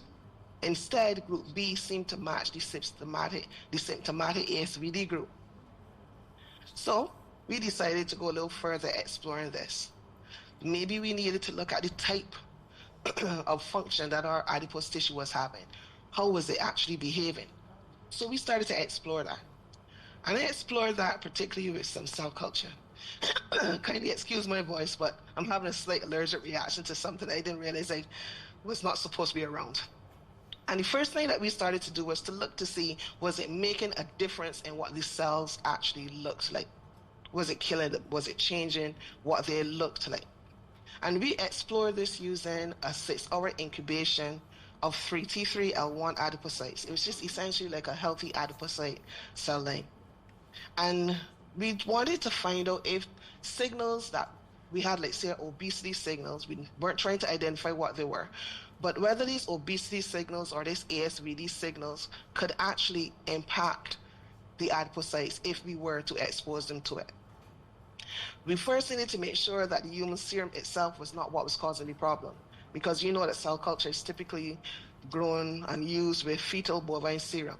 So we first compared serum from lean, metabolically healthy persons to what would have been standard cell culture techniques.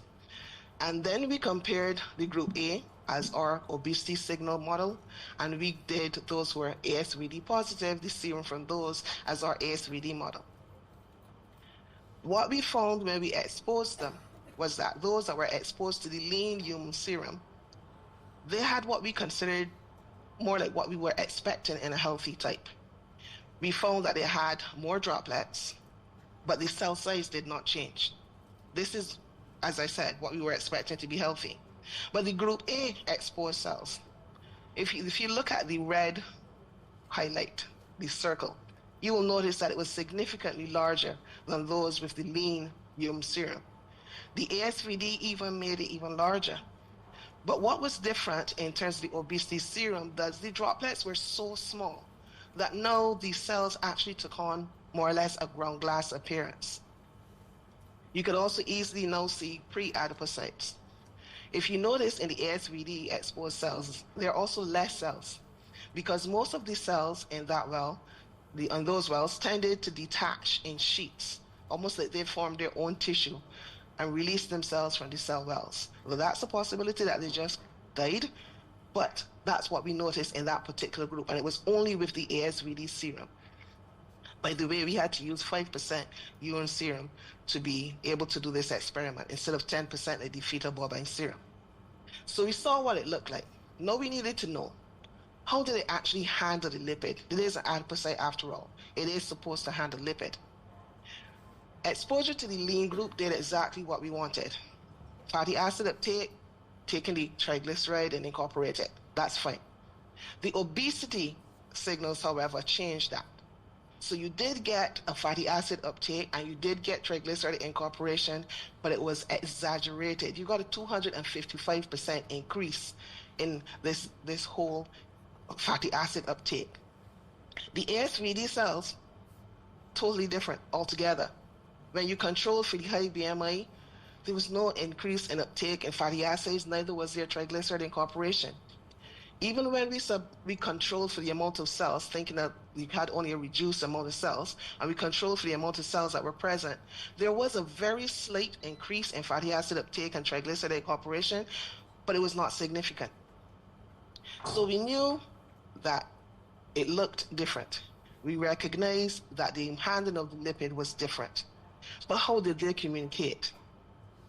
So the answer to that question in terms of was it the same or different was that it was definitely different. When we looked at the adiponectin secretion, that's what we use as our primary marker of communication. We used it because it's generally associated with insulin sensitivity, fatty acid oxidation, and indeed favorable metabolic or vascular responses. So we exposed them to the same serum and we checked the adiponectin levels. The lean did exactly what we wanted, full growth. You had the incorporation after you had the fatty acid uptake and the adiponectin increase. Obesity signals, totally different.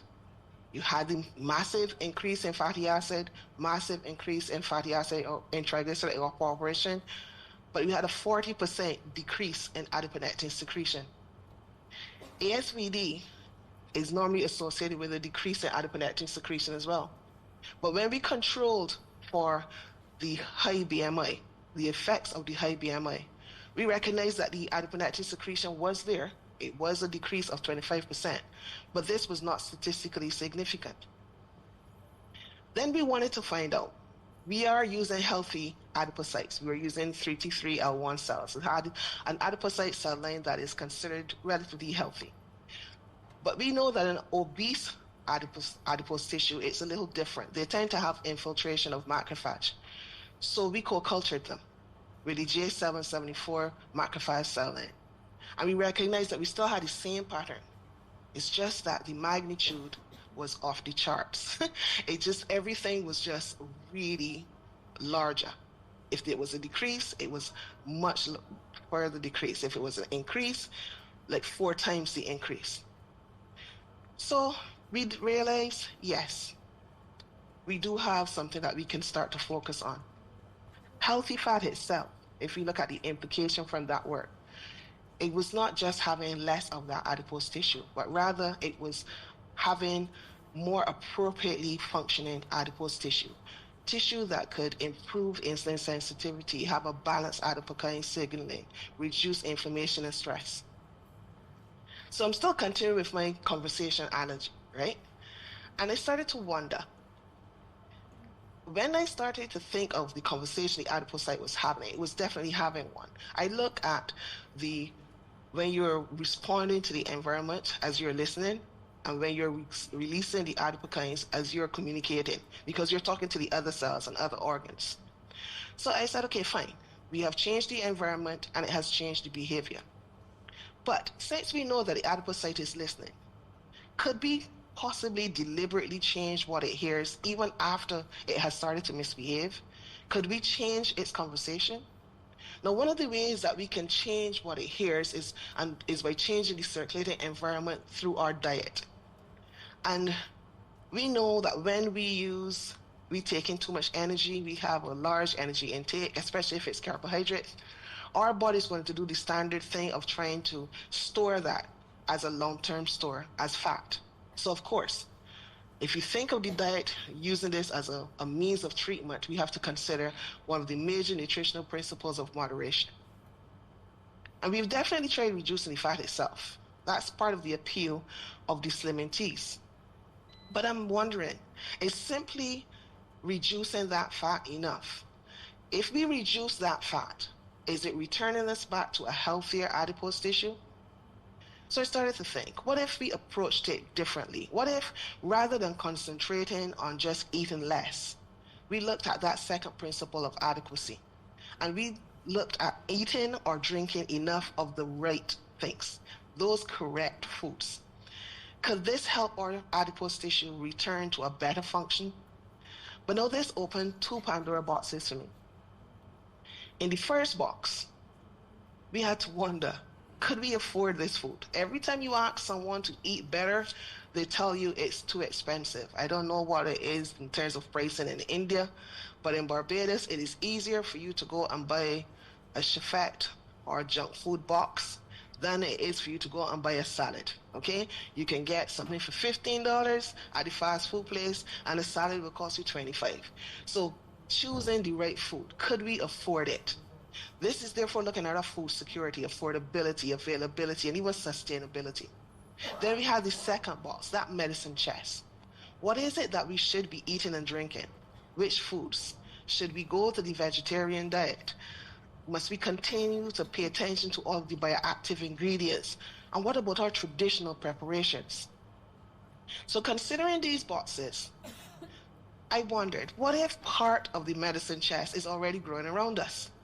Now below are some of the the plants that we're actually working with. And you'll notice we're looking at them particularly as teas. Not only, but particularly as teas. So let's go back to box one. Okay? So if you think of box one, we're thinking about food security. Or as we normally tend to look at things more in the negative side of life, we tend to think of food insecurity. Now, food insecurity is not simply not having enough food. Food insecurity also speaks about having inadequate access to the correct food or to the nutritious food. And so it speaks to both ends of the spectrum, both undernutrition and obesity. And this is particularly relevant to us in Barbados and in the Eastern Caribbean on a whole, because according to a 2025 study, about 28% of our population in the region is facing food insecurity, and 21% of Barbadians are facing food insecurity.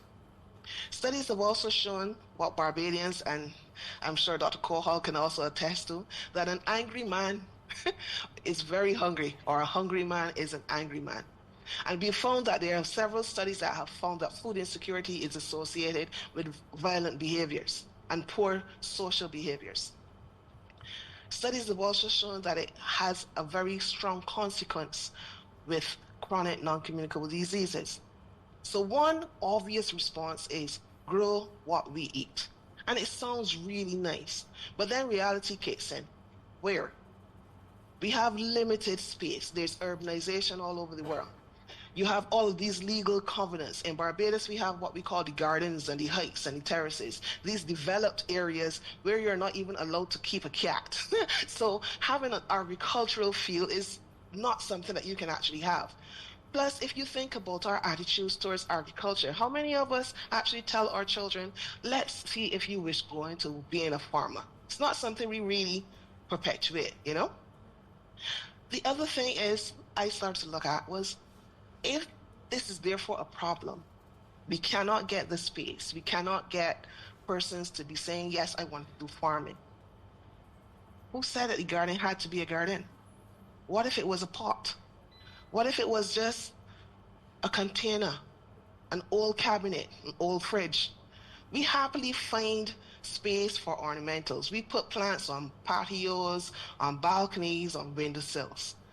So now we decided to investigate this, and this has gone from just the idea. This is now a major part of research that's being conducted at AUB.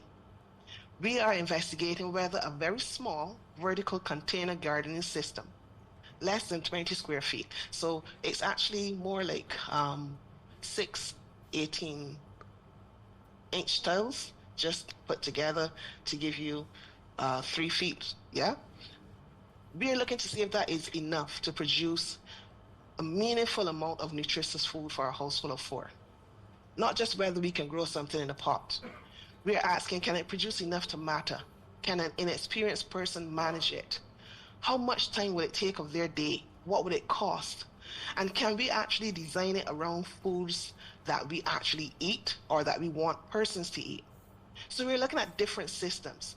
We're looking at different crops, even different protein sources. So we're using legumes, you're using eggs, you're using fish. And we're asking whether a small footprint can make enough food to reduce food insecurity, especially in those of the lower socioeconomic group.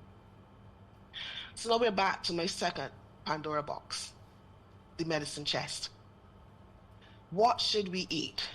And more specifically, what should we drink? Now, I truly believe the statement that says, the leaves of the tree is for the healing of the nation.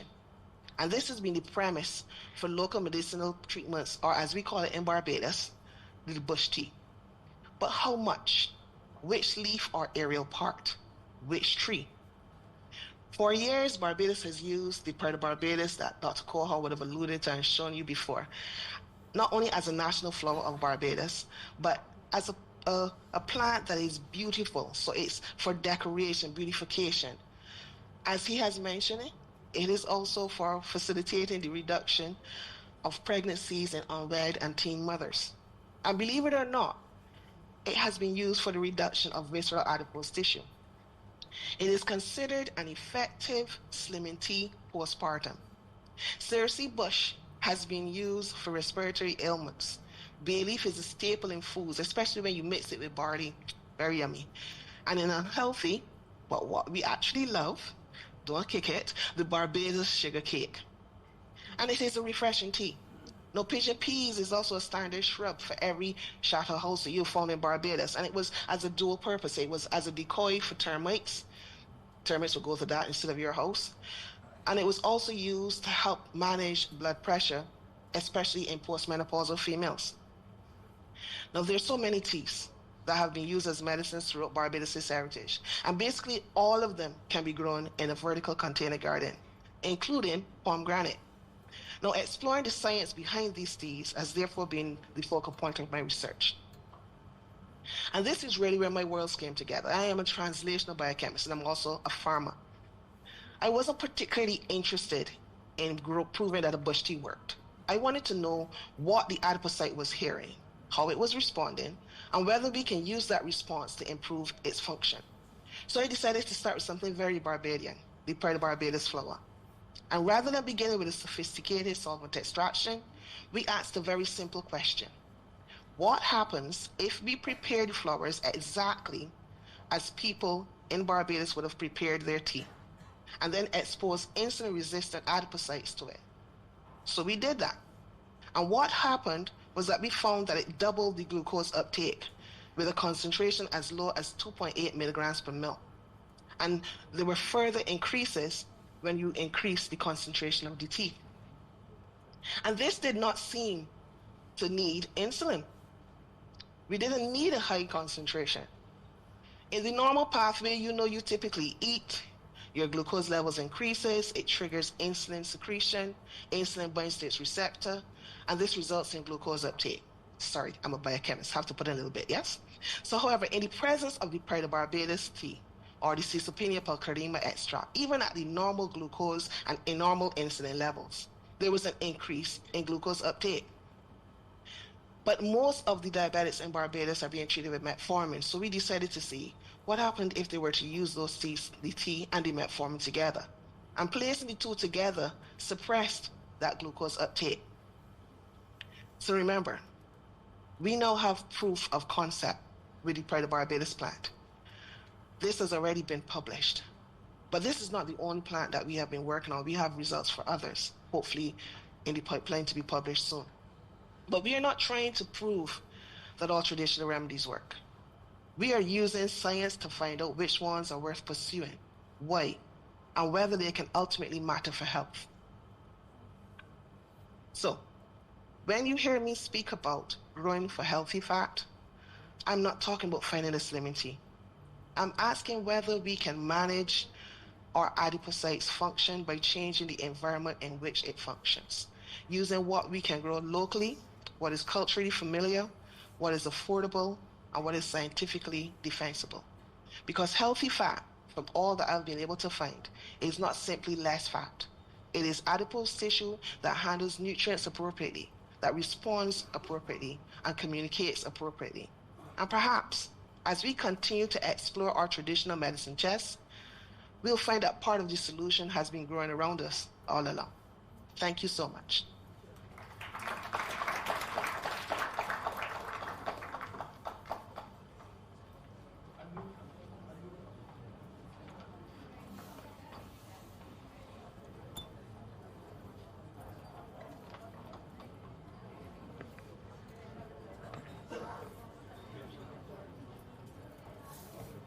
Thank you, ma'am, Dr. Angela Carrington, for that enlightening presentation. May I now request the Additional Director, R&D, Mr. Zoli Khan, for the felicitation of Dr. Angela Carrington Dial. I now call Ms. Anita to receive her memento and take to Barbados. Okay. Okay.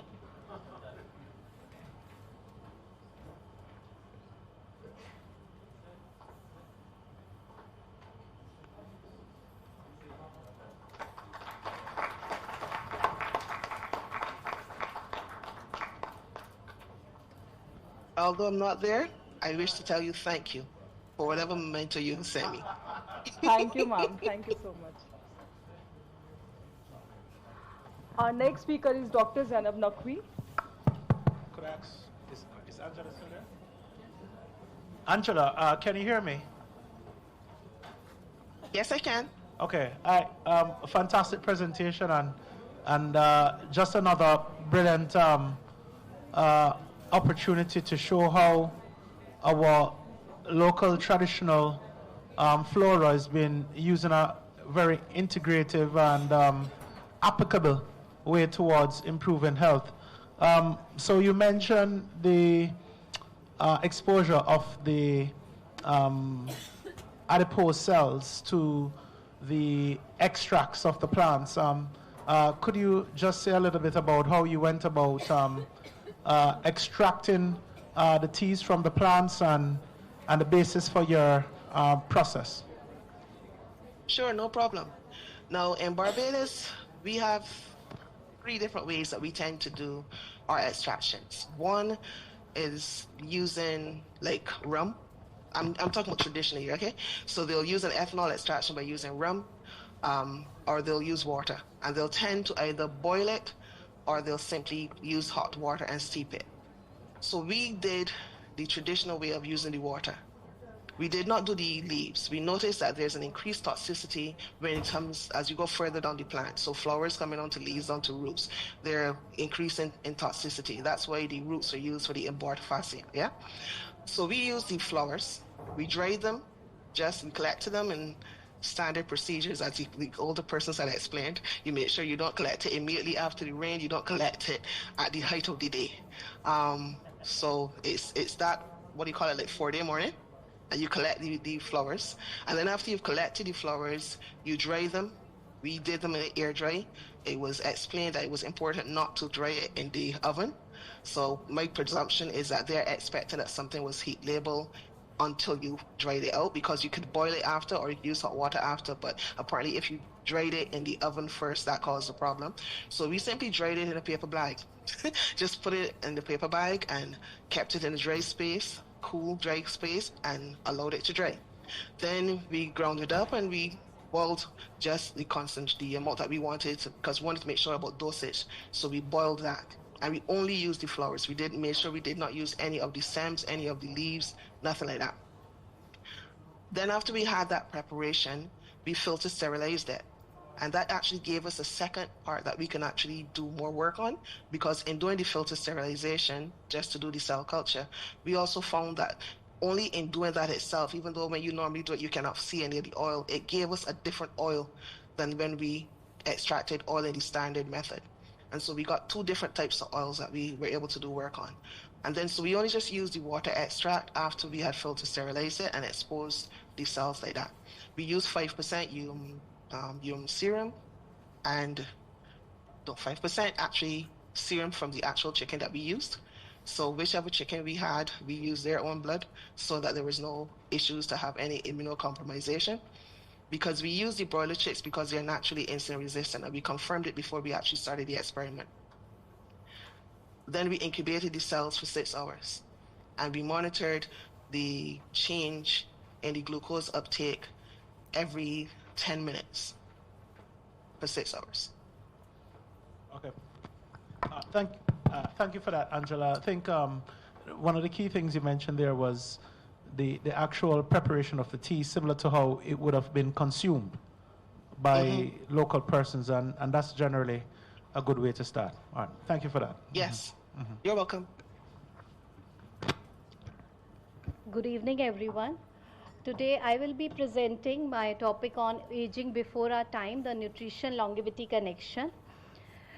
So this is a computational study which tracks down the journey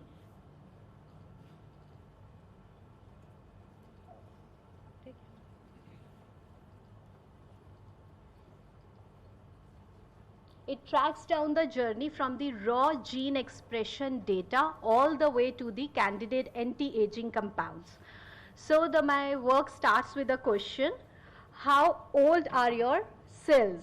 Not what is your biological age. So it's not playing. I think there's something wrong. Oh, it's working now. So now the answers lies between the cellular senescence. So these senescent cells are known as the zombie cells. What they do is that they harm the nearby healthy cells by secreting a inflammatory cocktail of cytokines. I think it's not playing. There's something wrong. Pardon. Okay. Yes. So what we did was that we included 4 data sets in our study, downloaded from the NCBI data sets. It's publicly available. Then we just wait for a few minutes.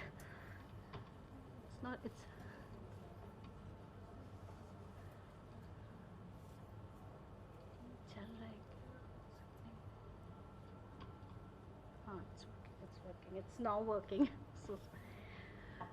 So what we did, we divided our study into 3 parts. First, we looked into which genes are important. Then next, what is happening around them. And third one was the therapeutic angle. So starting with which genes were involved, so we included 4 data sets from the publicly online available databases. And in these, we looked into the differentially expressed genes which are being upregulated and downregulated. So this volcano plot, it doesn't show the result, but it leads to the calculation of the log fold chain of each and every gene, which we tabulated into a composite ranking scoring system. Then when we get to know about these genes, then we looked into which biological, cellular and molecular functions they were carrying out. So the majority of the genes were enriched in cellular response to stress and oxidative stress, followed by inflammatory response. And the major cellular component that was found to be involved was focal adhesion, cell substrate junction, and secretory granule lumen. The molecular function that were dominant were protein binding and ATP and enzyme binding. Then we looked into the significant pathways that they were involved in, which were found to be NF-kappa B and P53 signaling. Then this all led to the calculation of the composite rank system. This lead to the identification of the top genes. So I shortlisted top 3 genes to target them for candidate anti-aging compounds. So these were SOX1, CCR7 and PTPRC. Then we zoomed out this data into the network level to see with which other proteins they were interacting. So we constructed a PPI network of these DEGs. Then what we did was we organized these 4 data sets into communities to see which genes were falling into which community and they were behaving or having similar functions. So we shortlisted 9 communities based on their functions. When we got to know about these communities, we further dwelled into which transcription factor is regulating which community and which transcription factor is commonly found in majority of the community. So it was found to be ZNF597. So we had an effector gene level regulation, then the transcription factor level regulation. Next we went to the therapeutic angle of the study, but before moving on to it, we had a question in mind that can we slow premature aging by rewiring the epigenetic program of these senescent cells? So the answer was yes. So we looked at the 3 layers. First one is the effector, second the transcriptional, and third one is the epigenetic. For the epigenetic layer, we studied these 4 histone modifying enzymes. But there came a problem to this because once we were finding or targeting them with the anti-aging compounds, the 3D structures were not completely available. They were partially available. So next we modeled these structures through 3D modeling softwares. We used 3 different softwares like Swiss model, iTesser and Fire2. Then we plotted a Ramachandran plot and got to know which model was letting us to find the best protein 3D structures. Once we were with these structures, then we prepared a 27 ligand library which includes compounds from neem, ashwagandha, green tea, curcumin, astaxanthins, and we also used a reference compound of cellular senescence, that is dasatinib, so as to know that how are compounds better from the available cellular senescent target marker. So the layer 1 effector targets, which were the 3 genes, we targeted them and found that nimbulin A to be more stronger binder, having low binding energies upon docking. Then in layer 2 transcription factor for ZNF597 also we got to know about nimbulin A. Then next we docked these 4 histone modifying proteins. In this also we got top candidate anti-aging, nimbulin A and xanthoangelol. So coming down, narrowing down my study, what we got to know, a consensuous lead compound, that is nimbulin A, it proved to be through a very strongest binder across the 8 targets, are 3 genes, 1 transcription factor and the 4 histone modifying enzymes, and it regulated the 3 layers and it beats the reference compound dasatinib. So that was my study. I wrapped it up quickly because we were short of time and I know the audience were also restless. So thank you for it. I'm not summarizing it. Thank you. Any questions? Wonderful. I think this is the only presentation which all of us want to hear. Oh, thank you so much, sir. Even if we are not in the profession. Oh, thank you so much. Thank you, Dr. Janab. We now reach the concluding segment of our academic sessions. To present the summary and vote of thanks, I am pleased to invite Dr. Nirmala Rege, Professor, Head Department of Pharmacology and Medical Educator at ERA's Lucknow Medical College, ERA University, Lucknow.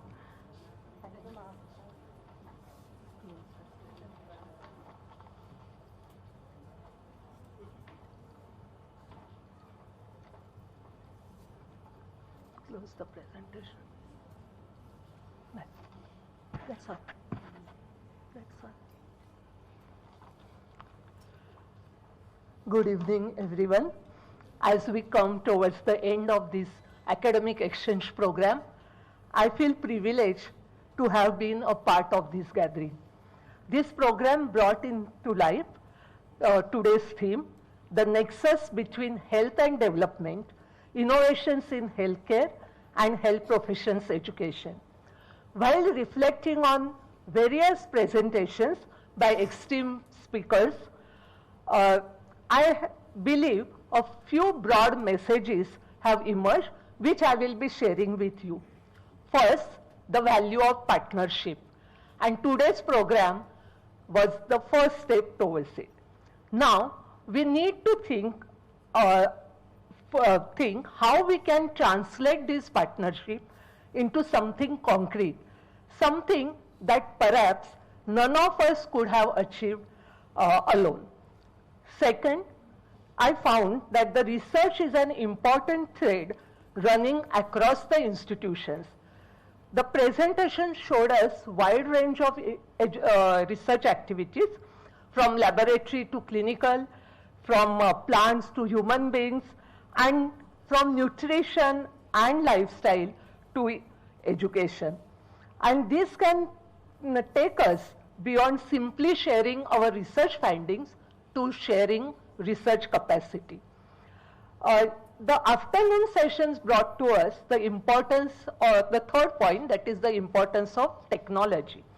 And this presentation, they provide insights into how we can use the technology meaningfully to improve learning, strengthen healthcare delivery, enhance patient safety, and ultimately contribute to better health outcomes. Fourth, the health professions education offers an immediate opportunity for collaboration. There appears to be expertise for health professions education to explore innovations in faculty development, curriculum reforms, assessment, simulation, and interprofessional education.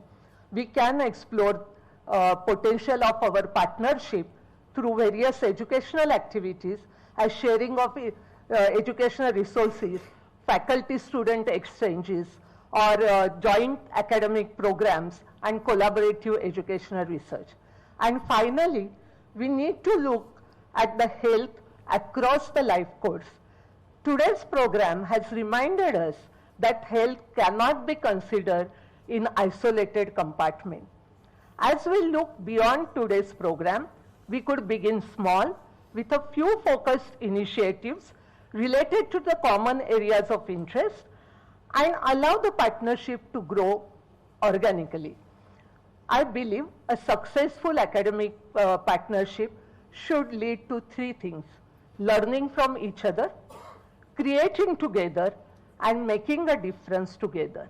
And before I conclude, I would like to place on record sincere appreciation to those who have made this academic exchange possible.